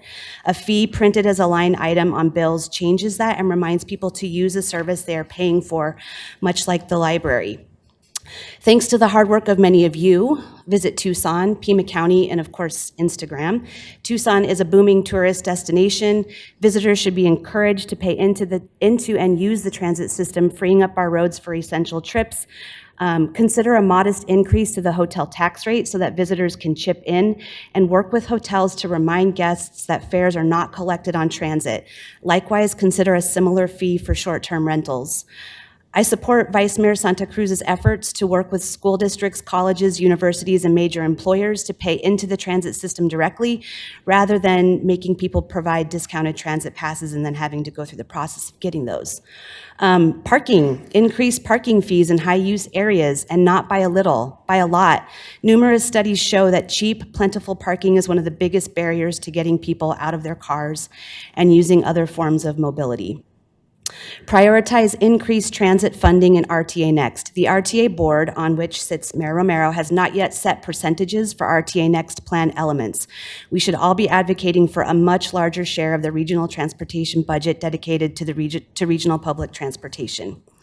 A lot of people have written in, and I agree with them, that I don't believe isolated increases in violence on Suntran are the result of dropping fare collections. Our society in general is experiencing widespread trauma from the pandemic, massive inequality, poverty, and other stress. The effects from these stressors on people surviving on the margins are not limited to how people treat other people on public transport. We shouldn't fool ourselves into believing that reinstating fares and reimposing time-consuming multi-step processes to prove qualification for subsidized transit passes somehow will result in compliance or buy-in from people struggling to survive. This is false, and it lacks the compassion and awareness of how poverty is systemic. Rather, let's move in the opposite direction, one towards liberation, freedom, and that values mobility as a public and human right. Thank you. Thank you, Ms. Walczak. Do we have any others at this time that would wish to speak during this public hearing? Seeing none, I'd like to get a motion to close the public hearing. I move we close the public hearing. Second. There's a motion and a second. Any further discussion? Hearing none. At this time, the public hearing is closed, right? Or how we voted. We need to vote. Ms. Clerk over here is telling me we need to vote. So all those in favor of closing the public hearing, please indicate by saying aye. Aye. Aye. Any opposed? Motion carries. This public hearing is closed. At this time, we will recess the regular meeting and convene a special meeting for the purpose of budget adoption. Ms. Clerk? We'll start with roll call. Ms. Santa Cruz? Here. Mr. Cunningham? Here. Mr. Dahl? Here. Mrs. Lee? Here. Mr. Kozaczek? Here. Mayor Romero? Here. Item 2. Finance, final budget adoption for fiscal year 2022-23. City. City Manager's Communication Number 163, dated June 7th, is received into and made part of the record. Ms. Clerk, you are requested to read Resolution 23457 by number and title only. Resolution number 23457 relating to finance, finally determining and adopting estimates of proposed expenditures by the City of Tucson for the fiscal year beginning July 1st, 2022 and ending June 30th, 2023, declaring that together said expenditures shall constitute the budget of the City of Tucson for such fiscal year, and declaring that the 5-year Capital Improvement Program, CIP, has been approved with the first year of the CIP being adopted as part of the aforementioned budget. What is the council's pleasure? Mayor, I move to pass and adopt resolution number 23457. There's a motion. Second. There's a motion and a second. Any further discussion? Hearing none, let's go to roll call. Ms. Santa Cruz? Aye. Mr. Cunningham? Aye. Mr. Dahl? Aye. Mrs. Lee? Aye. Mr. Kozaczek? I look forward to a serious discussion about water, environmental and service, and the parks fees. I appreciate the discussion this afternoon. Aye. Mayor Romero? Aye. Resolution 23457 passes by a vote of 6-0. This special meeting is now Mayor. adjourned. At Mayor. this time, we will reconvene the regular, what? Mayor, Mr. Ortega? just trying to get your attention. Thank you. I just wanted to say thank you to the staff. This is a long process that ends in just a quick vote, it almost seems like, but it's months of work, and I just wanted to acknowledge our business services staff. I know our staff is here, and I just wanted to say thank you to them. They did a great job. They had a lot of patience. We changed the process a little bit, as you know, but I wanted to say thank you to them and all of the staff that worked on the budget. Thank you, Mayor, for the opportunity. Thank you, Mr. Ortega. All right, so this special meeting is now adjourned. Thank you for your commentary, Mr. Ortega, and thank you for your hard work. You and your team have done an incredible job. At this time, we will reconvene the regular meeting.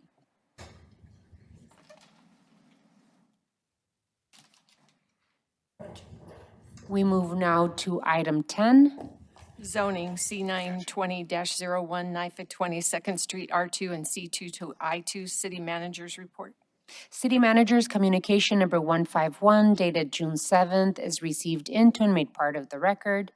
This is a request to rezone approximately 1.45 acres from R2 and C2 to I1 zoning. The rezoning site is located at the northeast corner of 22nd Street and Highland Avenue, just west of the Keno Parkway overpass. The preliminary development plan proposes a single-story, 16,100 square foot building with a height of 30 feet for general manufacturing, assembly, and warehouse uses. Staff recommends authorization of I1 zoning subject to certain conditions. The zoning examiner recommends authorization of I1 zoning subject to required conditions. Is the applicant or representative of the applicant present? Can you come up here, please?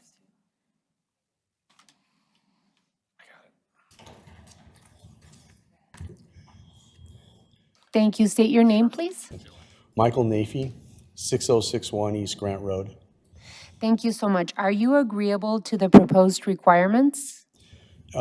Yes, I am, Mayor Romero, and members of the council.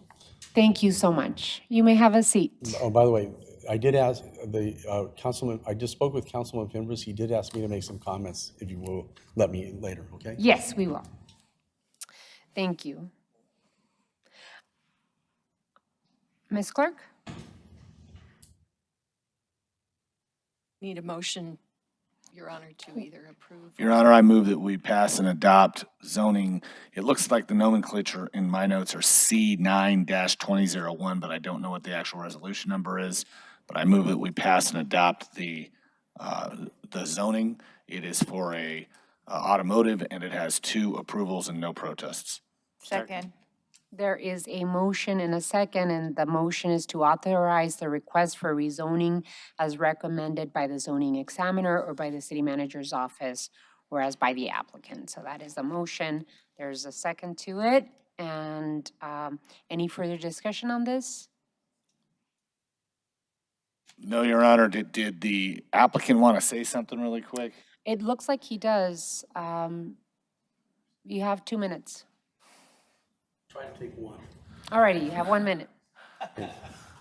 First of all, I'd like to thank Councilman Fimbres. He actually set up a meeting with neighborhood stakeholders. So we had a meeting to get their concerns. He put in extra efforts. It's a small site, yet he actually invested time to really help us out, help his neighborhood. And they asked us to look for commercial. We did. Unfortunately, the way the intersection widens, commercial doesn't work. Yet what we're going to be able to do is create a structure that creates employment for the city, investment in the city, and the staff asked us to remove the billboard. The neighborhood stakeholders asked us to do that.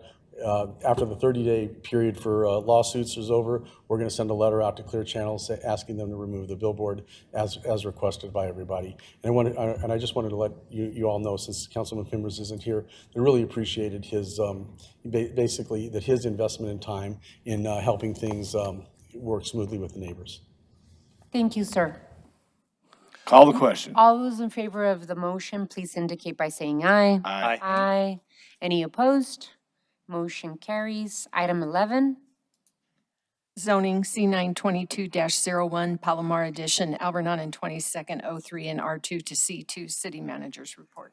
City Manager's Communication Number 153, dated June 7th, is received into and made part of the record. This is a request to rezone approximately .68 acres from O3 and R2 to C2 zoning. The rezoning site is comprised of vacant land along East 22nd Street near the northeast corner of Alvernon Way and 22nd Street. The preliminary development plan shows a new 1,412 square foot drive-through lube and oil facility, a new 1,800 square foot retail office building, and required parking, screening, and landscaping. The automotive use building, as well as the proposed office retail building, conforms to C1 standards, except for the automotive minor service repair use, which is why the applicant is requesting a rezoning to C2. Staff recommends authorization of C2 zoning subject to certain conditions. The zoning examiner recommends authorization of C2 zoning subject to required conditions. Is the applicant or representative of the applicant present?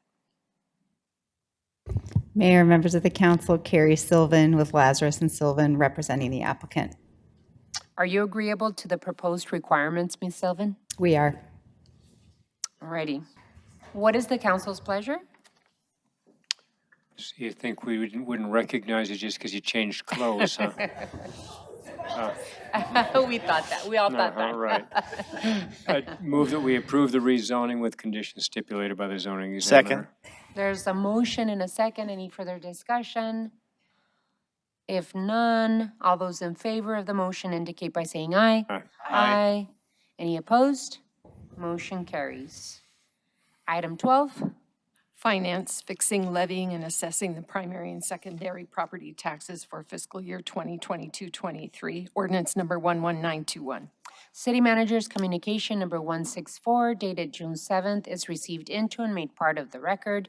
Ms. Clerk, you are requested to read Ordinance 11921 by number and title only. Ordinance number 11921 relating to taxation, fixing, levying, and assessing primary and secondary property taxes for the city of Tucson upon the assessed valuation of the property within the city of Tucson subject to taxation, each in a certain sum upon each $100 of valuation sufficient to raise the amount estimated to be required in the annual budget, less the amounts estimated to be received from other sources of revenue and unencumbered balances from the previous fiscal year, providing funds for various purposes, all for the fiscal year ending June 30th, 2023, and declaring an emergency. What is the council's pleasure? Madam Mayor, I move we pass and adopt resolution number 11921. Second. There's a motion and a second. Any discussion? Seeing none, let's go to roll call. Mr. Dahl? Aye. Mrs. Lee? Aye. Ms. Santa Cruz? Aye. Mr. Kozaczek? Aye. Mr. Cunningham? Mayor Romero? Aye. Ordinance 11921 passes by a vote of 6-0. Item 13. City Administration approving the appointment of John Kamick as the Water Department Director, ordinance number 11934. Your Honor, I'd like to move that we, I have to read the sorry. communication. I know we're very exasperated, want to do this now. City Manager's Communication number 160 dated June 7th is received into and made part of the record. Ms. Clerk, you're requested to read ordinance 11934 by number and title only. Ordinance number 11934 relating to Tucson Water, approving the appointment of John Kamick as the Director of the Tucson Water Department and fixing compensation, setting an effective date, and declaring an emergency. What is the council's pleasure, Mr. Your Honor, I Cunningham? jumped on this one because I actually want to be the one to do it. I've worked with John for the last year, and every single thing he's done has impressed me. And the bottom line is guy was up in northern Arizona negotiating water rates and drove all the way down here to come see his appointment. That's full-on dedication, man. But either way, so far you've been impressive. You've hit the ground running. You've got some creative juices on how we approach water policy, and you're going to be a good steward. That's why I'm moving ordinance number 11934, appointing John Kamick as Water Director and affixing compensation. Second. There is a motion and a second. Any further discussion? Councilmember Lee. I'm super excited, John. Just to give you all some context, I mean, we all know how awesome John is, but last week he took me on a tour, helped me get even smarter on water and how everything plays out, all the way from the start of the Colorado River down to where we're at. And just from his teaching, he's just such an incredible resource. He's so strong with this topic, and I think we're just so fortunate to have you, John. So thank you. I do have a goodie bag in my office, so don't leave until I can give it to you. But just super excited to have you in this position, John. So thank you. Vice Mayor Santa Cruz. Thank you, Mayor. I think aside from John's ASMR radio voice, I think, that we're putting a lot of trust and confidence in making sure that we're delivering safe and affordable water to our city residents. And as we continue to plan for the future, dealing with climate change and this ongoing drought.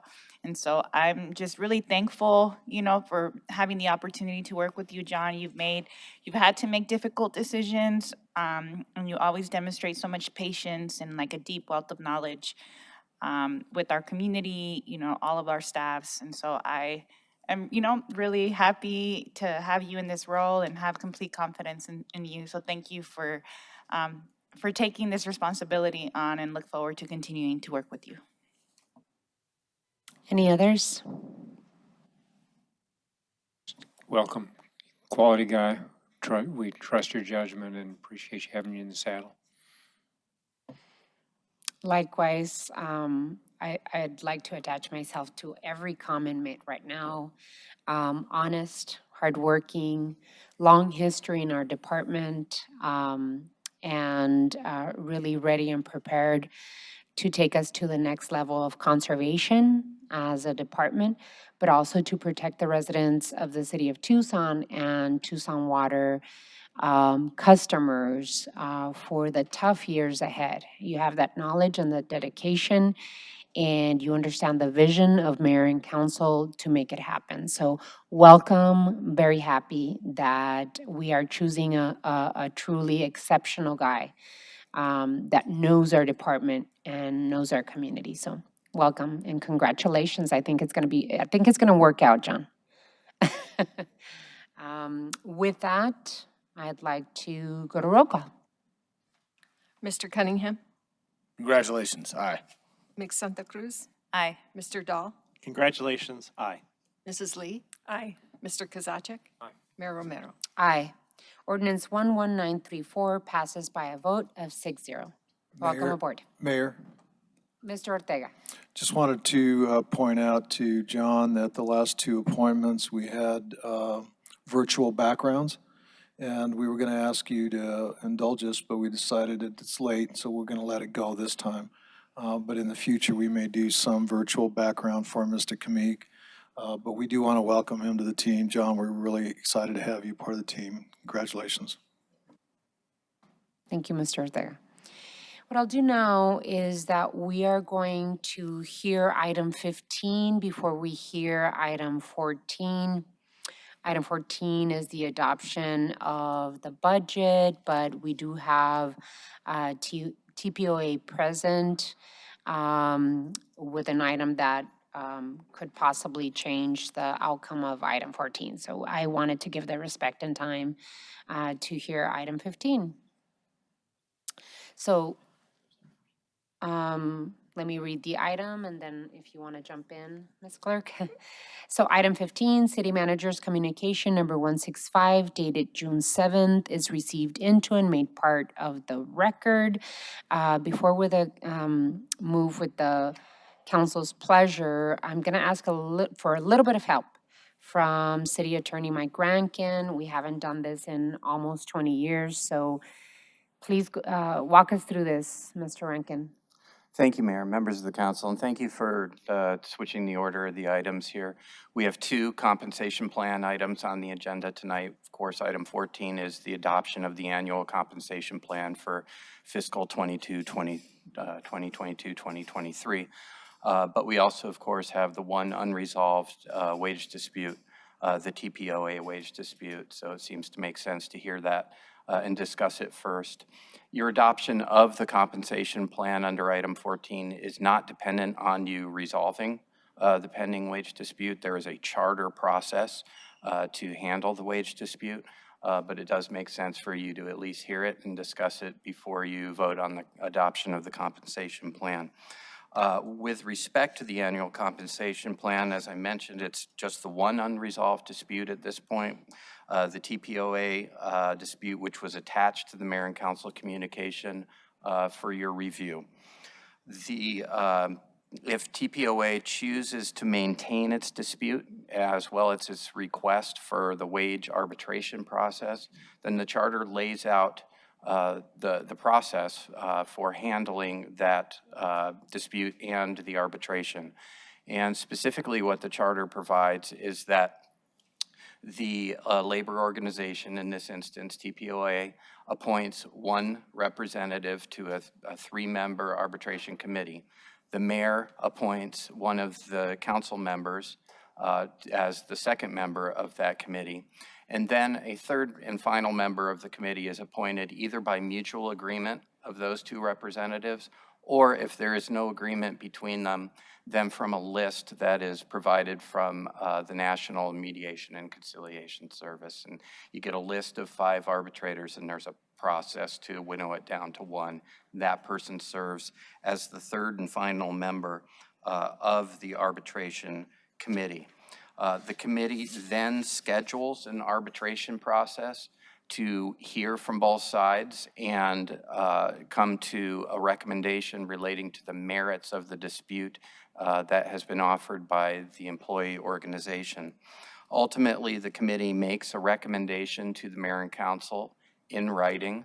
The charter provides a timeline, which is April in advance of the next fiscal year. And that recommendation from the committee, they serve as an advisory arbitration committee. So it's an advisory recommendation that comes back to the mayor and council. The mayor and council takes that recommendation, decides whether to take further action in advance of the compensation plan before the next fiscal year. What is the appropriate direction that we have to provide? So at this point, Mayor, I think TPOA should be given an opportunity to describe their dispute and indicate whether they intend to move forward with their request and to engage in the arbitration process. If so, then no further direction is needed by the mayor and council. The charter lays out that process. You will make your appointment of one of your colleagues to serve on the arbitration committee. The TPOA will make a selection, and away we go. All right, does that appointment have to happen tonight? The appointment does not have to happen tonight, no. Alrighty, so I do see that TPOA is present. Would they like to have one of their representatives comment? Alrighty. Come to the microphone, please, Mr. Jorgensen.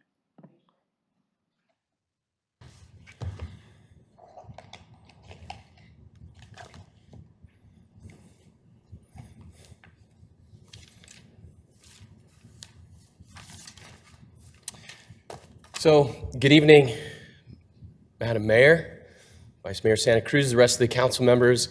Thank you so much for us being here. And for those of you that may not know who I am, my name is Don Jorgensen, and I am the president of TPOA. And I know that it has been a long, long day for you, and so I will try to be as clear and as concise as I possibly can. But before I do that, first, one of the things that I would like to do is to say thank you to you for your vote earlier today to cover the cost of the increase in the insurance premium. So thank you. That is very meaningful for us and for our folks. So I just wanted to say thank you for that.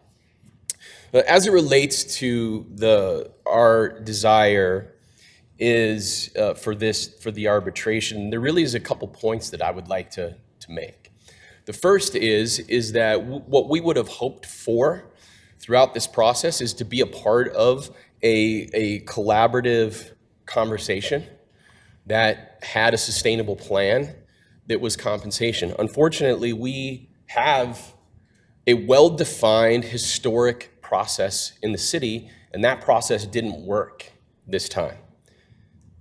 I can go into those details, and I'm happy to give you our perspective as to how the process didn't work this time, but for time-wise, I will be concise and try to be clear, and I will just simply say this, is that we did not get to participate in a collaborative process that created a plan that would have worked for the next 1.5 to 2 years for the city. You see, I recall several months ago, and I don't remember which council member said this, but I recall a council member saying in a meeting over Zoom several months ago, saying, as it relates to compensation, how did we get here? And how do we avoid coming back to this place where we're here again? And how we avoid being here, how we solve this, is that we allow the process as prescribed in the city charter, in the city code, and in the TPOA agreement to play itself out. And that process didn't work. And we didn't have an opportunity to give voice to that process. See, all that TPOA is asking for is the opportunity to share our idea, and that didn't happen. And let me be very clear that what we're asking for is absolutely not. We are not asking to carve out something special for the police. That's not what we're asking for. What we're saying is that we want to be a part of a process that we believe is achievable, sustainable, and that will mitigate a large financial burden on the city down the road. And so why is this important? Why is this discussion important? Because here's why. Not only is it important because we want to be a part of a collaborative process, but it's important because the Tucson Police Department is completely out of market. I don't know if you know that or not. The Tucson Police Department is out of market, and the recommended compensation plan for this fiscal year of 2022 and 2023 does not retain a competitive compensation posture. It does not. We have documentation that I will be glad to share with you at some point and show you, and I'll just give you the 30,000-foot view. See, according to the city, according to the TPOA agreement, our compensation has to be in a market study compared to other agencies that the city and the union agreed upon. If you compare us as we speak right now to those cities, at our starting point, our entry point, we are 14% out of market. Our midpoint, we are 12% out of market. In our topped out, we are 14% out of market as I speak right now. July 1, we're going to be even further out of market. I don't know if you know this, but the city of Phoenix committed to its police department to say, we will pay you 10% more than the highest paid Phoenix Valley department. So now if we wait and push this off and we don't deal with this until April, who knows how much further out of market we are going to be? Who knows how much of a heavier lift and financial one-time burden that's going to be on the city when we get down to that place, as opposed to what our idea is to do part of that chunk now, do part of that chunk in January, and then that gets us to when we can do a market study, to when we can have more conversation so that we can get the results of a market study, and then we can do a supplemental to the rest of wherever we might be out of market. But see, we didn't get an opportunity to have that process that is according to the city charter, to the city code, to our agreement. And those things necessitate, by the way, the city charter, the city code, our agreement, they necessitate an annual compensation plan that then triggers an annual market study. A market study was never done. And so we are completely out of market. And so it's important because we want to be a part of a process. It's important because we're out of market, but really, it's really, really important because this is about a community safety focus.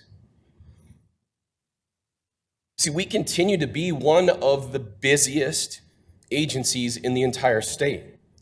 And TPD remains to be one of the more critically staffed departments in the city. You know this, I know this.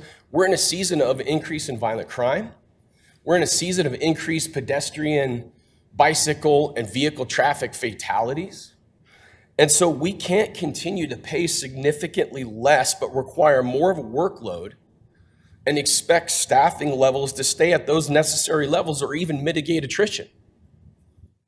We have, and I can, again, glad that when the time comes, we have documentation that shows the attrition rate that we've done from January to May. We still are averaging 9 a month. And I can tell you right now, in the position that I have, we are not hiring enough people to keep up with attrition. And so we can't close that back door of attrition, and we can't attract lateral officers.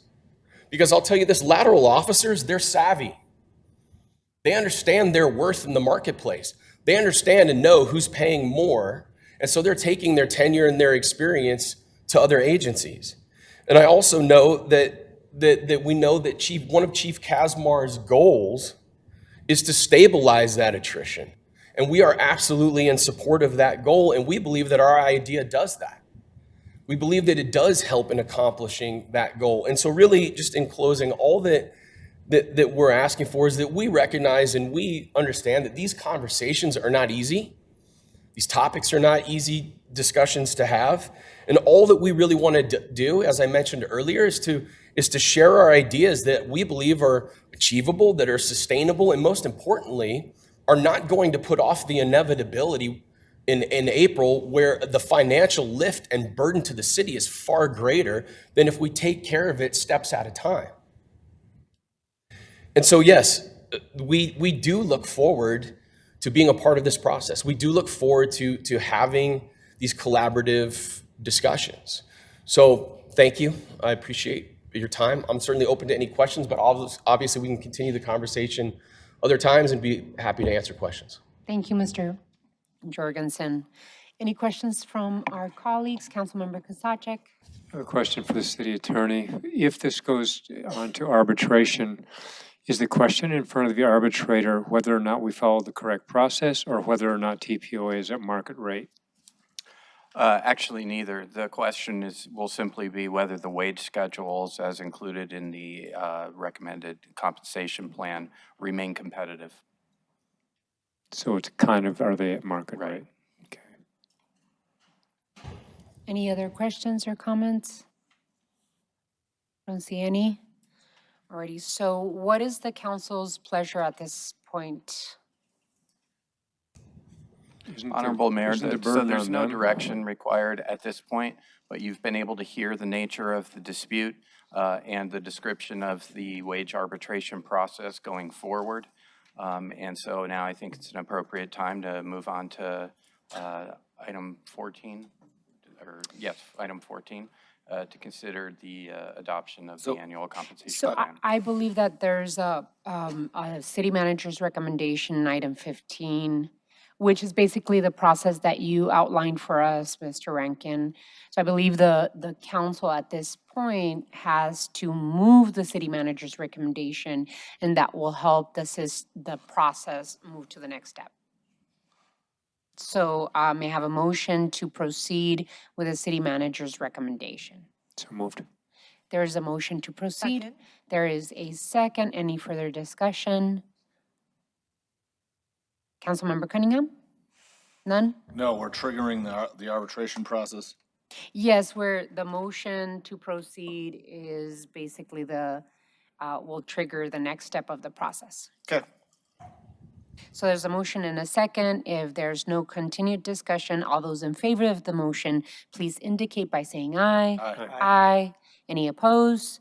Motion carries. Thank you, Mr. Jorgensen. Thank you very much. Now we move to item 14, which is, I incorrectly said the budget, but it is the compensation plan. Item 14. Finance, adoption of fiscal year 2023 compensation plan and schedules, ordinance adoption, ordinance number 11935. City Manager's Communication Number 154, dated June 7th, is received into and made part of the record. Ms. Clerk, you are requested to read Ordinance 11935 by number and title only. Ordinance number 11935 relating to compensation plan, Tucson Code, Chapter 10, Civil Service Human Resources, Article 2, Compensation Plan, Section 10-31, adopting salary schedules for fiscal year 2023, implementing Section 10-31, ratifying, reaffirming, and reenacting Section 10-31-7, providing percentages for calculation of compensation from salary schedules from employees in specified assignment positions, Section 10-31-8, payment for uniform maintenance, Section 10-33, language communication compensation, Section 10-33.1, proficiency pay for commissioned police personnel and community service officers certified as bilingual users of American Sign Language, ASL, or Spanish, Section 10-34, incentive pay for fire prevention inspectors, Section 10-34.1, assignment and incentive pay for maintaining paramedic certification and working as paramedics, Section 10-35, fire battalion chief callback shift pay, Section 10-41, premium pay, Section 10-47, referral compensation for recruiting commissioned police personnel and fire personnel, public safety communications personnel, and certain information technology personnel, Section 10-48, supplement to military pay, Section 10-49, holiday and BOI pay for commissioned officers of the Tucson Police Department for the position of lieutenant and assigned positions of captain and assistant chief, Section 10-52, longevity compensation plan, Section 10-53, pipeline protection program compensation, Section 10-53.1, permanent and probationary city civil service employees and elected officials and appointed employees downtown allowance, Section 10-53.2, maintenance management program, assignment and incentive pay compensation, Section 10-53.3, career enhancement program, CEP, incentive pay for commissioned police personnel through rank of captain, Section 10-53.5, honor guard assignment pay for fire commission personnel, Section 10-53.7, certified crane operator assignment and incentive pay program, Section 10-53.8, certified compressed natural gas inspector assignment and incentive pay program, and Section 10-53.9, tool enhancement allowance, all as part of implementation of the annual compensation plan for fiscal year 2023 and declaring an emergency. Anything else you want to add? Alrighty. So where are we? I lost. Your Honor. Motion to pass and adopt. Can I have a motion to pass and adopt ordinance 11935? Yes, Your Honor, I make that motion, and for anybody following along at home, attachment C has the salary range line by line of every single job in the city, so check it out. It's terrific bedtime reading. Second. So there's a motion and a second. Any further discussion? Hearing none, let's go to roll call. Mr. Cunningham? Aye. Mr. Dahl? Aye. Mr. Kozaczek? Aye. Ms. Santa Cruz? Aye. Mrs. Lee? Aye. Mayor Romero? Aye. Ordinance 11935 passes by a vote of 6-0. Item 16, Adjournment. council will stand adjourned. The next regularly scheduled meeting will be on Tuesday, July 12, 2022, at or after 5:30 p.m. Thank you all. Enjoy your time off.